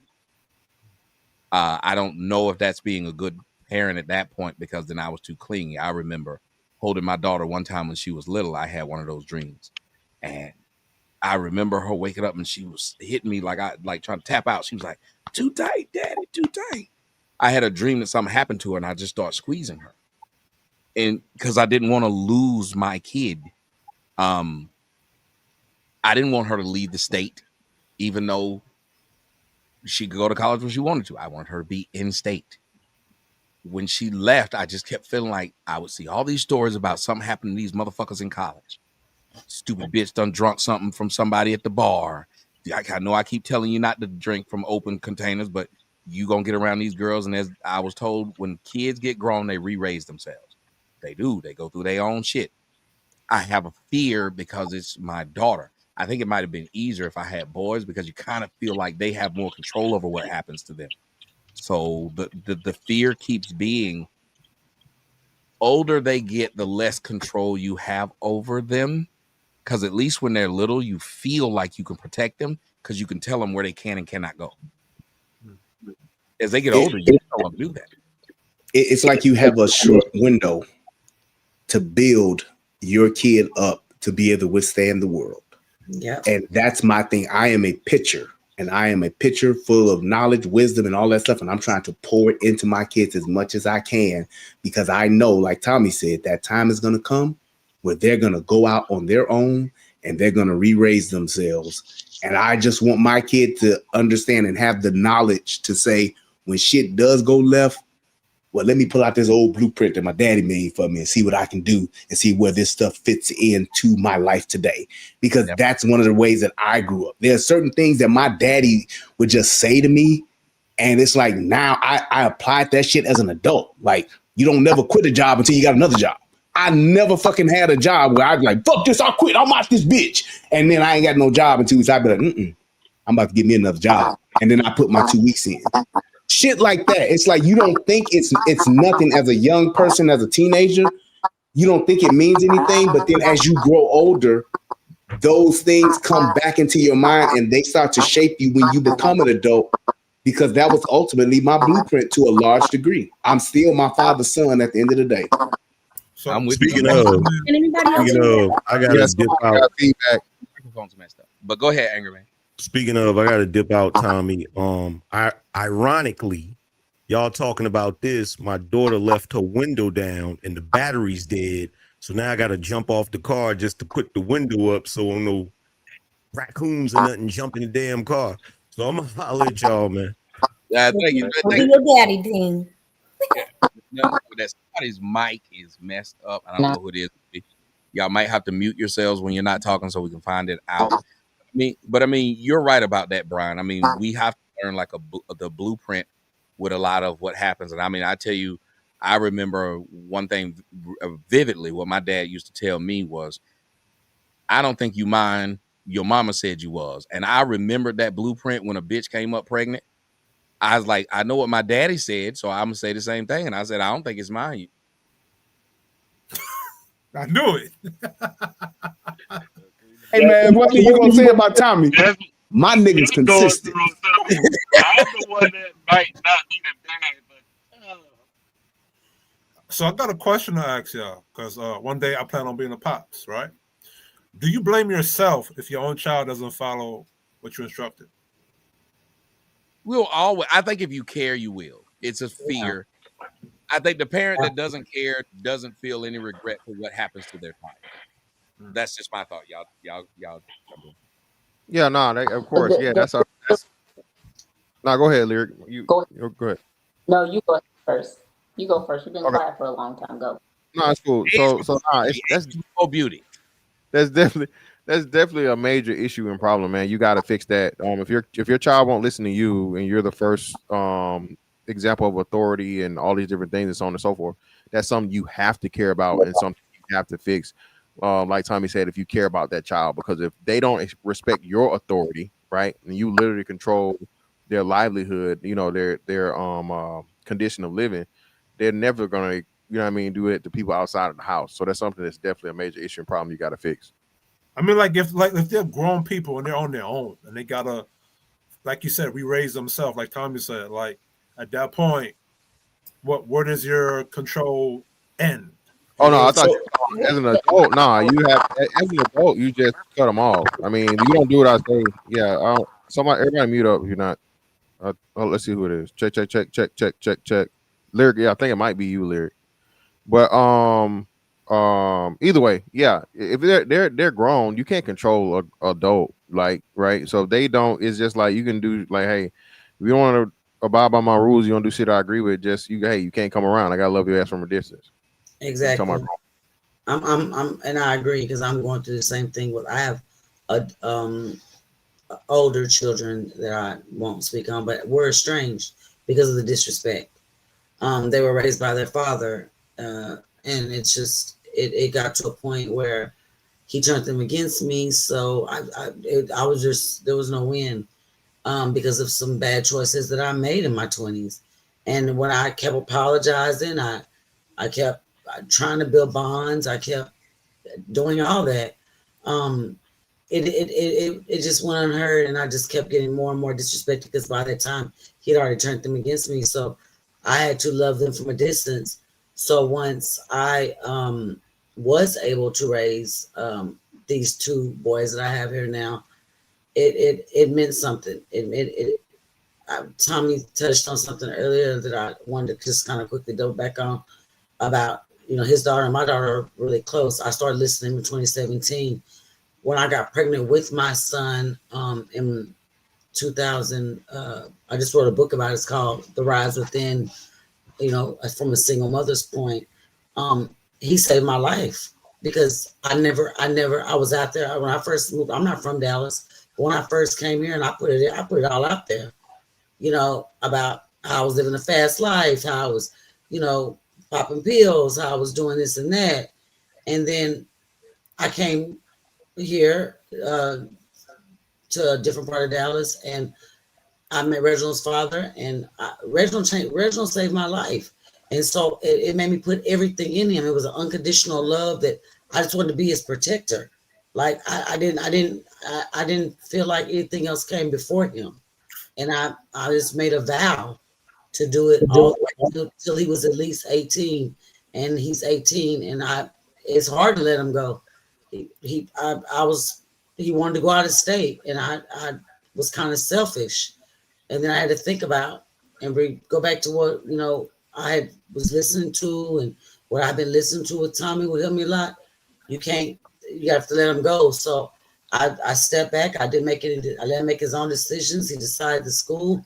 He decided everything, and but it's hard. It's hard when you get to that point that you have that child that's never been disrespectful to you, as opposed to children that you have to be estranged from. It's hurtful. And I think that's another reason why fathers need to be around. Fathers won't tell their children, you need to go pro to help pay some bills around here. Father will keep on breaking his back and tell his son, you need to go to college. Go on, get your. That's going to last you a long time. A father's going to say certain things. I just still remember what my grandmother said to me. I love that when she said that. My grandmother was a weirdo. She used to get insurance on all the grandkids that she felt was going to die early. It's like her lottery. She was like, this motherfucker, and this is what she said. She said, because when they die, they're going to be going around, asking the church for them to sell plates and all kind of stuff to bury these little motherfuckers. And now that I got insurance on them, they'll have money to be able to do this. She didn't do it like for any other reason of, I know that y'all parents ain't shit and they are going to be lacking in these areas. But I also remember a thing that she said. She said she used to pray to God all the time that she get to a point where she all right with whatever decisions you make in your life. I said, damn, that's deep. If you want to be with a nigga that whoop your ass, I got to be all right with it. Because how I'm going to put myself in the grave trying to stop you from being with a nigga that whoop your ass. That's why when I heard the white people say something, and I brought a lot of stuff I heard from white people to the internet, but I would always tell people, hey, I got this from white people. When I would watch black folks and somebody would die, well, we'd be sad, and they died doing shit that we knew was going to cause death. This nigga was the biggest drug dealer in the industry. And you shocked he dead? He used to go around telling everybody, I'm the realest nigga on the block, fuck with me. And you shocked he got fucked with. Well, white people were never shocked about this. White people used to always say whenever their white friend died, well, he died doing what he loved. And I remember the first time I heard that, I laughed. So I started bringing it to black people. Why are y'all crying about this nigga dying or this bitch dying? That's what they love to do. Tell me I'm lying. White people will sit out there and this white man out there and the grizzly bear ate all his ass off. Ain't nothing brought back home but 2 chunks of meat. And they can't even tell you what part of body it came off of. But they white parents and white friends will celebrate them 2 chunks of meat and say, he died doing what he loved. He loved them bears. And they'll say weird shit. That's the way he wanted to go. I don't think he wanted to go like that. They said it about Charlie Kirk. Go Bears. But they said about the Australian guy who some Steve Irwin. Yeah. Steve Irwin. Yep. The way he wanted to die, I bet it ain't. Yeah, they was like, he died. Yeah. But from a kid's perspective, when you're raising your kids, it's like one of the things I learned. I coached Little League baseball in my hood for like 20 years, and we would always say, "Leave it all on the field." And it's like that's what I'm doing with my kids. I'm giving them everything I got. Now there may be some things that I'm gonna miss. There may be some things that I may do wrong, but I'm gonna die empty. Because everything that I have, I'm going to pour into my kids and teach them. And whatever choices they make, I'll be okay with that because I gave them all the best that I had because I believe that's my job. Is to give them a better life than I had. May not be the perfect life, but it'll be better than what I had because my parents did that for me. And when you have that mentality and you're just giving them the game as much as you got, you going to miss some things. So you can't be a perfect parent. But you're going to give them as much as you can so that they can learn how to navigate their way. And I think that's your job as a father. That's why it's so important to have that 2-parent household because you got 2 minds You have somebody to oppose what you're doing. You have a yin and a yang. You have some type of balance to where your children can take the best from both of y'all and learn how to do those things. It's like there are certain things that my wife teaches my children and does for my children that I just don't do. I don't have it in me. And she's very good at that. So she's a great partner in that regard. And that's what we're doing. We're raising our children together. Yeah, you can half-ass it as a single mom or a single dad, but you give your kids the best of both worlds. And shout out to Jay-Z and R. Kelly. Best of both worlds when you can raise them in that type of environment to where they can choose and they can see and they can understand from both perspectives. And they I have a question. I have a question for you with that. I come from a 2-parent household, so I didn't I was with Reginald's father, but I can say it's in the book. We were engaged. We were a couple. We were living together. We conceived him after we were already together, but he started doing drugs. So I left with Reginald. I wasn't in competition against the drugs. I didn't plan to be a single mom. There was no way. We were going to get married. I saw a future with this man. But what I did was I didn't sit back and just say, oh, forget that. I'm going to give up. You know what I did? I took the mentality. I came from a 2-parent household who my dad is still in my life to this day. Who I was conceived in marriage. My mom was 15. Married my dad at 16. He took her out, to overseas with him at 17. I just took what came from both of me, my 2-parent household, and instilled that into my boys. That's all I knew to do, because, as a single mom, because I wasn't going to stay there and deal with the abuse and raise my son in that. So I said, you know what? I have enough sense and I have enough. Me coming from a 2-parent household, yes, I won't be judged as a single mom, but I do have that advantage that I come from a 2-parent household. So I'm going to have to use my masculinity, I guess you would say, because I have boys and I don't want them to be feminine. And I'm just going to take what my daddy put in me and put it in my son. You never have to use your masculinity. What you do is you get men to be in your child's life. Oh, I do. He has mentored. You were one. Like I made sure all that happened. Think about it this way. What if his dad was there and he wasn't in drugs? He just died in a car accident one Sunday as he was driving to the store. You're still his mom, and he needs to see you be a female. He needs to see in you the type of woman he's going to leave that house for and cleave to that woman. He will be able to recognize that type of woman because he'll see it in you. But if you start opening up the traits of being masculine, which is what's happened in the Black community, then the men started saying that type of woman, which is not good for you, started to being that type of woman which I wanted. And that's how that woman today became a slander of a pick me. Okay, so those deficiencies. Maybe I worded it wrong because I don't mean. So did I become masculine because I used my dad, the 2-parent household, to raise him? Because he's a very masculine man. Because you said no. I think it's your wording. Yeah, because I was trying. That's all. I think that's what it was. No, I think I'm being looked at as being masculine because I'm a single mother, but I don't see it that way because I just choose what my dad and my mom instilled me. So with the father not being around, I didn't have a choice but to use what my dad gave me to help me raise my sons.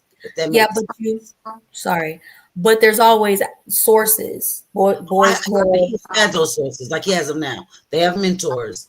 Then you did a good job, but you always stay in your feminine. That's extremely always important for them to witness as well. Right.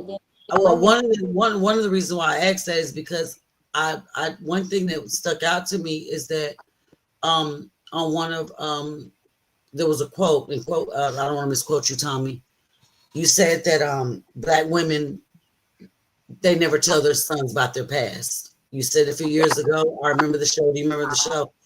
Yeah, what would help him grow be to let him know that mother was not infallible. Right. But basically, like if she was whatever, I don't know if I can cuss on here, a hoe or whatever, they need to know about your past And you was like, black women, y'all don't do that. You don't do that. So I made sure at 14, I sat him down and I told him about my past.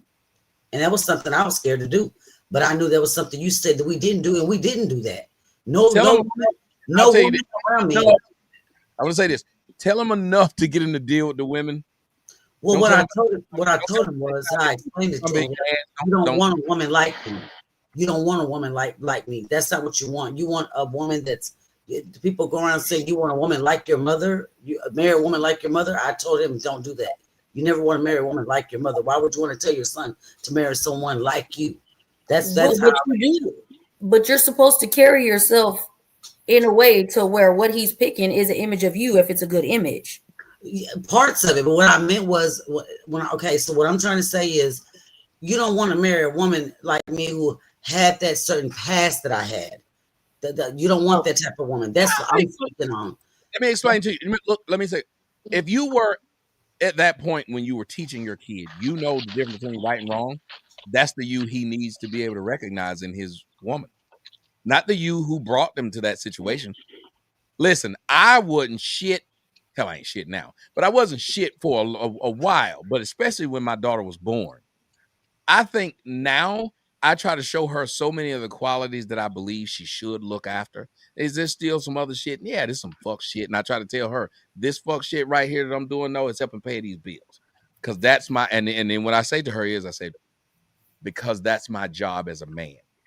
My job as a man is to make it to where you don't have to do none of this shit that I'm doing to pay your bills. As a matter of fact, the reason I do my shit, so I said, you and your mama don't have to do any fuck shit. And I don't like your mama.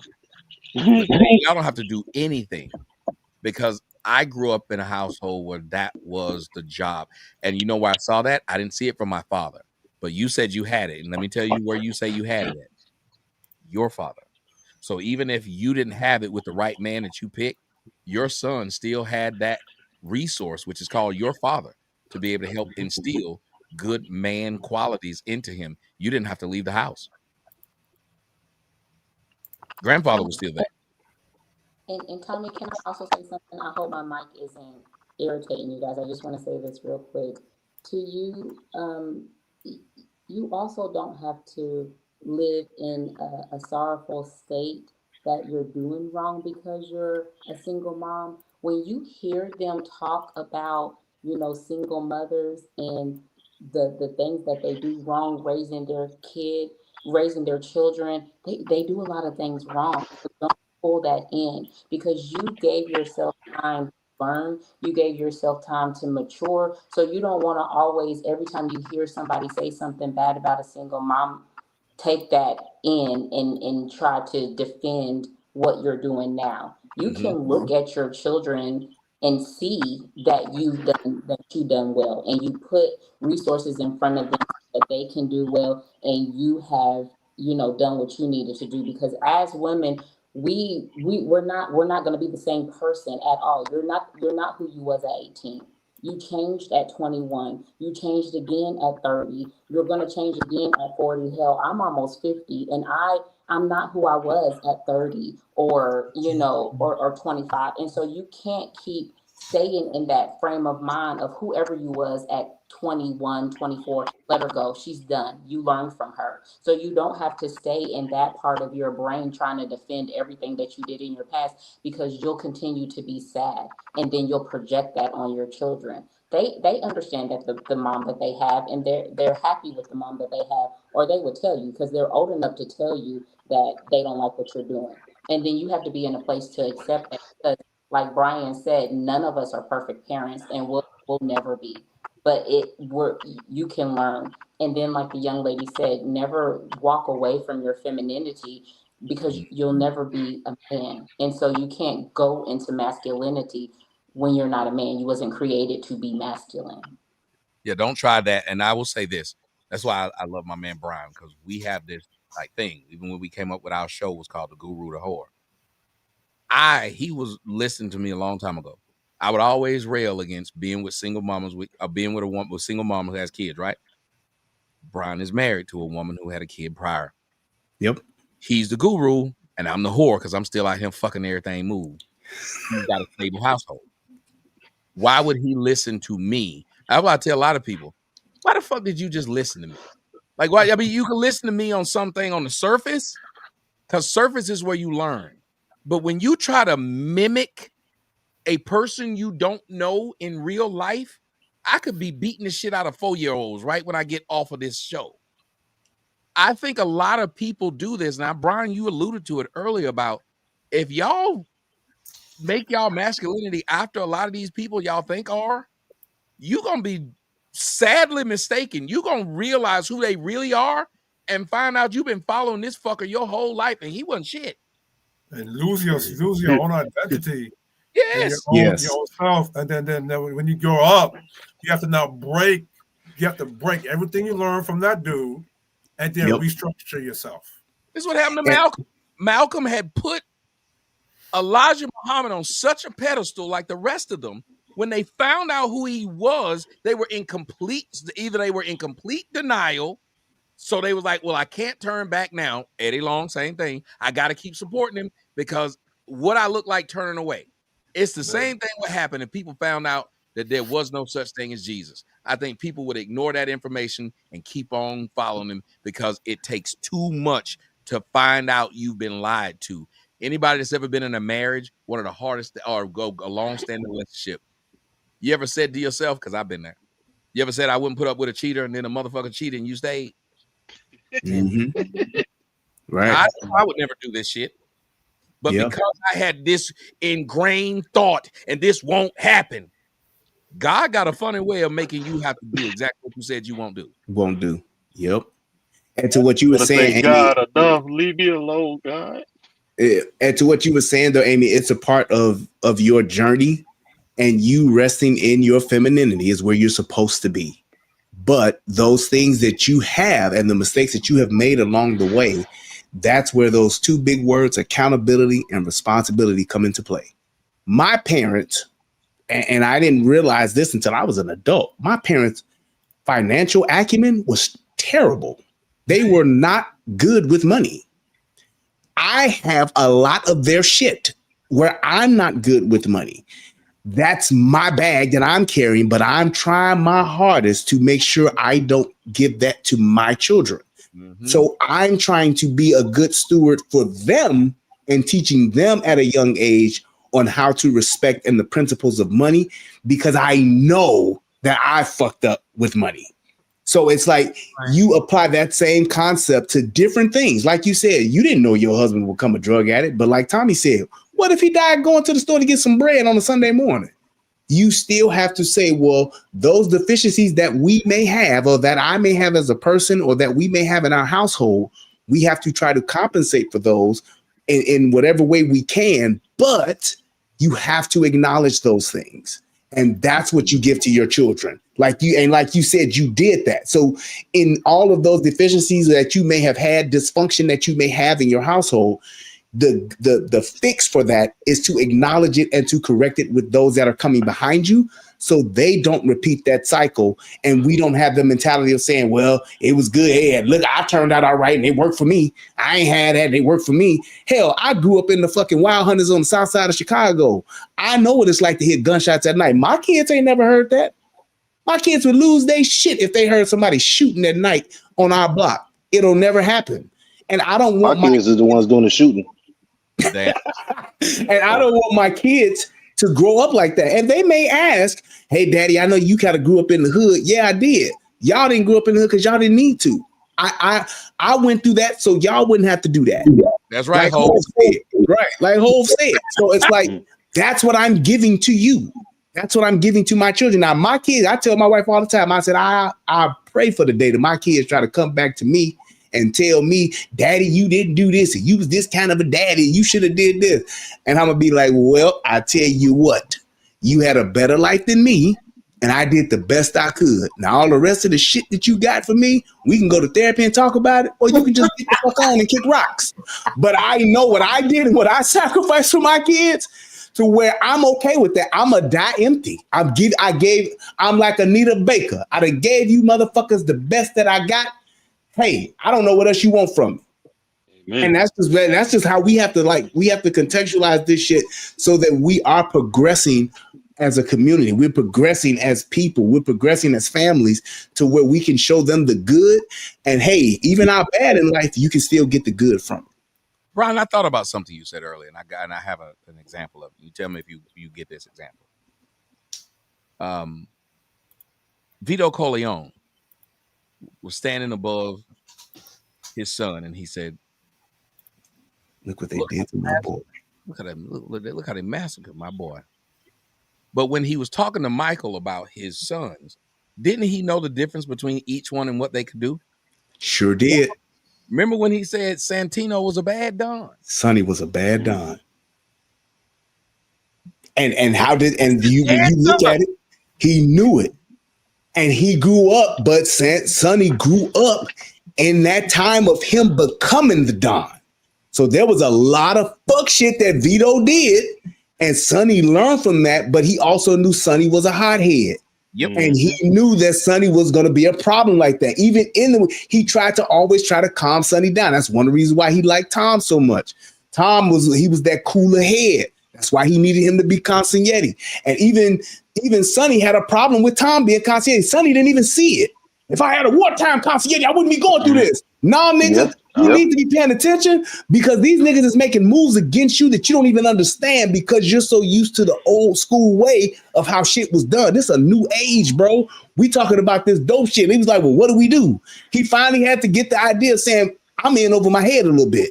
And he said, if the old man dies, you make the deal because that's the only way we're going to survive this. And Michael had to teach that to Sonny's son about that temper. Yeah, but part three don't exist. Don't. Yeah. You gotta watch it for the symbolism of the time that it went through. The Papal scandal, Tommy, that was real. Man, part 3 sucked. I'm sorry, Ghostface. There was still lessons that was learned from 3, but 1 and 2 is different than 3. Yeah, Part 3 did not happen. We will never get a part 3 because Kate is dead now. Oh man. Hey, no. Have y'all ever watched Godfather Epic? Yes, that's the only way to watch it. That's the only way to watch it. That's the only way to watch it. And they got all the cutout scenes in there. Yes, that is the only way to watch it. Is the epic version. Do part 3 where it has basically the one that's Dakota of Michael when they recut it. Yeah, I heard it. I haven't watched it, but I heard about it. Yeah, the Dakota is not as shitty. Yeah, but it's shitty. But I like. Here's the thing that I get from 3 though. I get from 3 how Michael came full circle to understand like how fucked up he was. Mm-hmm. And that was the thing. Like Michael, people don't realize it, but Michael should have never fucking killed Fredo. It fucked him up. And he didn't realize that until it was too late. And it's like, though, that was a huge thing. Like, dude, you killed your fucking brother holding on to some shit. That shit was cool when you killed the families so that you could take control, but you let that shit go too far. Fredo did. He did, but he still shouldn't have killed his mother's son, and he paid for that shit over and over again. He should have put him on the shelf. He should have put him on the shelf for life. Should have sat his brother down, man. No, he deserved to die. He warned Fredo. He said, "Don't you ever go against the family again." What's the name of this movie? Oh my God! Oh Lord! The Godfather. You better be joking. No. It's so many life lessons in 1 and 2. Okay, I'm gonna watch it. You go watch it now. Okay. You get off this. Okay. I'm sorry. So what you should do is let me bring you Atlanta. Let you watch it with me on the. On the 100-inch screen, yeah. Tommy has a lovely theater. I'll let you watch it on this 9-inch. I mean the. Sip your wine. Sip your wine. Sip your wine. Why are you laughing, Mr. Fantastic? I'm just trying to get her to watch the movie. Damn it, man. Yes, indeed. We should do a show about The Godfather one day, Tommy. We should. And really just break that motherfucker all the way down. With me and Melanin watching it right here in my house. After you and Melanin watch it. Right. Yes. We should watch it. Let me come watch it with me, Melanin. What is that? I did want to say that I'm just curious now because I actually don't be looking at your titties. I'll be wondering what that is. What is that? Where? This one? Oh, yeah. A flower. Oh, that's it. I always wondered. I didn't know what it was. I was Spider-Man or something. It's a flower. It does. It's like a web. I was like, oh, that's cool. She likes Spider-Man too. It's a flower. Terrible. We get along. She likes Marvel as well. I'm just sitting up in the whole time. I'm more of a Batman girl. What? Batman over Spider-Man? Yes. Okay, I gotta see you hold that. All right, audience. Batman or Spider-Man? Who you got?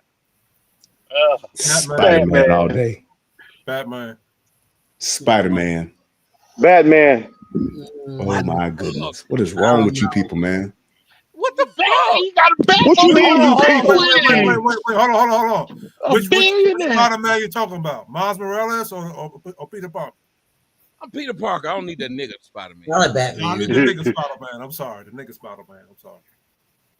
You said what Spider-Man you don't need? I don't need the Spider-Man. The nigga Spider-Man.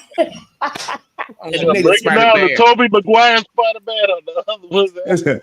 It's a nigga Mexican Spider-Man. White. Okay. I don't trust the black Spider-Man. I trust him. The only Spider-Man we acknowledge is Parker.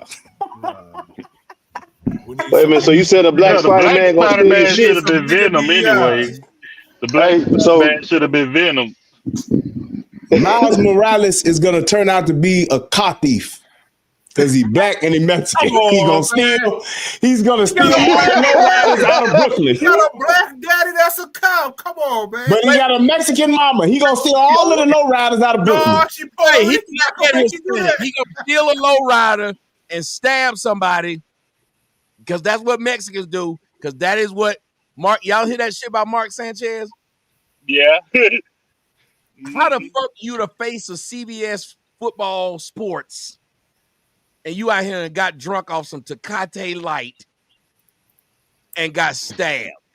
By a 69-year-old man. By a 69-year-old man. Miles Morales will wind up being locked up for driving drunk in a lowrider drinking El Presidente. And this black side gonna be shooting spider webs on black women ass.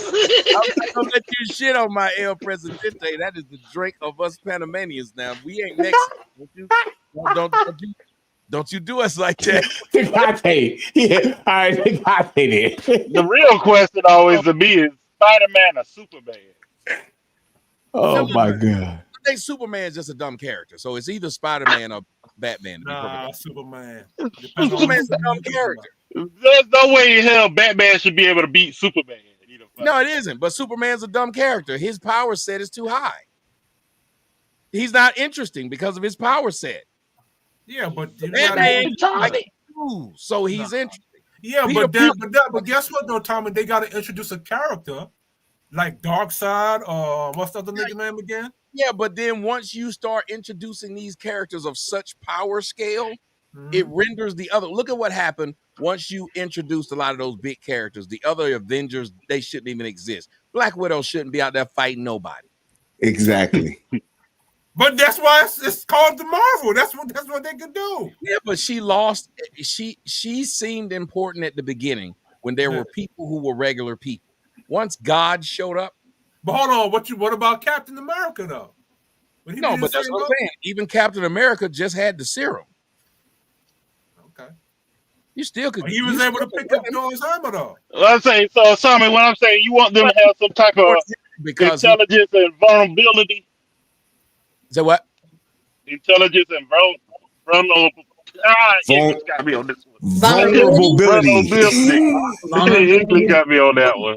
English whoop your ass like that. Yeah, got me, Tommy. Nigga said Vernon Gentrell. I took a red loss, Tommy. I took a red loss to English. I don't like how they keep trying to turn all the superheroes into women. The hoes. Yep. Man. Aaron came. I don't like how they powered down Bucky. I don't like how they nerfed him. And they skipped over him to go to. I know that eventually the black guy does turn into Captain America, but they skipped over Bucky to do it. Yeah. In the comic books, how it was that Bucky was Captain America, Jenna was Falcon. And then Falcon, yes. Yeah, then Falcon. I okay. get everybody's upset with that, but in the comic books, that's how it went. So. But it's like what she said, and I'm glad that Helen Mirren came out and said, "I love Helen Mirren, that's the white bitch. She old as dirt, but I love this old bitch." They asked her about James Bond, and she said, "I'm one of the biggest feminists you would ever hear of. James Bond needs to be a man, not no woman, because they got to push for making a James Bond." And she sounds like you, Melanie. I can be a feminist to a point, because I think, Melanie, you seem like, you can tell me if I'm wrong. Do you have some feminist bones in your body? Like you think that women might get it the short end of the stick on some things, and it needs to change? Do you believe that there are some things where women's fight is legit? Uh-oh. No. Wow, okay. So you say women shouldn't have jobs? Own a car or a house? No, I think women doing so much in like the job world is making it where men are not getting the pay that they deserve. Oh, so you're saying they're actually taking jobs away from men. So you're saying that the men have to compete with the women over the same job? Yeah. Now, if all we wanted to do was like sit behind the desk, secretary, teachers, soft things, I don't have an issue with that. But I have a problem with you wanting to do the same construction work. I have a problem with you wanting to do any of the jobs that are meant for men. I have a problem with that. So you being the police. You would advocate though, so for women to be able to work, that they should have agency. Yeah, but we've always worked. Education, medical field, sewing, food, things like that. So okay, and that they should have the agency that when the women work, they can own the shit that they work for, right? What do you mean? They can own it. A lot of times a man could come in and take it from you. Well, I guess it depends on the man, because I think I could literally take it from you because you couldn't fight me back. Oh, you saying physically taking it from you? Oh, I got you. Oh, well, that's just by design. What am I supposed to do? If I come take it from you? How did y'all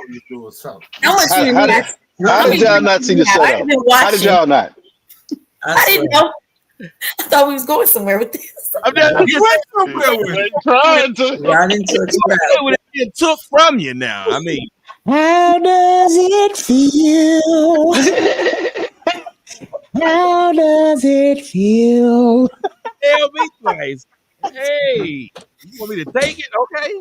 I was thinking real hard too. I was thinking too hard. That's why I didn't catch it. I'm over here digging for stuff like. Hey, you like it? You like it raw? Okay.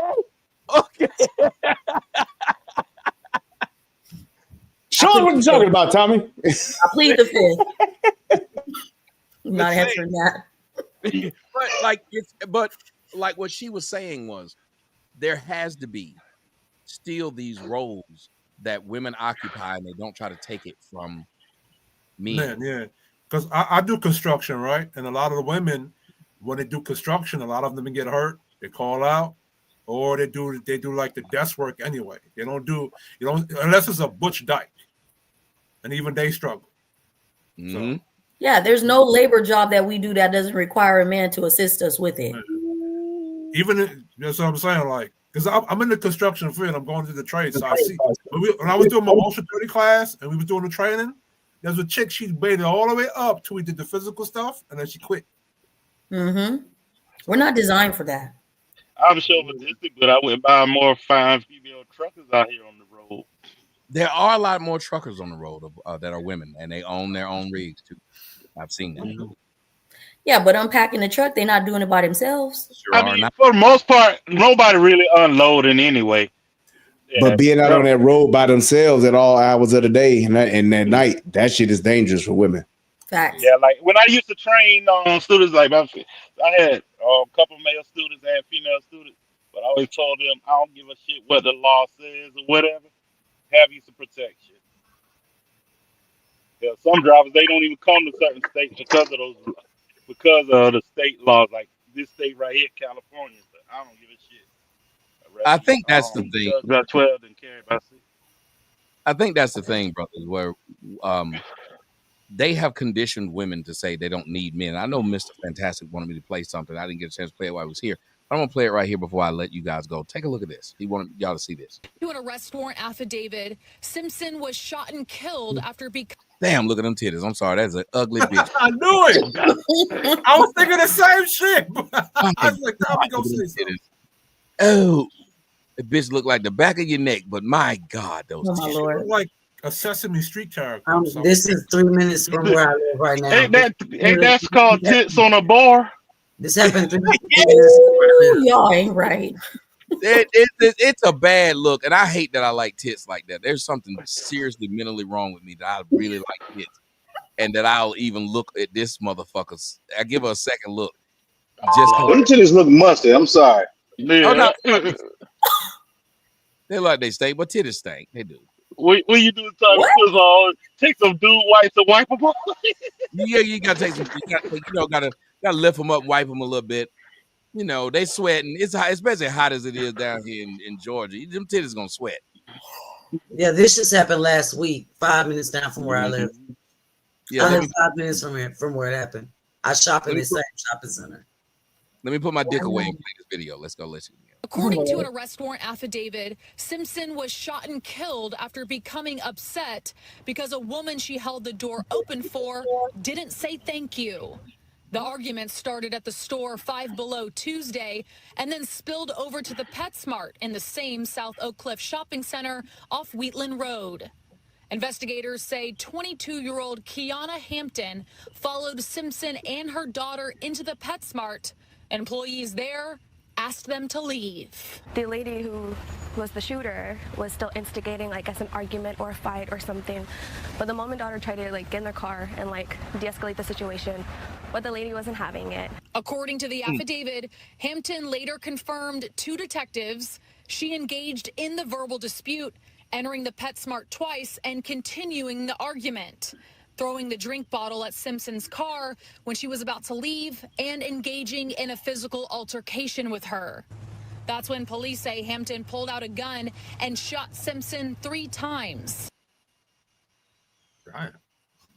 Yeah. Tommy, can you sing us a song? And this is what I was trying to get at earlier. Yeah. Violence of Black women, where in the fuck is that coming from? Our women are teaching violence to the children. The softness is gone. Y'all heard the woman say earlier to the cop, "I will shoot you," in front of her children. This woman actually shot someone in front of their children. Broad daylight. Right here last week. Right down the street. Say thank you because I opened the door, held the door open for you. What better get to tell Zach thank you for that shit. But we spoke okay, violent one stuff. Go ahead, Corey. So yeah, I'm listening to the story, and the one that shot her, am I getting this right? She was trying to walk away. Yeah. I was hearing that too. Was she trying to walk away and the other girl threw the drink at her, the one that got shot? Mm-hmm. That's what I think. Maybe I have to hear it again, but that's what I interpreted at first. Let's play it back because I was hearing that too. I was like, wait a minute. So she just kept fucking with her? You mean the chick that hold the affidavit, Simpson was shot and killed after becoming upset because a woman she held the door open for didn't say thank you. The argument started at the store Five Below Tuesday and then spilled over to the PetSmart in the same South Oak Cliff shopping center off Wheatland Road. Investigators say 22-year-old Kiana Hampton followed Simpson and her daughter into the PetSmart. Employees there asked them to leave. The lady who was the shooter was still instigating, an argument or a fight or something. But the mom and daughter tried to, get in their car and, de-escalate the situation. But the lady wasn't having it. According to the affidavit, Hampton later confirmed to detectives she engaged in the verbal dispute, entering the PetSmart twice and continuing the argument, throwing the drink bottle at Simpson's car when she was about to leave, and engaging in a physical altercation with her. That's when police say Hampton pulled out a gun and shot Simpson 3 times. Okay. So I think I get it. Yep, I get it. So it's crazy, but The Simpson was the one who complained that the young girl didn't say thank you for opening the door.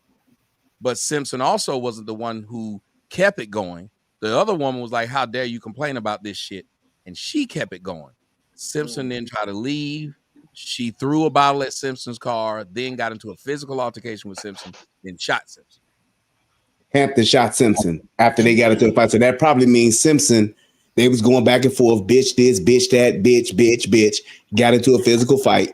Hampton was probably getting her ass whooped and then shot her, or whatever the case may be, or felt like she needed some get back, and that's when she shot her. Killed her also, 3 times.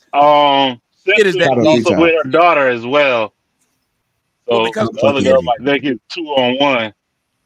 Well, no, I don't even think it's that. You're them two titties. I think when your titties is that big, you got a lot of upper strength. Your upper strength is pretty strong. You know about this, Melon. And you and Lyric, y'all got some pretty.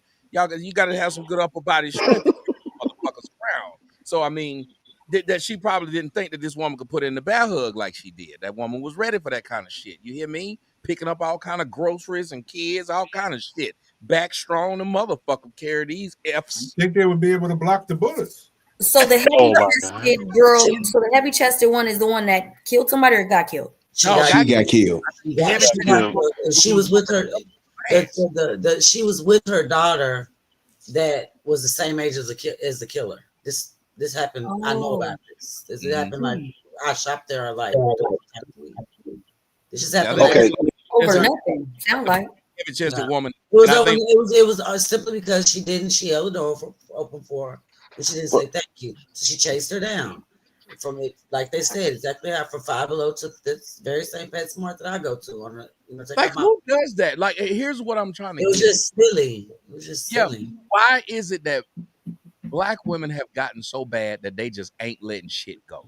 Because you can't live like that, can you? Like every day, you ready to fucking fight. It's called living inside of your amygdala. Go ahead. It's called living inside of your amygdala, where fight or flight resides. I think that a lot of Black women have gotten to the point where, they were talking about like a younger Black man living inside, like staying in that fight stage and never coming down from it, and it just like doing all these kinds of things to their emotions and their the chemicals inside of their head.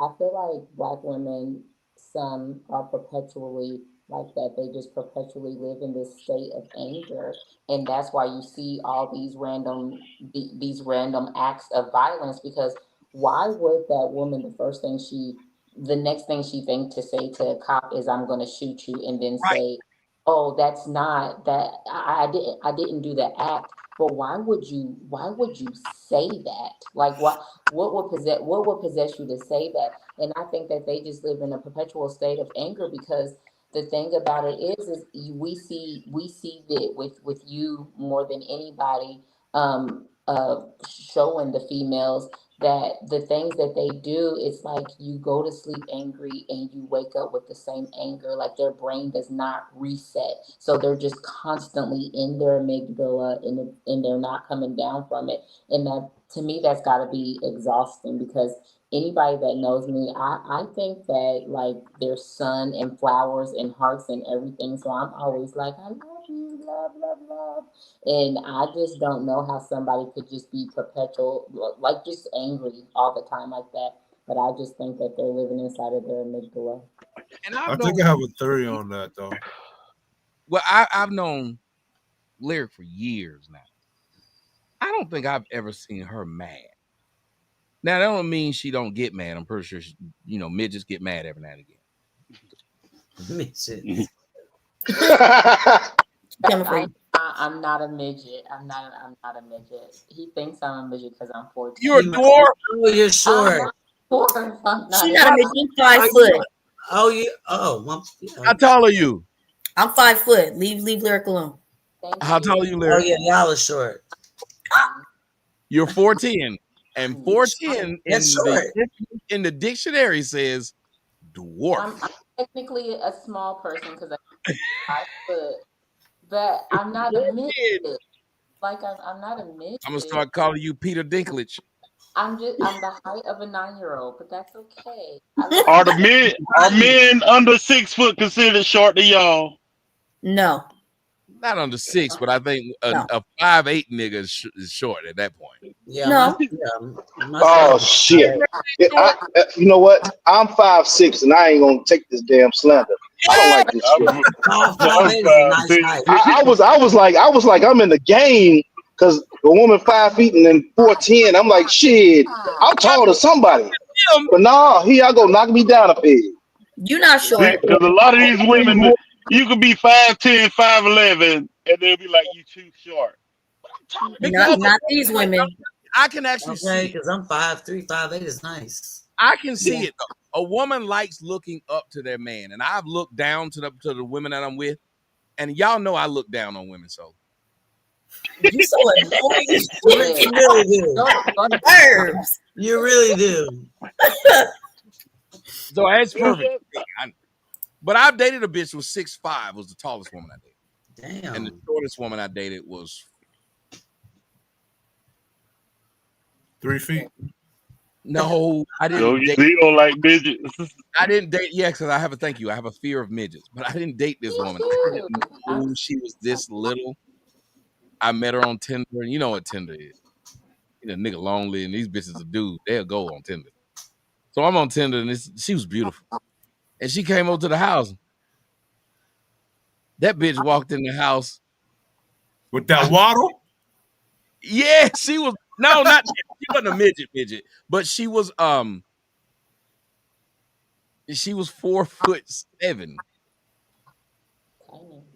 That's short.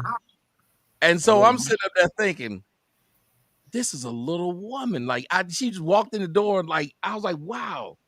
But I will say this, Jesus Christ, my penis looked huge. So it looked like it was the biggest dick on earth. I didn't look her in the face. I just kept looking at it. I kept saying, wow. If I take a picture and video this from here up, people would think I got the Lord. It's just this is a little woman. But my God, it looked like she had an extra leg. Tommy. Terrible. And you could throw them around like she was able to, some motherfuckers is heavy. No, but I just couldn't. And that's why I love our size. Yes, you small as it like makes picked you up feel like a man. Because a small woman like Lyric size, they lay up under you, and you feel like a real nigga while you up and watching TV while you holding them. A big old bitch, you feel like you're the bitch. Hey, I have turned around to a tall bitch. Turned around, and she spooned your ass. I let this bitch spoon me. Go ahead and hold me, bitch. Damn. And I feel secure as shit too. This big old bitch holding me. It was the fucking alarm went off at the house. I looked back at her. I was like, "What you gonna go do?" Oh, you wrong. You gotta save us. I know who I'm with. This big old bitch. She should be able to do something. Now, but I did. But short women do make it. Like as a man, I will say there is a psychology to that makes you feel like you can be her protector. Yeah. So yeah, I like when my wife looked up to me. Tall, so I don't have to I don't have to fuss about how tall the man is. Yeah. I don't have those. Any ladies in the chat interested or chubby cases? Yeah, I like the way my wife looks up to me like that because I'm 6'1", and she likes to do that too. So yeah, Tommy is right. We like to look up. Yeah, especially when even when y'all standing there, like if y'all standing in line for something, and how they, your wife ever just put her head on you. Yep, she does that all the time. And they pat you in the middle of your back. Yep. We text these moments.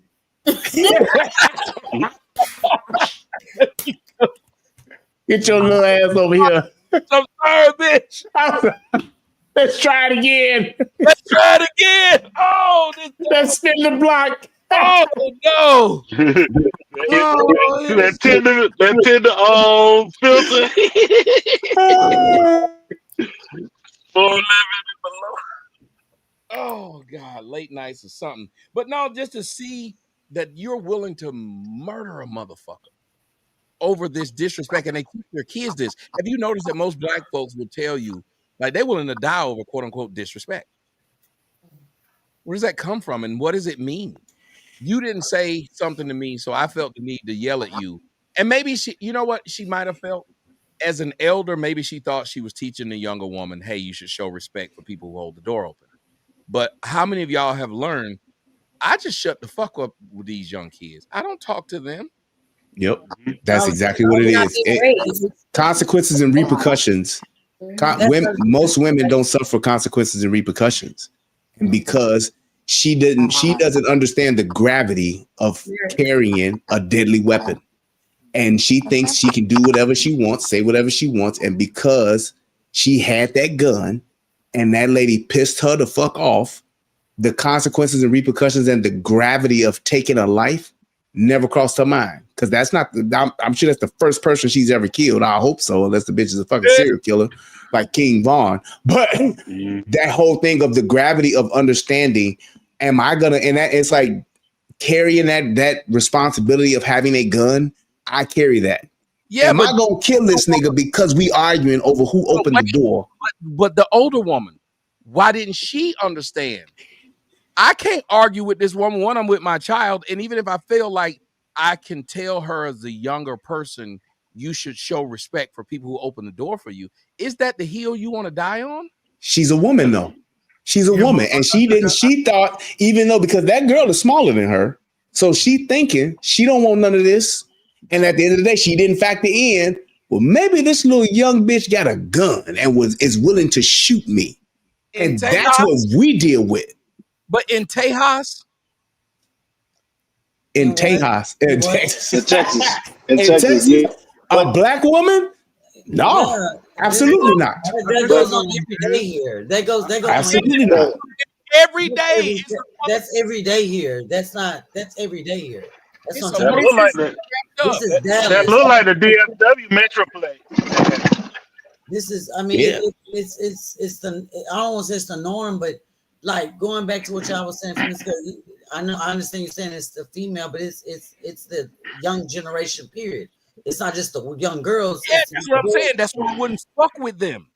And the ordinance said, yes, I was saying that because y'all supposed to be Texas natives, and y'all know Tejas is Texas. Yeah. Native, but you gotta, you're Tejas, they're just Texas. It's just how Hispanics say it. But yeah, it's what, listen to what you're saying. You're saying the young people. I think is a combination of what you're saying and what Brian's saying. That's why I wanted to let it play out. Because if you listen to what Brian's saying, women don't really think of the repercussions. I think that woman was so used to being able to talk to people.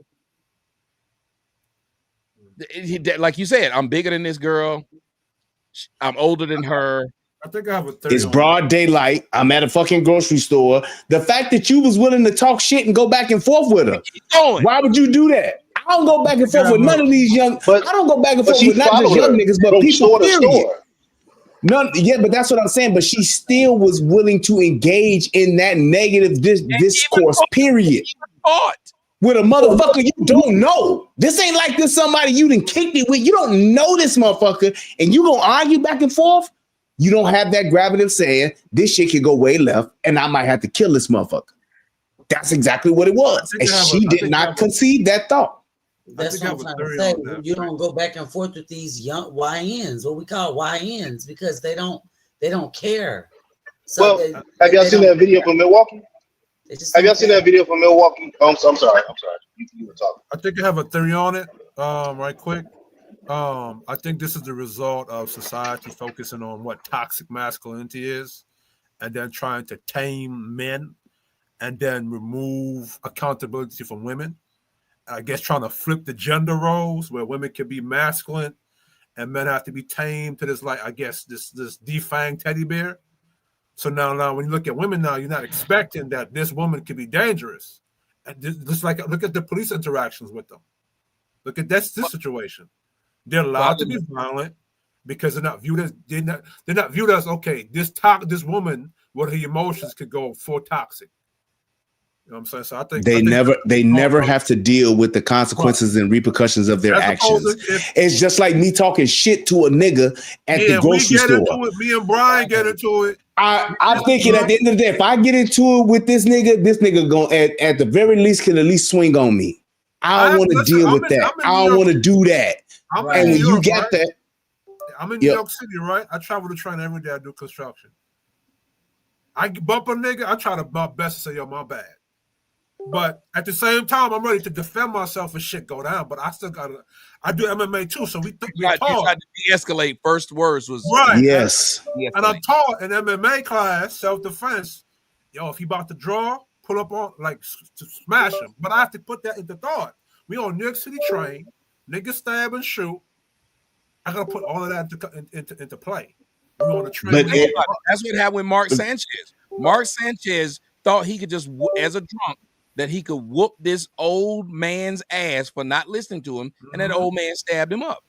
In New York City, you can't make that mistake. Like you gotta. But that's the thing. But you got to think about where you at though. But here's the thing. So here's the thing. A lot of people, when we talk about firearms or weapons or anything else, there should be a healthy respect in the first place. I don't know what that person is carrying, right? If I don't know if that person is carrying. And I will hope that we can. If I bump into you, my bad, dog. It's like you said earlier. I would apologize. But what's going beyond that is these young people. They don't give a fuck. You can apologize and say my bad, whatever the case may be, and it's still an issue. That's what I'm talking about. My thing is, if you start getting before you start getting in your adrenaline, I'm gonna just hit you and grab you up so you can't reach for nothing. But but see, but you're thinking about the confrontation. Right. She wasn't thinking about the confrontation going to that level at all. The fact, who the fuck tells the police I'll shoot your ass? That is a threat. But if you watch, hold on one second. If you do me a favor, Melanie been trying to jump in. Go ahead. It's just we're not used to having any consequence for anything that we do. So we run around acting like everybody's supposed to yield to us. And the beginning video was a prime example of that. Boom. That's just like you telling a young nigga, look, young nigga, I'll shoot you in your face. Freedom of speech. You think a young nigga don't give a fuck about that? Nigga, you just threatened this young nigga's life. He pulling out the Glock with the switch. So that's why you would never say that to them. She said that and she talked that way. Both of those women in both of those instances, they talk reckless because they don't get hit in the face. They don't get slapped in the mouth. They get away with that shit. And she thinks I can threaten the police and tell them I will shoot him. Yeah. As long as I back it up with freedom of speech. Look how a lot of crazy. When they handle the women, right? They give the women leeway to do a lot of shit. Even get into their space, into your combat space, get to your gun and shit. I'm like, bro, if this was me, like in New York City, I don't know if you're trying to ask me a question, yo, back up. But they letting this person enter their combat space. No, I don't think it was that way. Trained to go if you get into their combat space. But they let them get in their space and they're not saying. But I'm saying I don't think it would have went this way with men, meaning an older man would have told a young kid, hey, bro, when somebody opened the door for you, you could at least say thank you. Fuck you think you talking to, old nigga? I think right then an older man would say, you got it. You got it, big dog. Yeah, you right. No, you right. Younger. But that's up because he's younger, number one. Number two, I ain't got my thing on me. Or if I do got my thing on me, I ain't trying to lay him down. So let me just de-escalate as much as I can. Therefore, when I do lay his ass down, everybody saw it. You in the submissive position. Yes. Everybody saw it. See, and Kish, go ahead. Yeah, see, Kish, you have PTSD to where you're always on that. Most people, especially women, they ain't on that. You are out in New York and you know in your mind that any given moment, at any given time, on any given day, this could be it. Like I could be in a fight for my life or I could die. That's how you are. That's how you are living. Most women don't have that problem. Women ain't walking down the street thinking a car can roll up and it can be on and I can get shot right here and there. They don't have that mentality. They don't have to think like that. That's why she was willing to engage the way she did with her, because they're not thinking about this could be it for me. Unless this is why they're street. If they're street, they are. If they're from the streets, they are thinking like that. Well, I gotta say, because a lot of New York women, like in New York City. Just real quick, Go ahead, this is why This is why they are pushing for men to not be involved with our children. Yeah. Because of this situational awareness that you guys possess, even in our sons. This is why they push to leave the child with the mother, because look what it breeds. We have our young men behaving like women. Like women. It's all by design. And if we as women don't understand that, we have no future. But that is for crazy. Our sons or our daughters. But if that is crazy, because that's where I was going. I was like, you took the words right out of my mouth. I was saying, well, hold on a minute. That being taught is the same thing I was about to say. And Brian, what'll happen when your daughter get this age? It's gonna be the same thing. We as men are still caring about situational awareness. Them and they mamas are sitting around. It's all right if they go to wherever the fuck. And how many times have you even had to have that argument now sometimes with your wife when she's saying it's all right and you're saying, I mean, we're putting it in somebody else's hands then, and I don't want to do that. Exactly. And and we have an understanding to where she even knows, ask your daddy. Go ask your daddy. No, I don't know. You want to do? Yeah, talk to your daddy. Because of that. About it. I'm thinking about your trip to Panama City differently than your mama is. Yep. Because we know what's out there, like to Bridget's point, right? New York City is much like Chicago, I would imagine. Like these girls shaking their ass at these parties when these niggas, all these young niggas got Molly now. All of them got some kind of fucking Zanny the nanny and all kind of shit. They got it on them. They ready to Xanax, Percocet. They putting drugs on the $20 bill, leaving it on your windshield, and your stupid ass don't grab it. Yep. Dude, my wife one time, real quick story. My wife she's leaving the gym one day. She sees a note on her car that has a phone number on it saying, please call. She's so paranoid because she believes that somebody is following her. She calls me in a panic at home. I tell her, pull up at the fire station. I'm going to meet you there. I literally get my fucking AR-15, get my daughter, put her in the back seat, and strap in my son. I go to meet her at the fucking fire station because she didn't have no gun with her. I got my fucking AR in the car, get the note, call the number. Guess who the fuck it is? Who? One of them people trying to fucking sell you where they try to come out and evaluate your roof or tell you you got some hail damage to your car. Yeah, we noticed some hail damage on your car. Didn't have a fucking card. Business card. Yeah. He didn't have a business card and literally was like, yeah, man, we saw some damage, some hail damage on your wife's car, man. And we wanted to let her know we could give her an estimate. And it's like, dude, and I'm like, I'm ready to fucking go to fucking war with you motherfuckers because I'm thinking somebody's following my wife to do what the fuck ever. And she's paranoid as fuck. But that's because of the environment that we in. That's why she's thinking that. And it's something that was totally different from my perspective and how I deal with it as to how she dealt with the shit. I hope you got the Glock 3000 that night. You came pulled up ready. Okay, that's what I'm talking about. Side note. My bitch would have called the numbers and be like, you trying to fuck? Oh my God. He said he trying to fuck.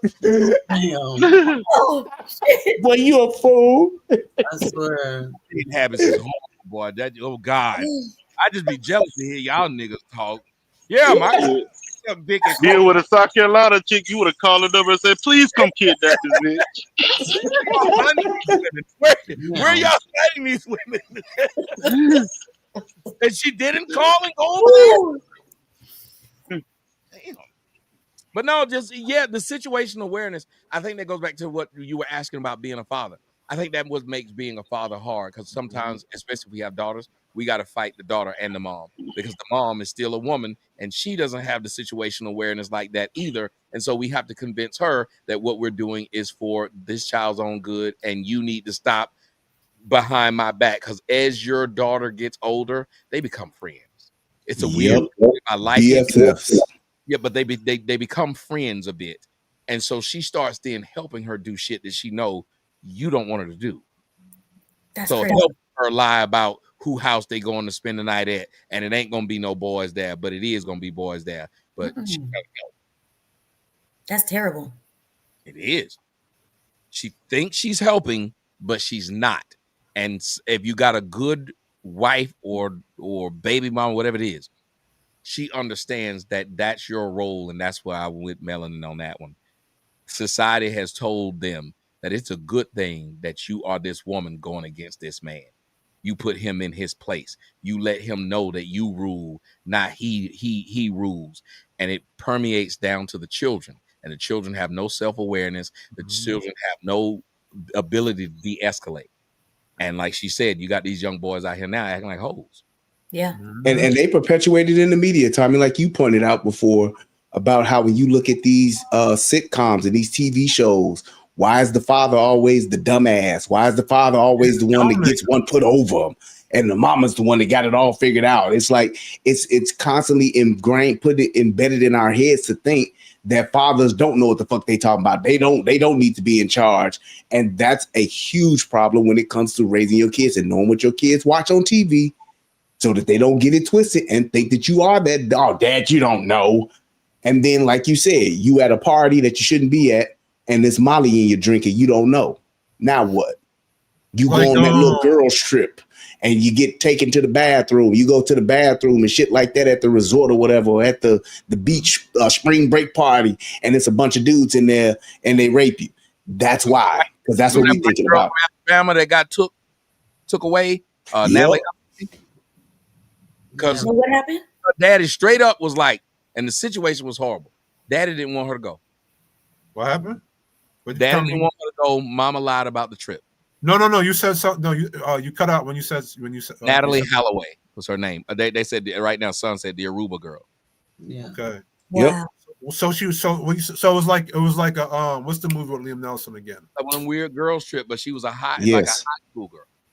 But she went to Aruba. Aruba, dog.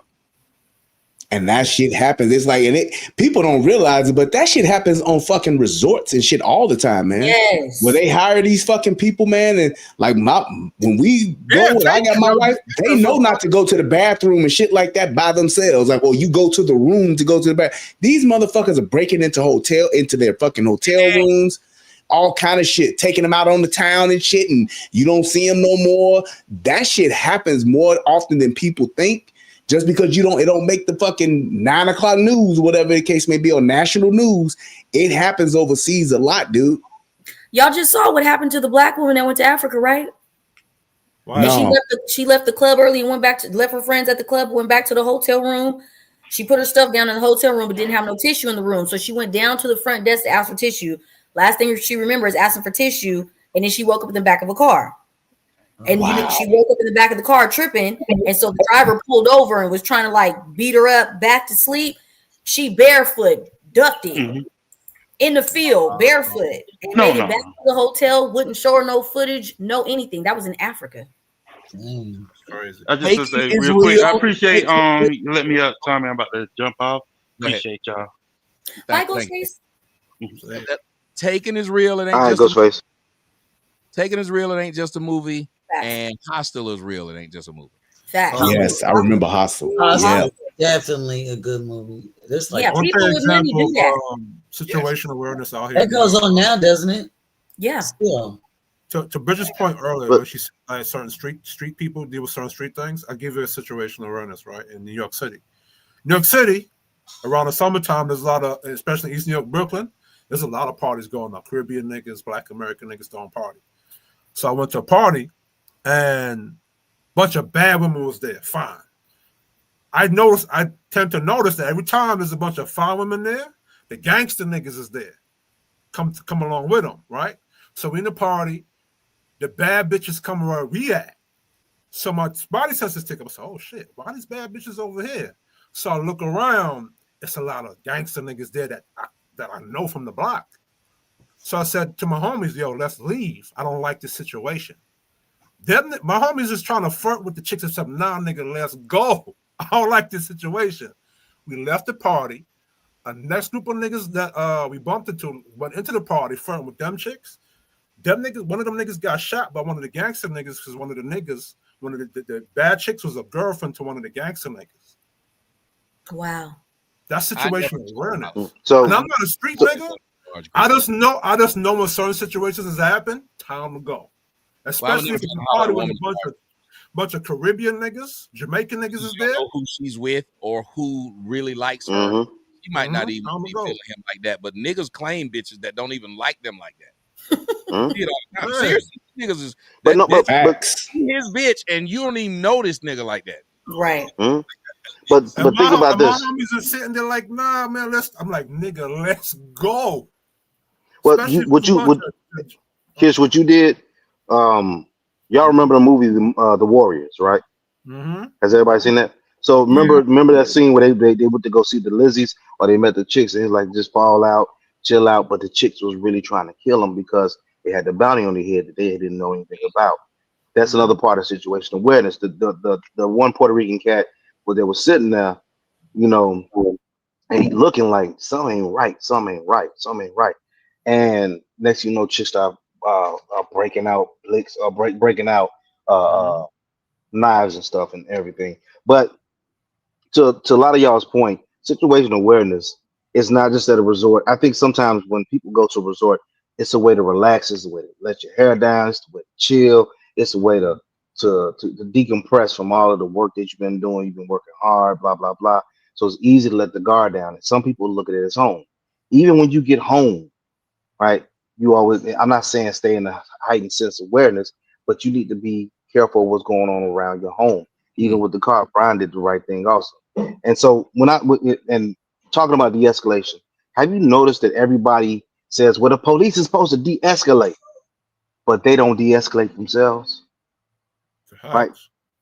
That in yourself is supposed to be key and number one, because of the simple fact that when that case that we just looked at, people are going to say, well, you started it because you didn't say, well, you started over because she didn't say thank you. You started because somebody didn't thank you for whatever. That's something that's childish. But this is all stuff that gets played in court. This is all stuff that they bring up in court. They want to know what happened, how it happened. They're gonna play all of the footage in court. They're gonna play. They're probably gonna have a transcript of what was said back and forth, because you know PetSmart and all the other stores, they're gonna have cameras. They got cameras. Them cameras are starting to be real good, and they can record and they can hear everything. Now what's going back and forth is gonna show who did what. Another thing is when you carry a firearm, you have a responsibility. No matter what, you have a fucking responsibility to try and de-escalate, because you don't know what type of prosecutor you're gonna get is going to say, well, you could have just walked away, you could have did this, you could have did that. They try that, especially when it's their case to try and win, and they're trying to get some political notary, or they're trying to move up the political ladder. They're gonna try and get who they can. One thing is, even with the Kyle Rittenhouse situation, they tried to take that kid and say, oh, he's just guilty, he's just guilty. No, I stood on that ever since the beginning. When I seen the video, when I first seen the video, I said, no, that kid is not guilty. He defended himself. But a lot of people were like, well, why? The court of public opinion, right? Everyone was like, well, why was you there? He came from Illinois to Wisconsin and whatnot. But the particulars of the case say that he went from Antioch, Illinois to Kenosha. That's 15 minutes away from each other. They frequent those communities together a lot, back and forth from Antioch, Illinois to Kenosha, Wisconsin. Those facts of everything that you do is going to come out. Every movement that you make on your phone, when it pings onto a tower, that's going to be in court. The text messages, Facebook beefs and fights and stuff, that's going to get played in court. The text messages you send back and forth, bitch, I'll kill you, that's going to get played in court. Everything that you do on a digital age is now being played in court. Corey, they can measure out here in New York City, right? They can measure the bullets that was being shot on that block. They can. Are you talking about Shot Spotter? Yeah, they can measure. They can measure the bullets on the block. I know that some gunshot was rung off. Okay, they got Shot Spotter. So Chicago discontinued it earlier this year. Well, it sounds like these systems are helping Yeah. Yes. The people who have the gun owners, the gun owners. It sounds like it's helping them. Because before, like if you think about it right now, without them having all those cameras, Kyle Rittenhouse would be in jail right now. Yeah. Yep. Because they had him out. They had him out to be, and all the people that were there were going to testify against him and say he did something wrong. But without that camera, it was shows it completely different, right? And the evidence. One thing is people don't know that very day they first got he shot Jesse Rosenbaum.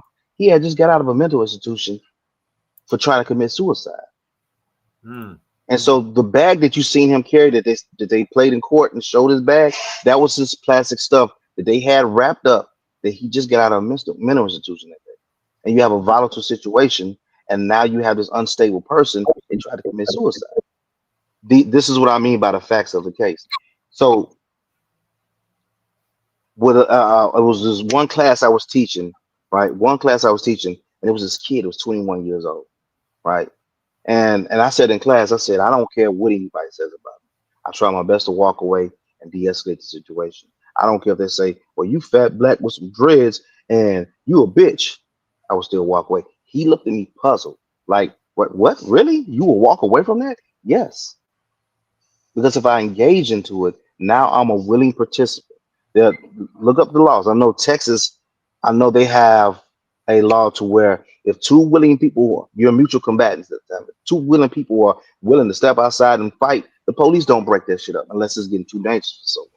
But they need that out here in New York City. I ain't gonna hold you. Yeah, but you know, there's two different states we're talking about, the political side. But yeah, No, in I'm saying Illinois, like if in New York City, two niggas on a train getting into it, and the police is there and they're allowed to just throw hands, and the cops come in and separate that shit, and 10 niggas home, I think it will solve a lot of issues out here in New York City. I ain't gonna hold you. Like, well, yeah, I mean, sometimes people gotta get it off, whatever. But Illinois has a mutual combatant law, right? Illinois has to where me and you decide that we're gonna fight with mutual combatants at the time. But even if I started, now this is one thing that people don't know. I don't know how it is in other states, but I know in Illinois, right? So if I get into a Tommy and we start, we get to fighting. Tommy's getting the best of it, right? I say that I'm done. I'm trying to leave. I'm like, hey, you won the fight. You kick my ass. But Tommy keeps coming at me. If I was to shoot him, that would be self-defense because I disengaged from the fight. These are some of the caveats that people don't know about self-defense. And when you look at these fights and someone's on the ground, they're still kicking. They can die from that. They can seriously get hurt. Great or grave bodily harm. Grave bodily harm usually means a broken bone. Grave means that you can die from it. That's how this is how you can defend yourself. But these youngsters are bypassing that. Now, I agree with constitutional carry. I think that everybody should be able to carry a firearm. I think an armed society is a polite society. And I will wish that everybody, Oh no, I didn't mean to cut you off, but I have a question to ask. You said you're in Illinois, correct? Yes. Is that a stand your ground state? It is a duty to not retreat state. So it's not a stand your ground, but duty to not retreat. It means that if you are doing what you're supposed to do and someone comes up and try to rob you, you do not have to retreat. Okay, so Texas has that and stand your ground as well. Stand your ground is a little bit different. Stand your ground really goes towards I'm trying to think of the difference between it. We have both. We have both here in Texas. Stand your ground means that you have no duty to retreat. You can literally stand your ground if there's a threat, confrontation, whatever the case may be. You don't have to try to de-escalate or try to avoid or any of that. Yep. So here's the difference. But here's the difference between it. With duty to not retreat is actually that law was made for your house in Illinois. That was made for your castle doctrine. That was to strengthen the castle doctrine. Stand your ground is outside when you're carrying, when you're out and about in the place, because in Florida the law reads if you have a legal obligation or you have a legal duty to be where you're at, standing meaning you're just walking down the street, that's a legal duty, or you are in a place legally and someone approaches you and tries to hurt you, that means that you can defend yourself. That was the strengthening of the law. Remember with George Zimmerman, that's actually when people talked about stand your ground with that, the part with where it was more confusing with everybody, they were thinking, or people were saying that was just giving them grounds to go shoot somebody. But what was brought out in trial was when George Zimmerman was actually attacked and he was bashing his head into the ground, right? This all was in the trial. And when he shot Trayvon, that was at that time self-defense. Even though people were like, well, he followed him. He followed him or this, that, and the third. And I can agree with a lot of people that I think Trayvon was actually in fear for his life also. But dead men tell no tales. It's not to be callous or anything like that. But when you start to beat on someone, the thin line between victim and aggressor is a fine line that can go back and forth. Well, Yeah, the biggest thing with go ahead. I thought on the 911 call they said they told him to stop following him. That's what I was just about to say. That's the biggest misconception about that whole thing. Dispatch has no authority over citizens whatsoever. That was the thing. Can't tell you to do shit. Exactly. They can recommend something. They can tell you, hey, don't do that, but they have no authority to tell anyone what to do. That was like Brian said, everyone was touting that from the time being. They told them not to follow him.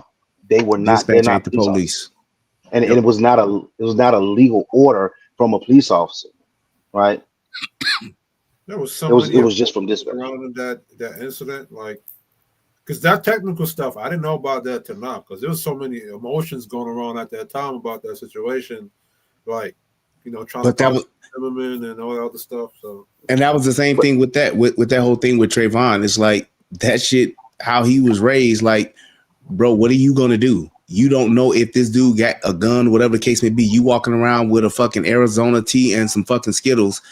Take your motherfucking ass home if you think this white boy is fucking with you. Call the police if you think this white boy is fucking with you, because you ain't ready to shoot him. You don't have the tool and you don't have the fortitude to do that. Whatever the case may be, you can't defend yourself in a life or death situation. You just thinking in your mind, I'm gonna get this white boy these hands, and you did to the point to where you got yourself ended. And that this is one of the issues that we're running into in our community and from our women. I can take this person, but what if that person is armed? I'm gonna knock a motherfucker out. Get your food, lady. Right. Yep. The thing is, now with that case, right? Because I remember that. I remember looking at all the not all the evidence, but I actually know the lawyer that actually represented her. And the one thing is, right, what she was wrong at is if you can leave the situation, you can. She could have sat in her car, got her food, came back in and got her food, or whatever the case may have been, left that dude alone. But like I said, the tables turn, technical stuff. This is I want more black people. They need to watch court TV. They need to watch court TV, because if you are actually looking at the court and you say, oh, that makes sense. That makes sense. Oh, damn. Okay. That's the law. Damn. Let me look that law, that code up. But people do not give a fuck about the law. That's why that chick was like, that's my First Amendment right. That's my First Amendment right. I'll shoot you. No, that is a terroristic threat that you just made. And it's a felony down in Florida. Yeah, but me, like, keep standing 10 toes down in your behavior. Why you want to get to talking about freedom of speech and all that? You was just bucking 5 seconds ago. Mm-hmm. Exactly. Yep. And so just like that, get that food, lady. He didn't factor in after that. He looking at it like this a woman that's pissing him off, and he was willing to hit upside her motherfucking head. Cool, but you don't know if she got 1 or 4 young niggas in the car. You don't know. He didn't know if she had a husband in the car. Exactly. He didn't know none of that. He was just thinking that she wasn't gonna do shit because he a man. Yeah. And again, that goes back to what Melvin said. You can tell that's a brother that wasn't raised with a father either. Because if he was raised with a father, the first thing he would have said was, I ain't got to put up with this at this fucking restaurant for this fucking chicken. Exactly. How many times have you, Brian, walked out of a place when you walked in and your niggly sense was tingling and you said, Yeah, let me go. Man, I done been in Harold's. I done been in Harold's, nigga, and been in Harold's by myself, and then all of a sudden seeing 4 young niggas get off the bus, bopping and loud talking and shit like that, come up in Harold's, hey, fo, we gonna wear fo, what you doing, fo? And I'm sitting there like, okay, I'm in the corner. I'm like, yup. So I'm gonna shoot the loudest nigga first because he probably the one that's leading the pack. Then I'm gonna shoot them other niggas. Actually, I'm not gonna let none of them get away. I'm gonna run them all down. Won't none of them be able to tell a story but me. That's me in my mind because of where the fuck I'm at. Right. But it's like most people don't think like that. Most people think all these young niggas ain't gonna do shit, or I don't want no trouble from these young niggas. I know what young niggas do though. They love to fuck with niggas that they think they can get away with fucking with. Hey, so Brian, Nana, it's a lot of it. A lot of like, sometimes they fun to talk to. You can laugh with them, but you kind of get an understanding. I'm an old head, so I kind of get an understanding of the ones. I don't know why young niggas like talking to me, but like when you said, there are plenty of times I've went, like there's a Waffle House right in downtown across the Centennial. That motherfucker's a hot spot for niggas. And niggas is doing nigga shit. I went there one time. I was taking this bitch to the Waffle House, wanted to see Atlanta. I said, well, this is a bit late. Let's see Atlanta. Problem is, she had a really big ass and she had on really tight clothes. And them young niggas start saying something as soon as we was walking in there. And I said, bitch, go get in the car. Yep. I said, let's just go somewhere else. And it wasn't nothing else really open. But I was like, I'm not going to fight them niggas over your pussy. I don't like you like that. And they're going to cause a problem. They're going to keep being disrespectful about your shit. Let's just go. I don't want to know how bad I am that I'm armed. Because like you said, even when I sit up there and say, well, I'm armed, I'll let these niggas have it. Well, how I know they ain't armed? This is Atlanta. Exactly. It's armed. It just basically, to me, it just basically comes down to if you're like your spidey senses, like you said, if you're around a situation and you know that the situation is uncomfortable, or you can sense that there's a certain type of group that is going to cause a problem, just remove yourself from the situation. Yep. Just remove But like me, I was in a situation where I couldn't. I'm in the corner in fucking Harold's. I was like, my order's already in. It's like I'm cornered. Ain't shit I can really do. That chicken. And I ain't about to leave this motherfucking chicken. Cause I done drove too far for it, baby. I got them 6 wings with salt and pepper. Listen, I already had a motherfucker deliver me some Uber Eats. That nigga looked sketch. You know what I did with that Uber Eats? No matter, I was hungry as shit. It went right in the trash. Why am I gonna force myself to eat this shit? If I believe he's sketch and I think this don't look right, I'm not eating it. I mean, there you go. I done sit there and told a bitch after she took her clothes off, man, we should go play cards or something. And I know she thought I was gay. You ain't finna slide over that. Why you say that? No, when she took her pants off. Uh-huh. You ain't finna slide over there, yeah. You smell something? Yes. Oh, that jungle love. No, so she was a fish basket. Not. And you get then the smell, you pull the smell out. They got you at that point. You've already been fucking. But if I do it and I already smell it, what's wrong with me? Wait, back that up. What was the first part of this statement that you just said? She was a fish basket. Is that what you said? And I done beat it up for a minute. Listen, as a woman, you know sometimes your pussy do what it want to do sometimes. Sometimes you got to apologize for this motherfucker. Hey, I'm sorry. I don't know what the fuck happened today. I don't know if it was what I ate or Omicron Percy I ate. I don't know. No, because a woman smells herself.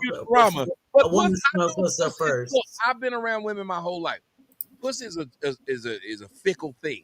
It can happen, and I accept that. If you ever been a husband or long-term boyfriend, you know sometimes that shit could go left. It just is. But if I don't know you and you came to my house doing this, because I got caught if I'm already fucking, and when I get through fucking, I pull out and I'm like, oh, I can't take it back. I've already been in there.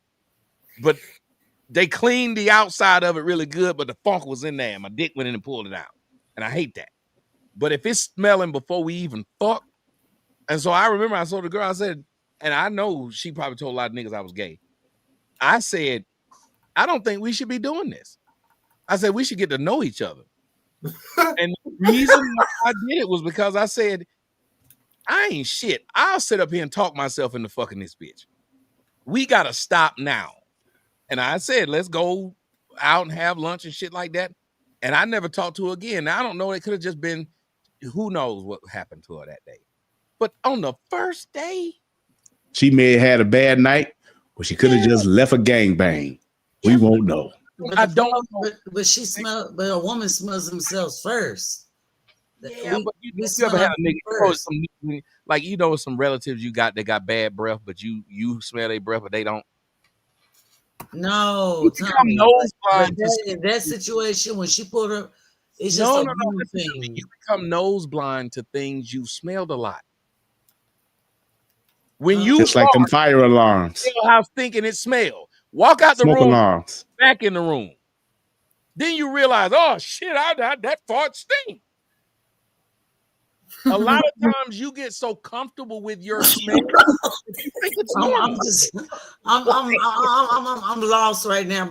Yeah, me too. No, okay, there's a natural scent. Our natural scent. I don't like women that try to mask your natural scent with berries and fragrances and stuff. You're not talking about the woman's natural scent. This is what I'm hearing. Is this was something else? You talking about that Parliament P-Funk? Yeah, Brian. Yeah, we're talking about a fish basket. We're talking about a fish basket, and I'm trying to tell you, that woman smells herself first. That fishy, whatever you smell yourself first. Here's the part I'm trying to tell you. Listen, a lot of times if people think something's normal, they no longer smell it because it's normal. I have a very sensitive nose. Everybody knows this. I smell shit from your house. I have a very sensitive nose, which means things that smell a certain way will turn me off. Like when a bitch wake up in the morning, I don't like nobody talking to me in the fucking morning. I hate it. I think it's rude because motherfucker, your breath stink. Now, if I say it to you, you're going to get offended. But my nose is so sensitive that even morning breath stinks to me. When I say something to a bitch, if you got to force me to speak to you in the morning. And when I do, I'll be doing this. Yeah, I bet like 3 o'clock.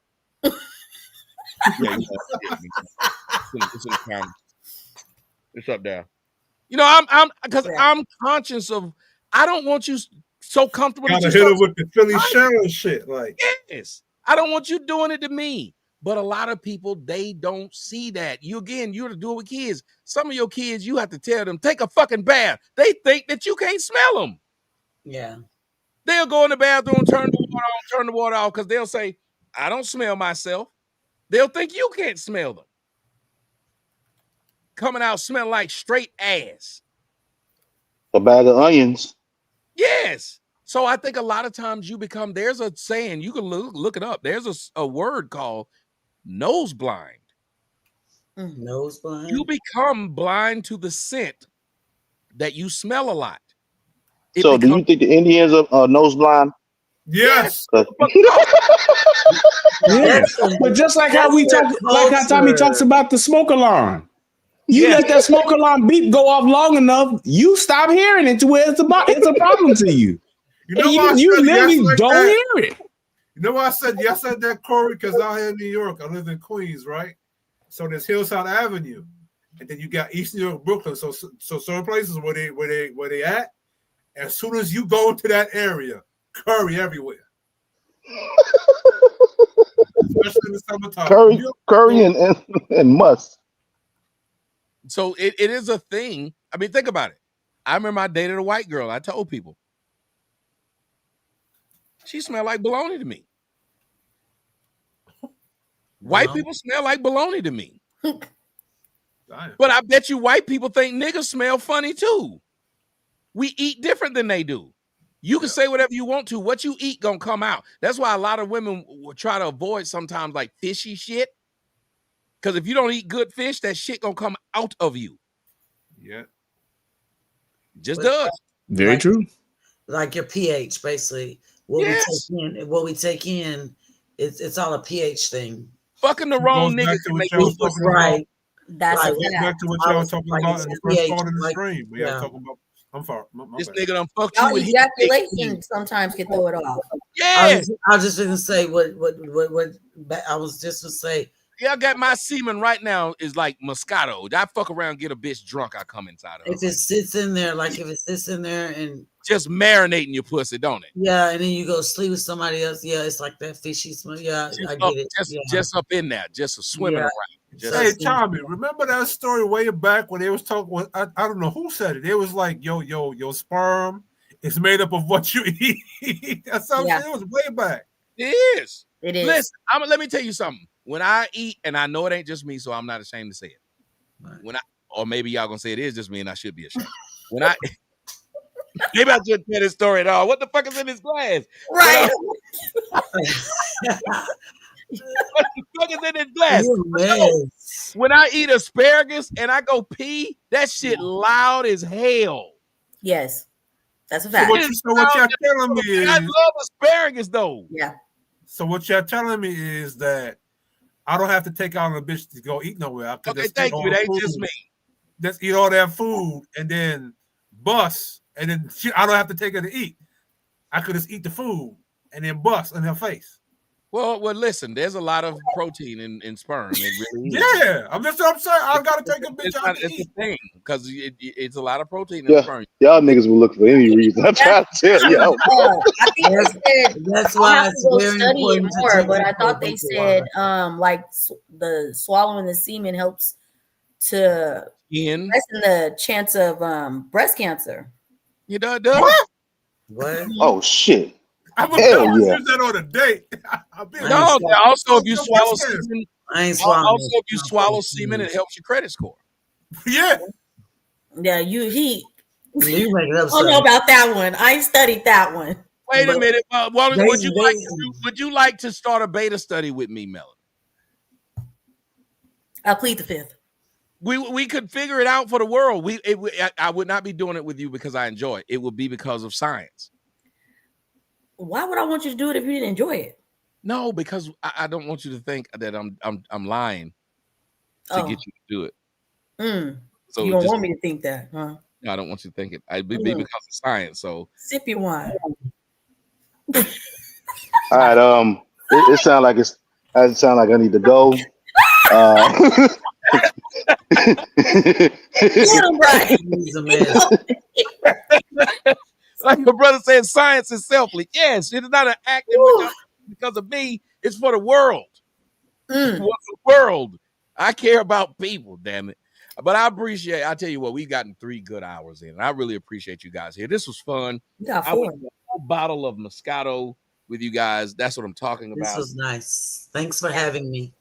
All right. Thank you guys for coming here. This was wonderful. And thank you all. Nice to meet all y'all. Nice to meet everybody. Also, my man Corey, my man Relationship Rehab, Kish in the building, Amy and Melanin. You know, Melanin, what I love about your name, I just realized that melons is in melanin. Oh my God.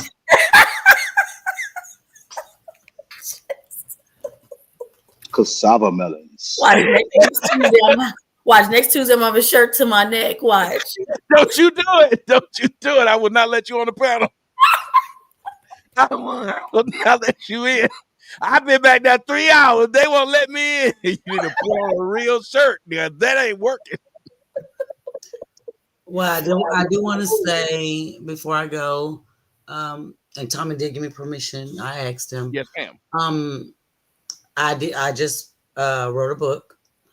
It's called The Rise Within, a single mother's journey who raised her child from the hood to success. And if Tommy will allow me, within the next few weeks or whatever, to come back and we discuss the book. I wrote the book, and I wrote the book for awareness to help other single mothers from just being around a lot of single mothers who went through what I went through.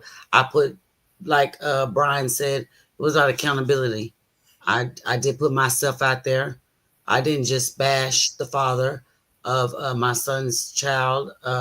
I told my rights, my wrongs, what happened, but it was also to spread awareness to help try to break the cycle of the single mother out here who don't know. There's a lot of young girls who don't know. I keep hearing on different shows, I don't want to name their name, but FNF and other people that, you know, once you get to a certain age, it's too late to talk to them. But if I could just help one girl, you know, show them what, you know, possibly how I raised mine, you know, and he was raised in the hood. I heard you say, Brian, you know, you did not raise your children in the hood. I wasn't from the hood either. I'm from a military background. I'm from East Texas, but I've been raised all over other countries. I've lived in everywhere else. But I felt the necessity being here in Dallas and in Oak Cliff to raise my son at that time on purpose, because he needed to feel both. He needed to be able to, I felt like, in my opinion, he needed to know not necessarily danger, but he needs to know, what am I trying to say? Have kind of like not be oblivious and blind to what was going on around him, because I was sheltering him. So in the book, I describe all that. I describe why I chose to raise him in the hood. And then once he came to me at a certain point after, and he told me after he's seen enough, when are we leaving? That's when I took him out.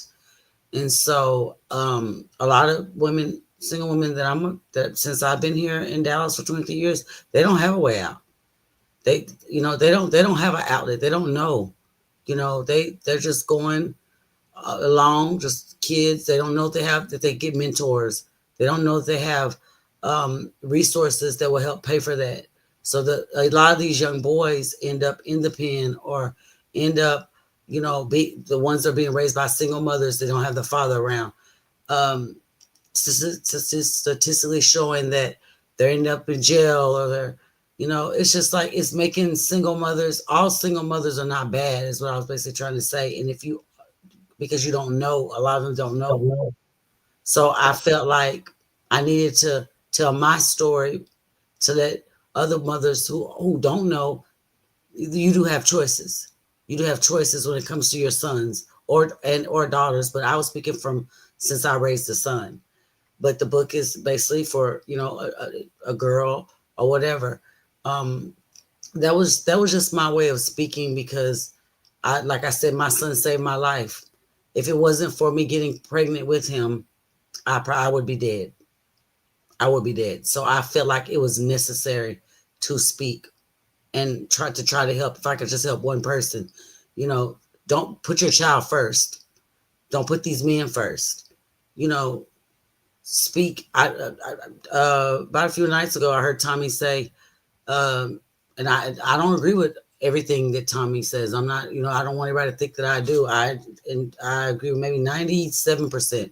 He said something about college. He didn't. I don't want to misquote you, but you speak about the college and boys in college. Well, I spoke that into my child at 4 years old, and it was every year I spoke college into him, and that's why he was so excited to go to college. I did it every year since 4 years old, and I started saving. I started doing different things, and so I explain everything in the book about how I did and how he came out to be such a great, respectable young man. Tommy has met him. Tommy met him at a very young age, and he's still that same respectable young man today. Never been in trouble, never done drugs, doesn't hang around, never been in any type of, says yes, ma'am, doesn't raise his voice, doesn't argue, not confrontational. And I feel like that's because I chose to do, I kind of gambled. I could have lost, but I took some of time. I took some of what Tommy was saying. I took some of what, you know, getting a mentor, what my dad put in me, and it came out and it worked for me. So I know that it could work for a lot of single mothers, is how I feel. They just don't know. So I took the time out to write and to even give what you call a blueprint in the book. I didn't 100% guarantee that your child will come out like mine, but at least I wanted to help. Well, you need to let me be able to read the book, and you need to tell them where they can get the book. Well, okay, so it's on barnesandnobles.com right now. It's in 3 formats: ebook, paperback, and hard copy. It's also on Amazon. Amazon has 2 formats of it. And that's where it is. Again is what? The Rise Within, a single mom who raised her child from the hood to success. Right. Well, I want to take that book. I'd love to be able to read it.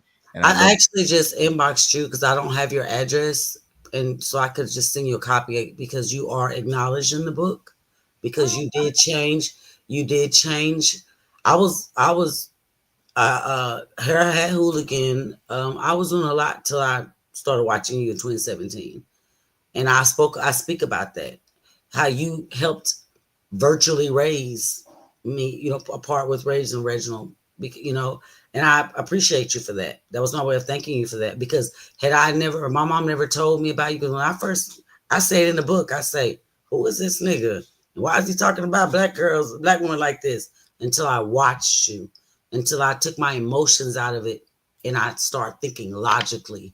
And that's what made me change. And I lost a lot of family members. I lost friends like you talk about like, and I was like, you need to go listen. It's not you were about the delivery, but this man is really speaking. When you came to that, when my son was going through a heart issue, and you came to Dallas and you treated us like I mean that did something to Reginald, and he watched you, he listened to you. He would come and he'd be sitting on my bed. He listened, and so he watched the girls. It made basically, and this is no shade to any race, any girl. I don't want to sound colorist, but it made him, by listening to you and watching what he saw. I didn't have to say don't do that. I did, but to a certain extent, listen to a man and put more men in his life, and listening to you, he chose the opposite. He has a submissive, subtle girl. They've been together for 2 years. They're talking about marriage. They're talking about, she's a senior, he's a freshman in college. But more of the story is a submissive, subtle girl. Right. And and I thank you for that. And I do, because I don't know, I'm not going to say he wouldn't have come out, but you helped a great deal, and you definitely need your acknowledgement for that. You get bashed, is the word that everybody, for a lot of things, but when is someone actually, I had to put it out there and let the world know how you helped me and my son. I felt like that you deserve that. You really did, because everything you speak about is the truth. And you always say, don't believe me, go look it up. Well, I actually did that. I didn't take everything you said. I went and looked at statistics. He is right. My son went to all boys school. I heard you say years ago, the best fathers and husbands come from a lot, statistically speaking, from boys who went to our boys school. He went to our boys school for 5 years. Well, I talked about the Chicago school where they graduated every one of their seniors, and every one of their seniors went to, Brian probably knows this, every one of their seniors graduated and was enrolled in the college. Every one of them. So fucking unheard of. My nephew did that, and he went to college too. Is it the Barack? What was the name of the school?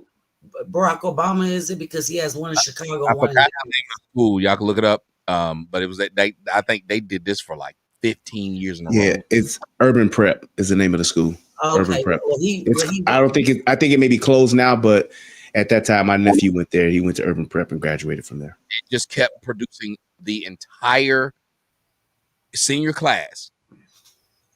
Got it accepted into a college. Entire class every year.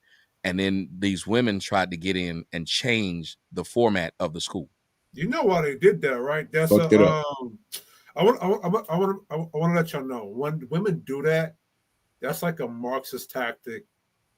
A lot of things that go on in society is like a Marxist tactic to fuck up male patriarchy or male guidance, because like I do a lot of those videos on my channel where I try to point out to Black people how Marxism has used Black culture as like a weapon to destabilize a lot of shit. So you need to talk to Lamar Kish. It's the same thing with Black Lives Matter. Same thing when Barack Obama came up with that thing for Black men. There was 3 women. Come to find out, those 3 women were Marxists. So a lot of these things, when this happens, this is a Marxist tactic to like disrupt patriarchal influence. It goes back to what Melanin was saying. The Yeah. crux of the whole thing is, I got to destroy the society by destroying the men. And if you destroy the men's influence, that's all they're doing. Everything that they're doing takes the influence of a man out, because they know full fucking well a man wouldn't be okay with this shit. Yeah. Facts. And they're not afraid of us. Right. We think we're doing something big because they allow us in their space. It's because you are no threat. You are no challenge. And if they can attack, if they can get your mind, they get you to attack the black man. They don't have to no more. They don't even need to anymore because we're doing it for them. Right. That's why I It doesn't make any sense. Like, I'm so tired. Maybe that's why I call it the brand of white supremacy. If you don't realize that that's what you're doing, if you don't realize that they're allowing you to do this, I kept asking myself, why you don't think that the women who doing the worst shit, the next thing you know, the cop dropped all the charges and they right back in the hood. And most of them are doing it in front of their kids. So the first thing they should be charged with is endangering their children, and they're never charged with that. Why not? Somebody talked about capitalism in the chat. That is a reason why, because from the Victorian era, the family unit was a microcosm to get the capitalist machine going. Marxism doesn't like capitalism. So you look at the patriarch of the family as because when you get two people competing for each other, they're going to raise children to be productive competitors in society. So Marxism looks at that as a threat. So anything to dethrone the fall of the capstone of capitalism, that's what they're doing. So a lot of the Victorian age was meant to tame the chaotic nature of human beings, really, to be more productive. This is why, like, if you go into the 70s, a lot of the hippie era, a lot of the free sex love era, that's what that was for. It was that's why they influenced women. They took accountability off of women, influenced them to where they are today. It was to destabilize that. So like anytime you see a group of men and it's forging strong men, and you see a bunch of women trying to destroy it, that's what that is. I tell you what, I got to pat myself on the back. I want to break my arm doing it. I said 15 years, and the young lady Amy said, Tommy always says, go look it up. Everything I've said, pretty much a lot of things I've said during the show, David from someone's chat, he looks it up. He looked this up, and it says 15 years. I was on the nose. I hit it on the nose. I was guessing 15 years on the nose. So 15 years. That's what I respect. You like, don't take my word for it. Go look it up. And that's the only way, you know. And that's what I did. Want to destroy that. And that's what I did. And he went to a all boys school for 5 years. He decided against. I cried. I pleaded to him not to leave. His 10th grade year. Thank God he still was successful, but he could have been. He walked away from millions of dollars in scholarships because he wanted to go. He was tired of being in the suit and the tie and around the boys, and he got influenced. He wanted to be around the girls and wear regular clothes.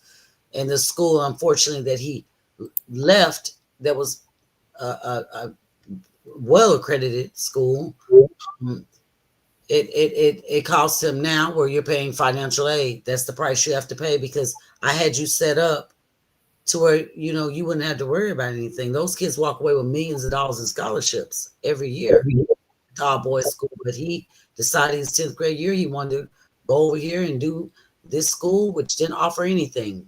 But he still ended up in college, thank God, but he would have ended up in Ivy League.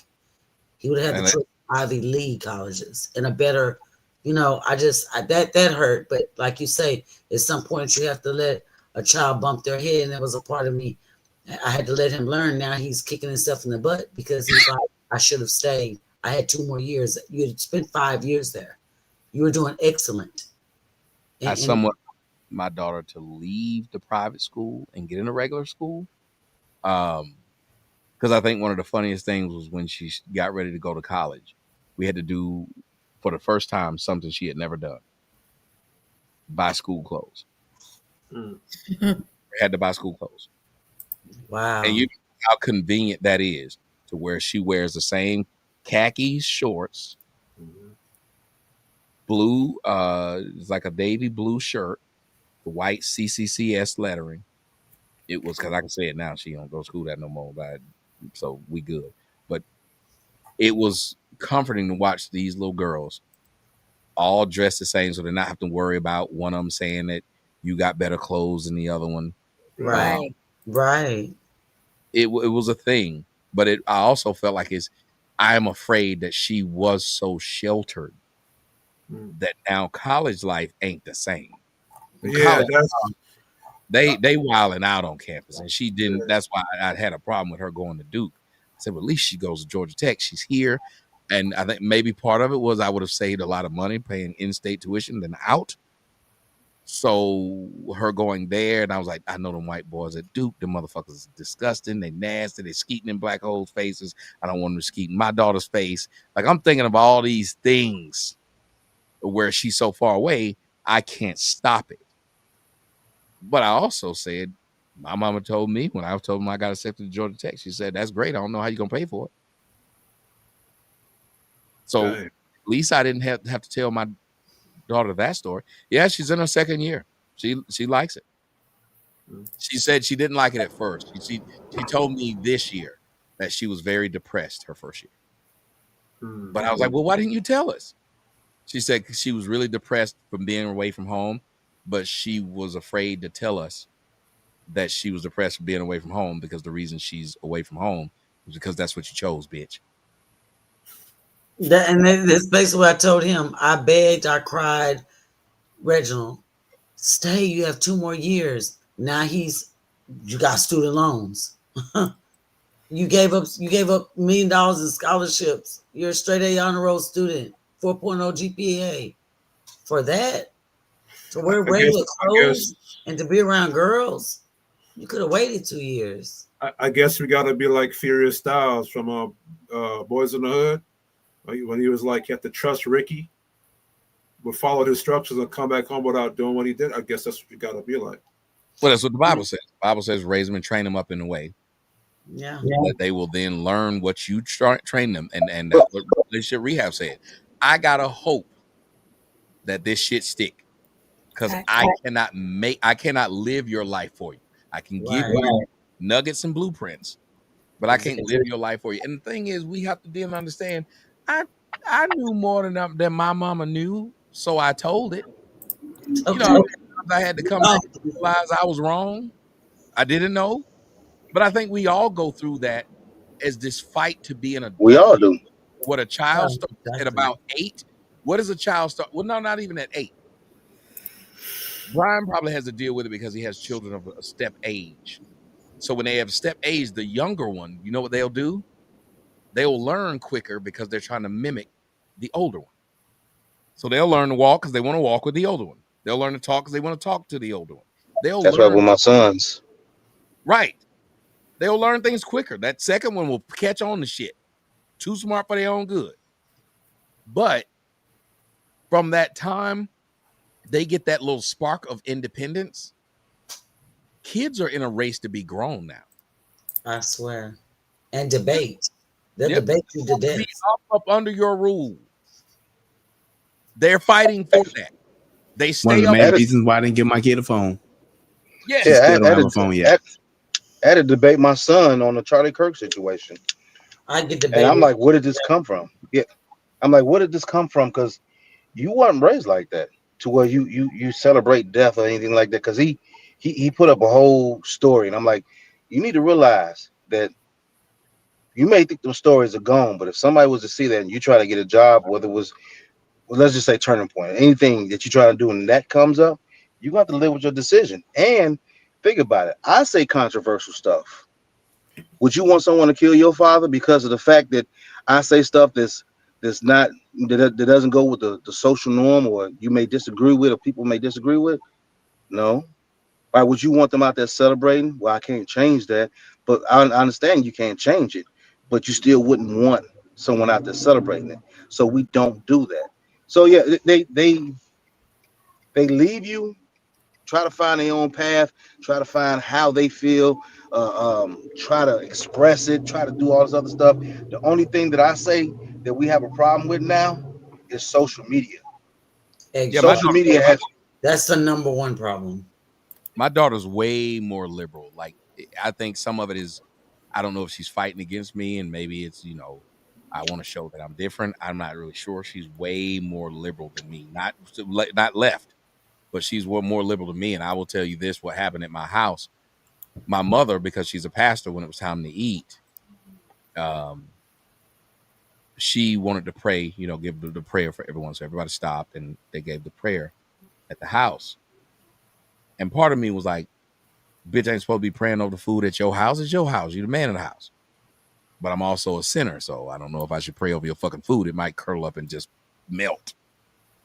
So I let her finish her prayer, and I was like, so none of y'all black women have a problem with this woman being a pastor. Cool. So when they got through, I said, Viva la Trump.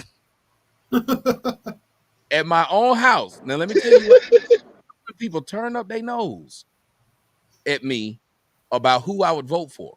But you didn't turn up your nose at a female being a pastor.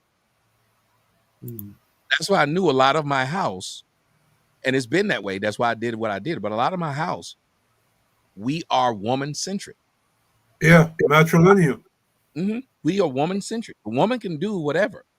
But how dare I even speak how I felt in my own house, and I paid for everything. Y'all motherfuckers came here with y'all appetites. Nobody brought a drink, nothing. And it ain't many niggas y'all know in y'all's families who can do what the fuck it was I did for them.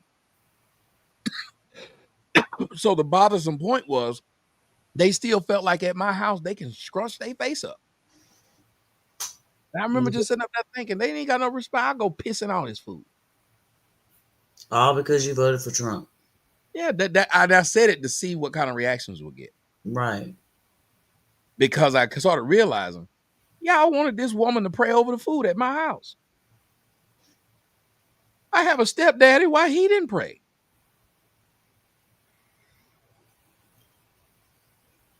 The world has gotten like really bad. Yeah, you better man than me, bro. There's no more. That you freedom better than me. It's not what I don't even know why it's still a constitutional right, because it's not like you voice your opinion, you're gonna get killed for it. That man deserved. I just don't feel like that man deserved to die because of what he said. That's just he wasn't a racist. Nope. He wasn't even a racist. No, I know. I didn't even know who he was until it happened. Until they heard him. My research instead of listening to everybody. See, I'm not a follower. So and I'm not ignorant. So right. I'm listening to everybody on Facebook. Oh, they're celebrating. I'm like, who is this man? I go look up. I actually read about this man, the things he's done. I watch his debates. I listen for like the whole week. And I'm like, really? This was y'all proud of this? I was confused. He was saying stuff that we were saying, right? That we need to correct in the black community. And he just pointed it out. And if you really looked at his debates, a lot of times he didn't just bring it out or talked about the black community. He was asked it and he answered it honestly. Thank you. Why are we doing that though? That's why I had to go look him up. I was like, what? Why are we so upset about a white person being racist? Why does it bother us that if a white person doesn't like us, don't they have that right? I've heard plenty of niggas. My grandma used to say she can't stand white people. Right. I understand that. I've never understood. Why do you care what people do? Yeah, if it's one guy who you didn't know, if he didn't like blacks, why does he need to die? Fuck him. Okay. Black folks like using that. Black folks like using that as a cop out, so that they can justify hearing that truth. They don't want to hear the truth at the end. When it all comes down to it, you can pull out all of the crayons and sock puppets and draw everything out for them. They don't want to hear the truth. And they will say that you racist as a way to say, I ain't got to hear what this person got to say and discredit everything that this person is because I can say he racist because that's a card we just get to play. That's all that shit came down to. Charlie Kirk's a racist. You ain't got to listen to him. Melanin's a pick me. You ain't got to listen to him. You got to listen to him. Yep. You got to listen to him. But there was so many black people that came out and spoke for this man. There was kids. I saw black kids. I saw black They boys go coons. viral. They came out. coons. No, they They're spoke for coons. them. They spoke for They're them. coons. That's the thing, though. They're coons. Doesn't matter what it is. They're coons. Black people do not like truth tellers. Period. No, It don't matter what you are. What I was If I saying, can't argue what you said, said, he wasn't racist. I It was know. Listen to what we're saying. We're saying black folks deem them immediately as coons. Oh yeah, that I agree with that. So what Yeah. we're saying is this: when it comes to truths, I can't dispute. What a black person does is call you a name. They'll call you a fag. Yep. You ain't got to listen to that fag. I ain't got to listen to that coon. I ain't got to listen to that. There's some word that other black people get together and be like, oh, well, if they're that, then I shouldn't listen to them either. And if you Same shit. place, It's the same shit that player niggas do to traditional niggas. They'll say a traditional guy says, I don't want a promiscuous chick. Player nigga be like, you insecure, and the women would go like, you insecure. So it's the same way. It's like a They just said it about Stephen A. Smith because Stephen A. Smith talked about Jasmine Crockett and her behavior. They turned around and said the black woman said he got little dick energy. Yeah. So basically, because you don't like what he said about her, even though it was all fucking true, he got little dick energy. So we could just discredit everything. Because I guess a nigga with a little dick can't tell no truth and ain't worth listening to because his dick look. You can only educate a nigga or tell a nigga something if you got a big dick. If you got a little dick, niggas don't need to listen to you. That's pretty much what she was saying. But that's how we are. There's certain words that are programmed into black culture that if you say it, it's an indictment on your masculinity. Yes. Specifically. That's Like because in black culture, it's like anytime a brother steps out of that unspoken Negro contract or that matrilineal, because black culture is matrilineal, right?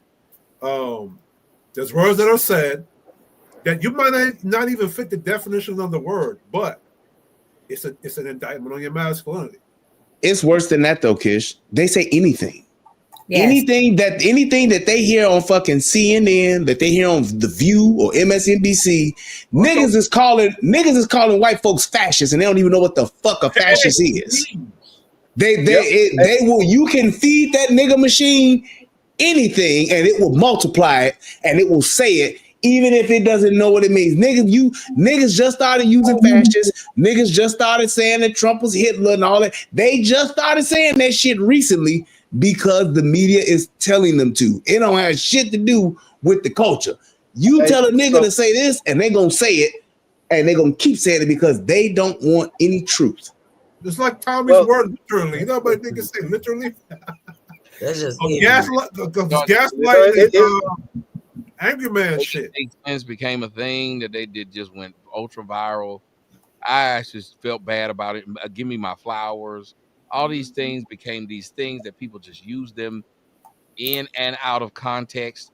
And I think black people are just prisoners of the moment in a lot of times. That's why word is hot. They'll all speak it like she ate became like every fucking, you were just walking around looking for she ate. That's diabolical. You were just looking for a thing nasty. You big mad. Yeah. You big mad. For reasons. Is you mad or not? Yeah. Is you mad or not? Narcissistic. Remember during COVID, narcissistic was a word everybody was using. Everybody's a narcissist. Hey, I'm gonna say something. You know what? I hate when niggas learn a new word or a new phrase to say because they will overuse that shit no matter what. That's it, bro. They just multiply. They just keep saying they will keep saying that word until you give them a new one. They just keep multiplying the shit. It don't stop. It doesn't stop. They will apply it no matter what. I remember when Tommy was using the word moot. Niggas didn't even know it was moot, and they was saying mute, and they just kept saying the shit.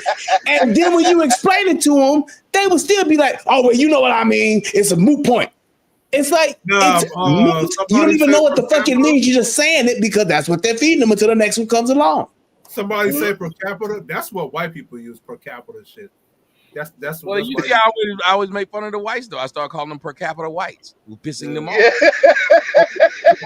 Yeah, you per capita whites, and they will make them mad. I'm like, so you don't keep bringing this per capita up. Yeah, Taught you this, and a lot of what black people are. That's why I said black people want to be junior KKK members. Because if you look at a lot of the way they act like them poor ass racist whites. Yep. They said the same stupid shit to explain the position they're in. The poor racist whites could not understand why it was black folks back in the Jim Crow era that were starting to make more money than them. The only excuse they could come up with was let's join the Klan and go burn these people shit down. Let's do stuff to them. Or make some arbitrary excuse for why we should go fuck with these black people. Yeah, this shouldn't happen where we're at. And if you look at what a lot of people are doing, they're using these ad hominem attacks. They love it when you can take people's channels down or take people's store away or get them fired, because that's their way of stopping you from being better than them. Yep. Most of these cases, the government knows that you want to see Puffy in jail. They know most of y'all niggas is mad Puffy was able to fuck the bitches you couldn't get. That's why they made the case about his sexual life. When there was a nigga that got his car blow up, and they could have made the case about that, but they decided to make it about him fucking. Again, the woman paid niggas and threatened niggas. She didn't go to jail. Mind you, they played the voice recordings of Cassie's voice on the call threatening that man. It was like, it didn't even matter. You're literally side by side with Diddy. You calling the escorts. Mind you, Diddy got no grace for them knowing that he tried to submit her to go to rehab. We just gliding over that. It doesn't matter that he hasn't talked to her in over 10 years, ain't been studying this bitch. That's probably what hurt her the most when he was gone. Exactly, and that's what she was mad about, because Young Miami lived the life that she wanted. That's the only reason why any of this came out, is because she saw the love that he had for Young Miami. Yes, I feel so bad for the white dude that's with Cassie. Exactly right. White man, like I don't feel bad. I don't feel bad for that motherfucker. Let me stop you there, sir. I would be with Cassie. She all the slutting out that she's got. $30 million. $30 million. Yeah, but it's weird. She fine, and she gave him kids. I'd have been okay with that. As a man, at the end of the day, what do you want? Yeah, she's a slut, but who isn't? I bet you Diddy would have wished he would have paid her now. He should have just paid her. He should have paid her earlier, yeah. He should have just paid her. And here's what sucks. He paid her to be quiet, and the bitch still was allowed to talk. I'd ask for a refund. Yeah, but see, I think it's bigger than that, because when he went to go, it was so funny. When he went to go suing the liquor company, some radars went off in my mind, like, you flying too close to the sun, my guy. Yeah, that's what he did. No, when he said that, but he went to what was it, the Grammys or whatever, and he was talking that big shit. They said, "No, nigga, you gotta calm that down." When he dressed up for Joker for Halloween, and he was so in character, I'm like, hey, yo, yeah, he played the Joker. Somewhere else with it. He not playing. Yeah, he did the same thing that Prince and Michael Jackson did. Yep. You said something about the wrong people. Yep. And Cosby. Alive, and I'll end it with this. We still don't know the finish of this, because he asked for them to put him into a low-level prison, but they might say fuck it and keep him into one of those where something could happen to him. Oh wow. That's still on the table, Doc. On the table, even though he only got 2 years to be there. Yep. Still on the table. 2 years is a long time. That's Fed time. That's day for day. So I look at it, I'm like, hey, you're right. When he started arguing about that, these white people don't want my alcohol to do what the white ones did, and they pitted it. When you start making them arguments, yep, he should have just kept quiet and make some for the laws of power, right? Yeah, but you don't think here's the problem with having power. When you have power, you start thinking you have more power than you actually did. Exactly. You got to remember, Scarface literally thought he had as much power as the man who put him in power, and told the nigga, "We do it next week." Like, you fuck out my phone, nigga. We do it next week. And motherfuckers like, okay, you fucking monkey.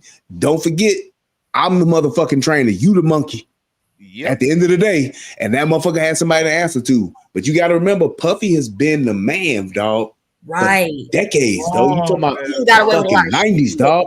Yes. You talking about that motherfucker been the man and been able to do whatever the fuck he wanted to do. Nigga working with the feds. He was untouchable. And he thought that he could do whatever he wanted. Same thing with Bill Cosby. I'm America's dad. What the fuck y'all gonna do to me? Who the fuck y'all think y'all are? I'm America's dad, motherfucker. I can say what I want to do. I want to buy CBS. No, nigga. You think Michael Jackson hit one time? He was literally the Right. king of pop. Bitches falling out. He could do anything. Anything. He fucked around and bought the catalog. That Sony catalog? The Beatles. He had more than just the Beatles.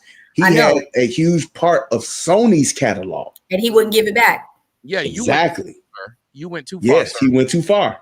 These allegations came out. Somebody said Michael owned half of Sony. Yep. Yes. They wouldn't let him keep that. You can't keep that. Yes. Come on now. Thank you. Yeah. That was the whole thing. And that, even with that last shit that he was doing, that concert and shit he was doing, man, he was trying to get the fuck. He was trying to be done, but them motherfuckers like, no, you ain't gonna just walk away like that, bro. R. Kelly, Prince, more dead than alive.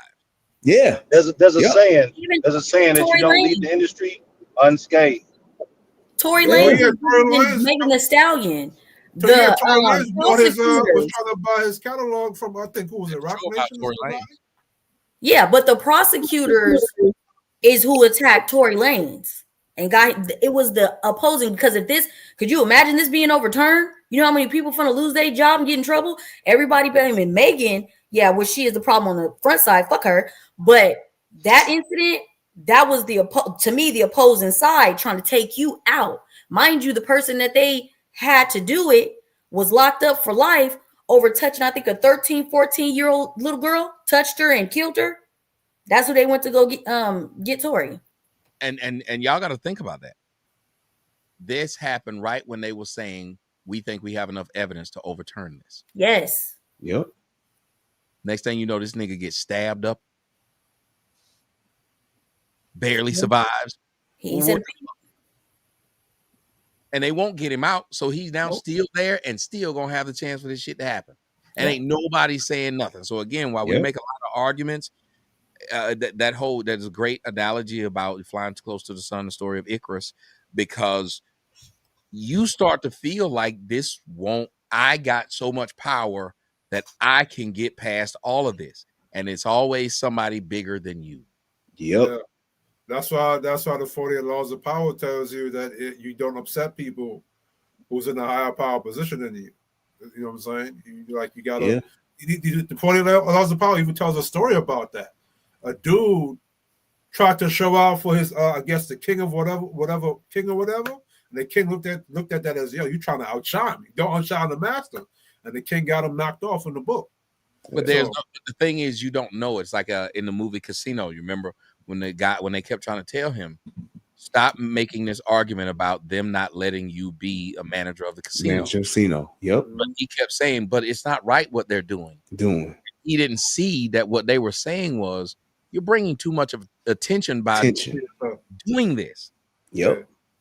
But he thought everybody loves me in the sound of Vegas. I'm Ace. Yeah. I'm Ace, man. Shit. And he even got to talking jazzy. He even got to talking jazzy to Nikki. And Nikki had to remind her, like, man, you brought me out here.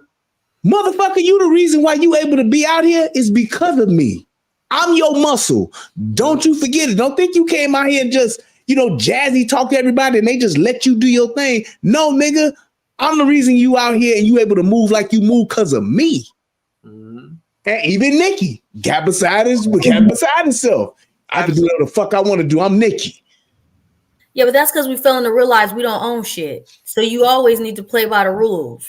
I want to respond to somebody. Somebody said in the chat about Jamaican flag being too subservient. Listen, in the world of men, there's always a hierarchy. So there's always somebody bigger than you, more powerful than you, and men, we understand that. Yep. So it's not about being subservient, it's about respect and power. Now, if you're going to now climb the ladder and get to that position, then you can talk your big shit. But until then, shut the fuck up and play your role. We're not back on the slave plantation where niggas got to rebel and fight for their freedom. We in a civilized world, so I don't know where that come from. Like, niggas need to understand. I think because y'all raised by y'all women, you don't understand the world of men and how we operate and hierarchy in these things. So y'all just say shit.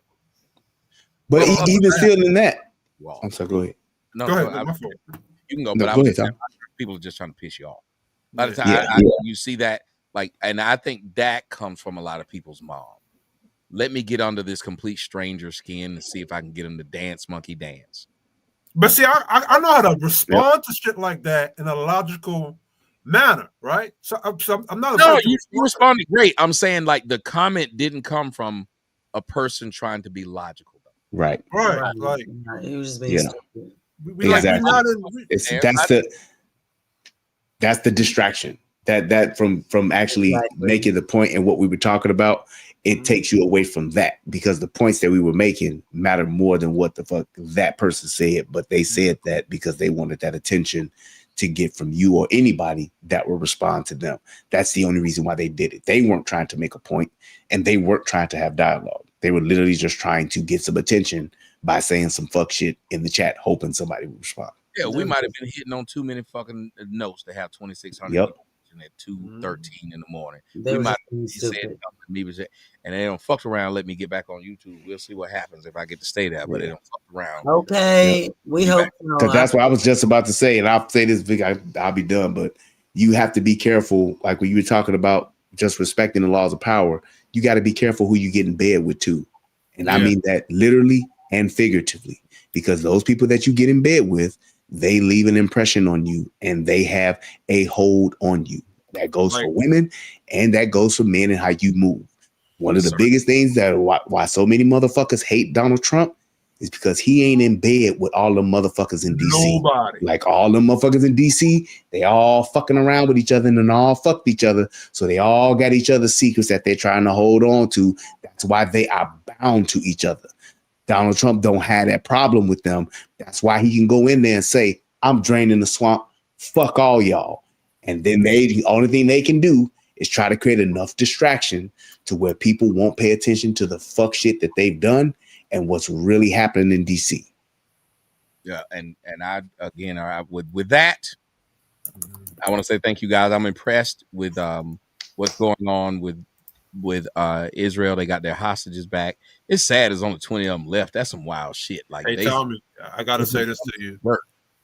When you go back on YouTube, you can't you like how I told you to respect the position of power. You can't talk about the people on YouTube. That's what got you in trouble the first time. Oh, I know. That's what Rumble is for. That's why I still love Rumble, and Rumble's gonna always be my main bitch. YouTube is just a side bitch. Yeah, it's most jealous to be. Yeah, that what. So I did it that way. I'm jealous.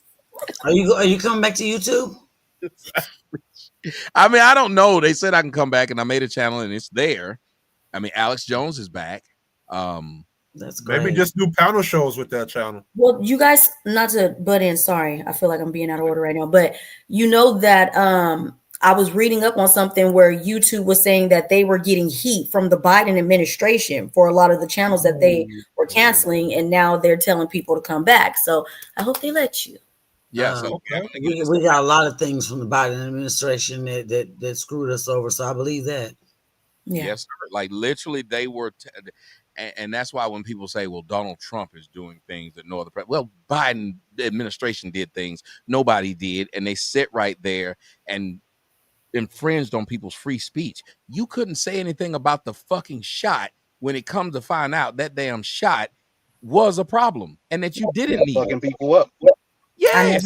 Oh yeah, I gotta go watch the press they was doing on it and go do a video about it, because everything people were saying about that shot is now coming out that it was true, and people are getting counsels for it. You do videos on it, fact check pop up on your YouTube thing. So come to find out, a lot of that shit was true.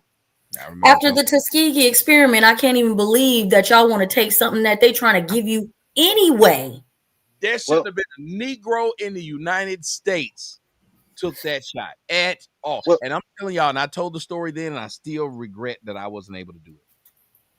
Her mother, without my acknowledgement, went and took my daughter to get that shot. I got the shot and gave it to my kids. Wow. No, I didn't get it.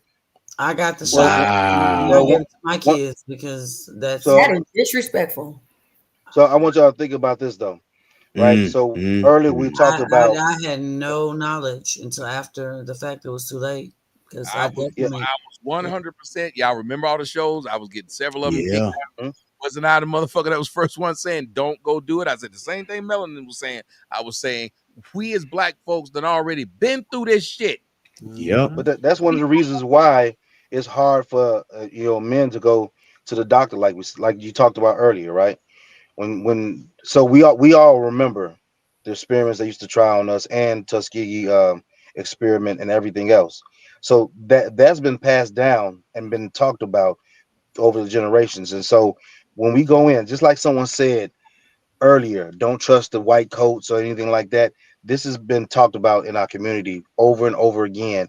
Don't go to the doctor. They're going to try and give you this drug. They're going to try and poison you. They're going to try and do this. And now we see that people are dying because they're not going to the doctor and getting checked out and actually living a healthier life. See, it's a double-edged sword. It's a double-edged sword. It's the thing. You got if in typical medicine in the United States, they're making a motherfucker wait 10 years before it gets through. They went through in 10 minutes. Right. Yep. Yeah. They have no idea what the long-term effects of this thing is. And remember, they put Trump in that position to put it, because I remember that time it was like, you ain't doing nothing about us, and Trump just did it to shut people up. And then now they know what they're gonna do? They're gonna turn around and blame Trump for pushing that thing. But here's my problem. What was you saying? Yeah. You want to tell me that women are saying my body, my choice, but you didn't turn around and gave American citizens no choice over their body to the point where you forced them to get a shot or they can't eat. They were telling nurses, get this shot or you won't be able to work. They were telling people that work for the government, get this shot or you won't be able to work. They told the NBA, the NFL, and all the major league sports, get this shot or you can't be there. Look at how they treated Kyrie Rodgers, Kyrie Irving. They told regular workers, whether it was just to keep a job, for people to be able to provide for their families, you had to go get that shot. They didn't say this about. Hey, think about it. AIDS was out here killing motherfuckers. They didn't tell us without a condom you can't come work here. Right. Something to me, that is how I looked at it. That was my gauge of it. Something's not right when you're forcing me to do something, and these other places they don't force you to do anything, which would actually help. It would actually help society if they forced a lot of this shit to happen. Like if they forced nutritious food on motherfuckers. They don't do that. They let you poison yourself with big gulps. Poison yourself. But see, they're talking about Trump, but Trump is actually making a change. That's what I'm saying. Everybody got an issue with Trump, but sometimes you have to make those hard decisions to bring about the correct change, because he's creating those laws where you can't no longer buy junk food with food stamps. Exactly. Even the fact that he's taking those, I don't know if you can say the AB, the unaliving of like when you're pregnant. I don't know if you say that word over here, but the fact that he made that go away is because y'all using it like it's a bag of Skittles. Hold on, let me say something. Let me say something to black women or women in general. When y'all make that excuse that y'all want to unalive a baby because of what, incest or whatever rape situation happened in the family, the government is not stupid. You know y'all going to have hot girl summers and deleting y'all kids because of y'all having irresponsible sex. They're not dumb, so they're not going to pass a law based on that. You had to have that procedure because she had incest, or nobody knows a woman who had that procedure because of this. And if it was that damn bad, we don't need abortion. You know what we need? We need to go find these men that's out here doing this to these women. Why would that?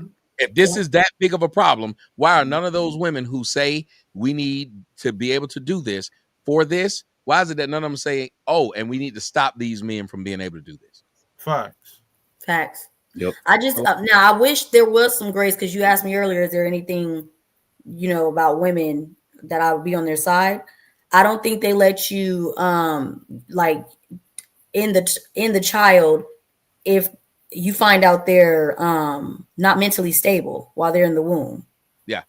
Well, I actually think that you can do that early on, and you have to have that shit. Why did I lose the word? I remember it because part of what I had to do in order to even become a psychologist, we get kind of basic training of a doctor. So we're technically on the line of being a doctor. And they take this big needle and they can stick it in that the amniotic fluid. They test it. Yeah, but there's a thing that they call it when they do it, and they can tell when early, and you're allowed to in a lot of states. Well, then I'll take it back. Yeah. Bitch, ain't nothing to complain about. Ain't nothing to complain about. No, so but I'm with you on that, because I mean, but then the opponents of it will then talk about eugenics. And at first I thought it was the niggas that sung "Sweet Dreams Are Made of This," but I that's the Eurythmics. Eurythmics. He said eugenics. Oh, the people that made Sweet Dreams. Oh yeah, that's my shit, man. It's great. I have a question. Because I'm curious now. Y'all kind of got me over curious. Amniocentesis. Thank you. What I don't know exactly. So what, we took the shot. We didn't take this last shot, but we did take the first 3 shots.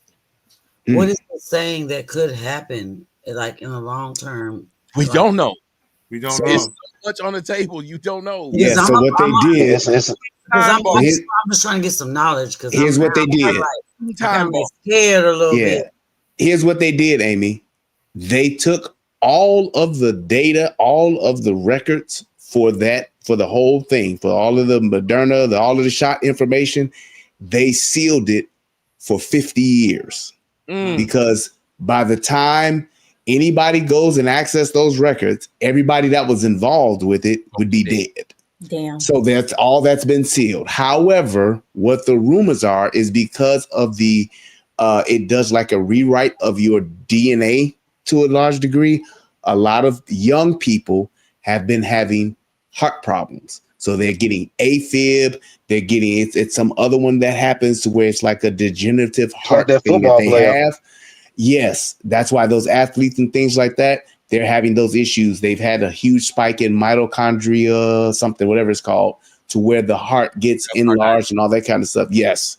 So that's what's been happening. But there is no way for them to prove that because all of the information has been sealed for 50 years. So people are dying of heart attacks out of the blue.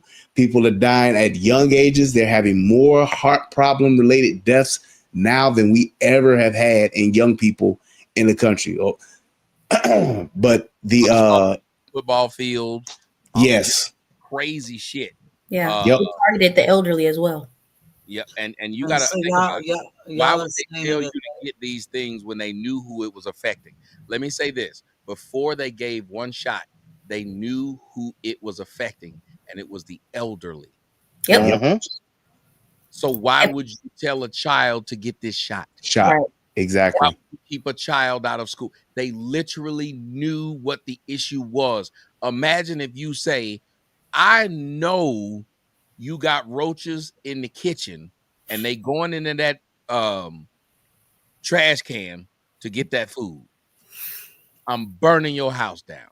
You burn my house down when all you got to do is remove the shit out the trash can where the roaches are going. And that's what they did to human beings. They burned down the American population and the population all over the world to do what? Test. To protect the elderly. Yep. And then also think about the fact that when they start populating, when these people start that they got the shot, having children. Yes. Thank you. And then you start having deformities. I'm not saying that you are or anything, but What I'm saying is the deformities and all of the crazy stuff. If you think autism is a problem now, or with autism and that's the big thing that they're going with, ADHD, ADD, all other stuff, just wait till they start popping these babies out, and you're gonna have a big the study that even with anything like polio or any type of disease, the study is ongoing for years and years and years. Yeah. The effect of it. The effect of it goes years and years. Also, think about how Johnson & Johnson, how that affected so many women. Think about with the cancer and the powder, right? And the baby powder. Yep. You should have known not that. There ain't no way you would have taken a Johnson & Johnson when that's 2 dicks. Do this thing. Terrible. That's 2 dicks. You should know better than that. Yes, you should have known better than to take that. Any man that took Johnson & Johnson is gay. But the point behind it is, yes, dear, there was so much unknown. I just felt like, and again, it's no way of knowing. I don't fault the people for doing it because they scared the shit out of y'all. Many of y'all didn't have, any knowledge. But I just kept saying, part of it is a religious thing. I'm gonna leave with what God gave me. How about this? He gave me enough to be able to eat right and take care of myself to where this won't happen. And let me tell you something. If that's the case, why we ain't doing this shit with the flu? The fuck? You don't force nobody to get a flu shot. Nope. But Tommy, most of us had already caught it before the vaccine. You had already caught it and beat it on your own before any of the vaccines came out. Before they ever even announced it, I had already caught it. Like that November, December, it was like, what the fuck is going on? Yeah. Melanin. That's what happened to me. So that's happened to a lot of people around us. We just didn't know the name of it because it was going on in China. It's just a fucking flu. I got over there. Irritating. It took yes. Down for 3 weeks. It was deep. I was out for like a week. I couldn't get off the couch, and I was going to the hospital. And they were like, it's not the flu. It's not this. It's not that. This was exactly in December. It ran its course. It was in December. Yes. To a lot of people, and there was and you would think. Sorry to cut you off. And you would think because it was happening right around December, November. Everybody stuff themselves and catch a lot of whatever from what they stuff themselves with. You would think a lot of people would be immune from that because around that time, everybody catches flu around that time. So this wasn't no flu. I'm talking about what Melanin is talking about. It felt like I had never been that sick in my life, and then my kid was that sick, and we were like, "What is going on?" But we didn't know at the time that that's what it was. Oh yeah, you gonna pass it to everybody in the house. I had a bitch come to take care of me while I was in the house. That bitch got sick, so I said, "Well, let's just lay here and be sick together, and fuck each other." Y'all what it's like to fuck and be physically too tired to fuck and sweating and shit feel wrong. It's the worst feeling in the world. Right. Well, but you're supposed to sweat it out anyway, because like the flu. But like you gotta sweat it out. I know a lot of niggas that was shacking up. Not a lot of yes, a lot of them did that. They shacked up like Kobe. They sit up there and they was like, fuck it. Let's just because people were afraid to go out.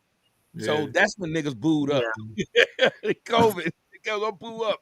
Now we think we gonna die, the world gonna end. A nigga start treating a bitch better. Until cuffing season ended. So fuck it, I'm back out here. Real. Wait a minute, we can go back out, bitch. I don't like it. Hold on, Tommy. A lot of babies was born around that time too. They got put on child support. I know niggas personally that did that dumb shit. Well, all I can pray is that pray because we definitely took it. I do regret it now, but there's nothing we can do about it. It is what it is now. If your body gonna do what your body gonna do. One thing I do know is I'm a pescatarian, and so we don't eat red meat like we eat. Yeah, I'm Baptist myself. Oh, you took my joke. No, out. I drink a lot of water and I eat vitamins. All I can do is just keep trying to flush maybe whatever it is out of us. I don't know. No, you listen. It's one of those things, and that's why I don't know. And my fear is what could happen to my baby. But my daughter got it because her fucking mama said, fuck you, I'm going to sneak her to go do this. And that's what she did. And I know I feel bad that I gave it to my kids. And my girl, Sassy Girl, said that her son's father did it to her. Like, they allowed these motherfuckers to do that shit. I mean, a lot of the schools were. Oh, a man did that to a woman too with their child? Because she's so she was like, and she didn't want this to happen. But her husband, I mean, her kid's father, and she's in the comment section. Her kid's father was saying, I got to protect my kid. So I'm going to sneak him and do it. And they allowed this. This is not a thing that they said you need both parents to sign off on. That's how diabolical, if you want to use that word, but that's how deceptive the governments were. They said, oh, in this case, it's the same thing they're doing when you can let your kid go through them surgeries and become a woman. Let your boy become a girl. You got to tell the parent, They do a lot of doctors did that shit. There should be somebody to sue them for that. Yeah, they do it on purpose. And when you sit up here and say, okay, y'all only need consent from one parent to do this, what the fuck kind of shit is this? So now I had to hear from you that you did this to our daughter, and I hear that you're saying you're trying to protect her, but you're also not worried about what you did to her. Yep. What are the facts? You're not protecting her going around me. I'm the head. You're not protecting shit. But one thing with me and the wife, we both said, no, we ain't taking that shit. And it was crazy because my wife, she was like, wait a minute, they came up with this in how long? And a year or some change or whatever. No, that shit don't sound right. We both were sitting there talking about it. Like, no. And I remember going to the doctor, just getting a checkup or something like that, right? And one of the nurses asked me, he said, did you get your COVID shot? I said, no. She's like, you don't want it? Like, no. You sure you don't want it? I said, no. And she got real pushy about it. You should get it. Blah. No, I told you no, lady. Because you remember they were giving niggas hamburgers and hot dogs to get the shot? Man, oh yeah. Remember Juvenile? Remember Juvenile vaxxed that thing up. Yes. Yeah. What? Yes, they went out of their way. They were giving people hamburgers and hot dogs, telling you it's fun. Telling you yes. Yeah, Juvenile actually promoted it. People. That's how they got poor people and homeless people to do it. I know a chick.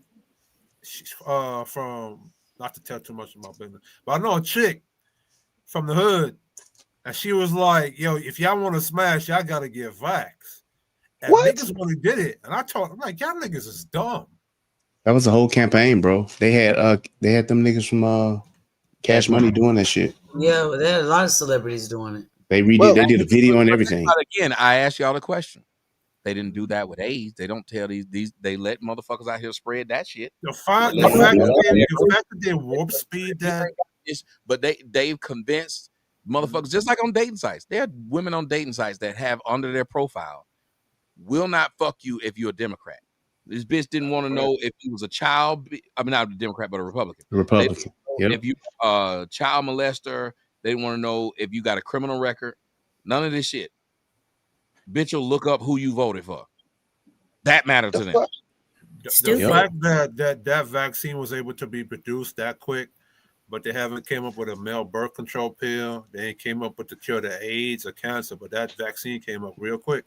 But that wasn't even the problem with it, because it wasn't the problem of you doing that. People didn't realize and weren't educated on how the process goes. You can develop that, the vax in 2 months. However, standard protocol is 10 years of research and 10 years of testing for a vaccination. Other than that, it's just a shot. So they were trying, they disguised it as a vaccination, trying to say when you're vaccinated from something, that means like I'm vaccinated from the measles. That means I'm not going to get it. Y'all were telling me this was a vaccination when it actually wasn't. This was just a shot. Yes, that's all this shit was. But y'all disguised it as that and said, "Oh, well, it makes it not as severe." So yes, and look at what Sassy Girl said. I forgot about that. Yep. They told that too. Time off their sentence. They did. Yep. They did. And at the end of the day, it was all for Yeah, all of the fucked up shit that comes from this was all just a money grab because Pfizer and Johnson & Johnson and Moderna and all of them, they all got government subsidies for every fucking shot. Every fucking vial that you saw them making going around them conveyor belts and shit, they got money for every last one of them vials. That's all it was about. It wasn't about we trying to save lives of the people and all. It was all bullshit. They just wanted to get this money because they had a crisis that they could exploit. Do you feel like it was some of this was part of population control though? Yes. Because a lot of people did lose their life. Yeah, absolutely. I mean, and that was one of the things that fucking Gates talked about. Yep. He's one of them motherfuckers that believe there's too many people living on the planet and that we got to do something about it because there's too many people and people got to die and we got to have some massive shit happen to cull the population. Essentially, that's what they want. They believe that shit. That's that Soros shit too. These motherfuckers hate America. They literally want to destroy America because they're at the top of the food chain, if you will. They're the richest people in the world, which means if we can destroy this shit, we'll be in power and we will rule the entire world. That's all they're trying to do. Right. This is all the money. It's about money, but it's about a power. It's about power grab. Imagine if they ran the United States like they run China. We don't know what the fuck goes on in China. We don't know what the fuck goes on in Japan, Korea. We don't know what the fuck is going on over there. Those motherfuckers don't have free speech. They get to do what the fuck they want, say what the fuck they want, and they're telling us what's happening over there.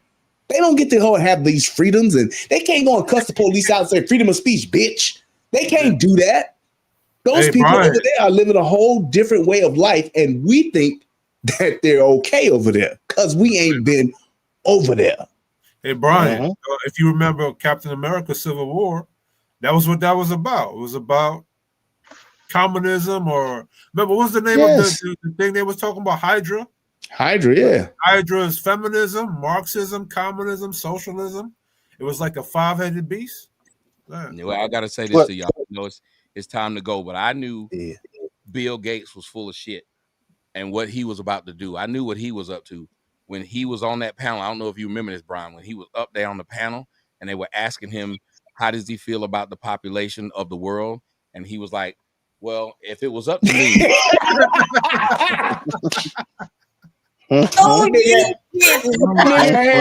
The whole gauntlet on with all of the stones in that motherfucker. If it was up to Lisa, let me think. How do I feel about the population? Oh man, listen, I will talk to y'all later. I had fun. I hope y'all did too. Great time, bro. Thank you. Thank you very much. Tuesday. Love you guys. Y'all get out of here and have a good time. We're gonna support the book, guys, if you don't mind. I really would appreciate it. Yes. We're gonna have you on to talk directly about that book. Right. After you read it, you're supposed to read it first. And I want you to know what was said first. You might be like, why the hell did she say this about me? Yes, that's why I said I need it so I can read. I read it. You gotta send me your address. I DM'd you though. I DM'd you. Even though it's on my website, I will send it to you. It's on my contact. It's right there where it says contact.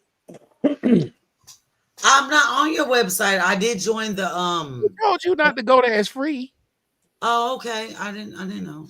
But I did pay. I just paid for the month of the StreamYard. Yeah, it's free to go there and right on the contacts. It has everything. I will talk to you guys later. Thank you, Amy. Thank you, Corey. Thank you. Thank you. Thank you for having me. I will see you guys later. Good night. What? What happened?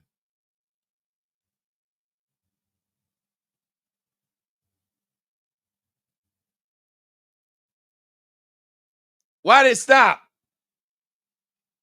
I don't like this.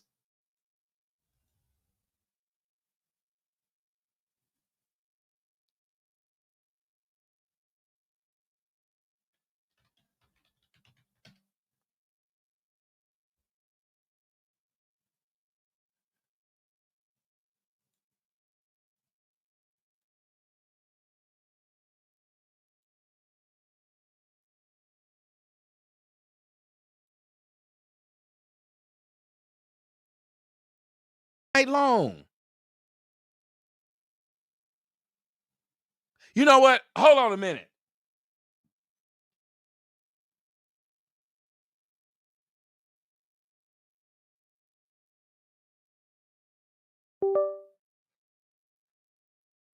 Aha.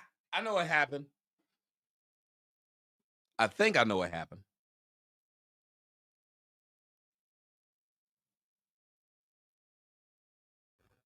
Thank you. You say you like the Taxi remix? I like it too. Let me see. Maybe I got to find something else to play. Maybe it was just that song. Maybe the fucking file is corrupted. The fucking file is corrupted. You never know.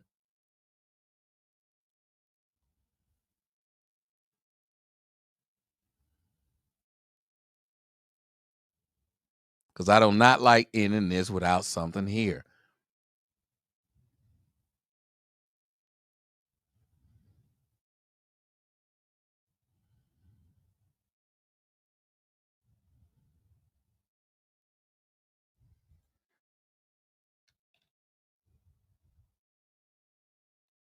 Maybe this works. Let's see if this works.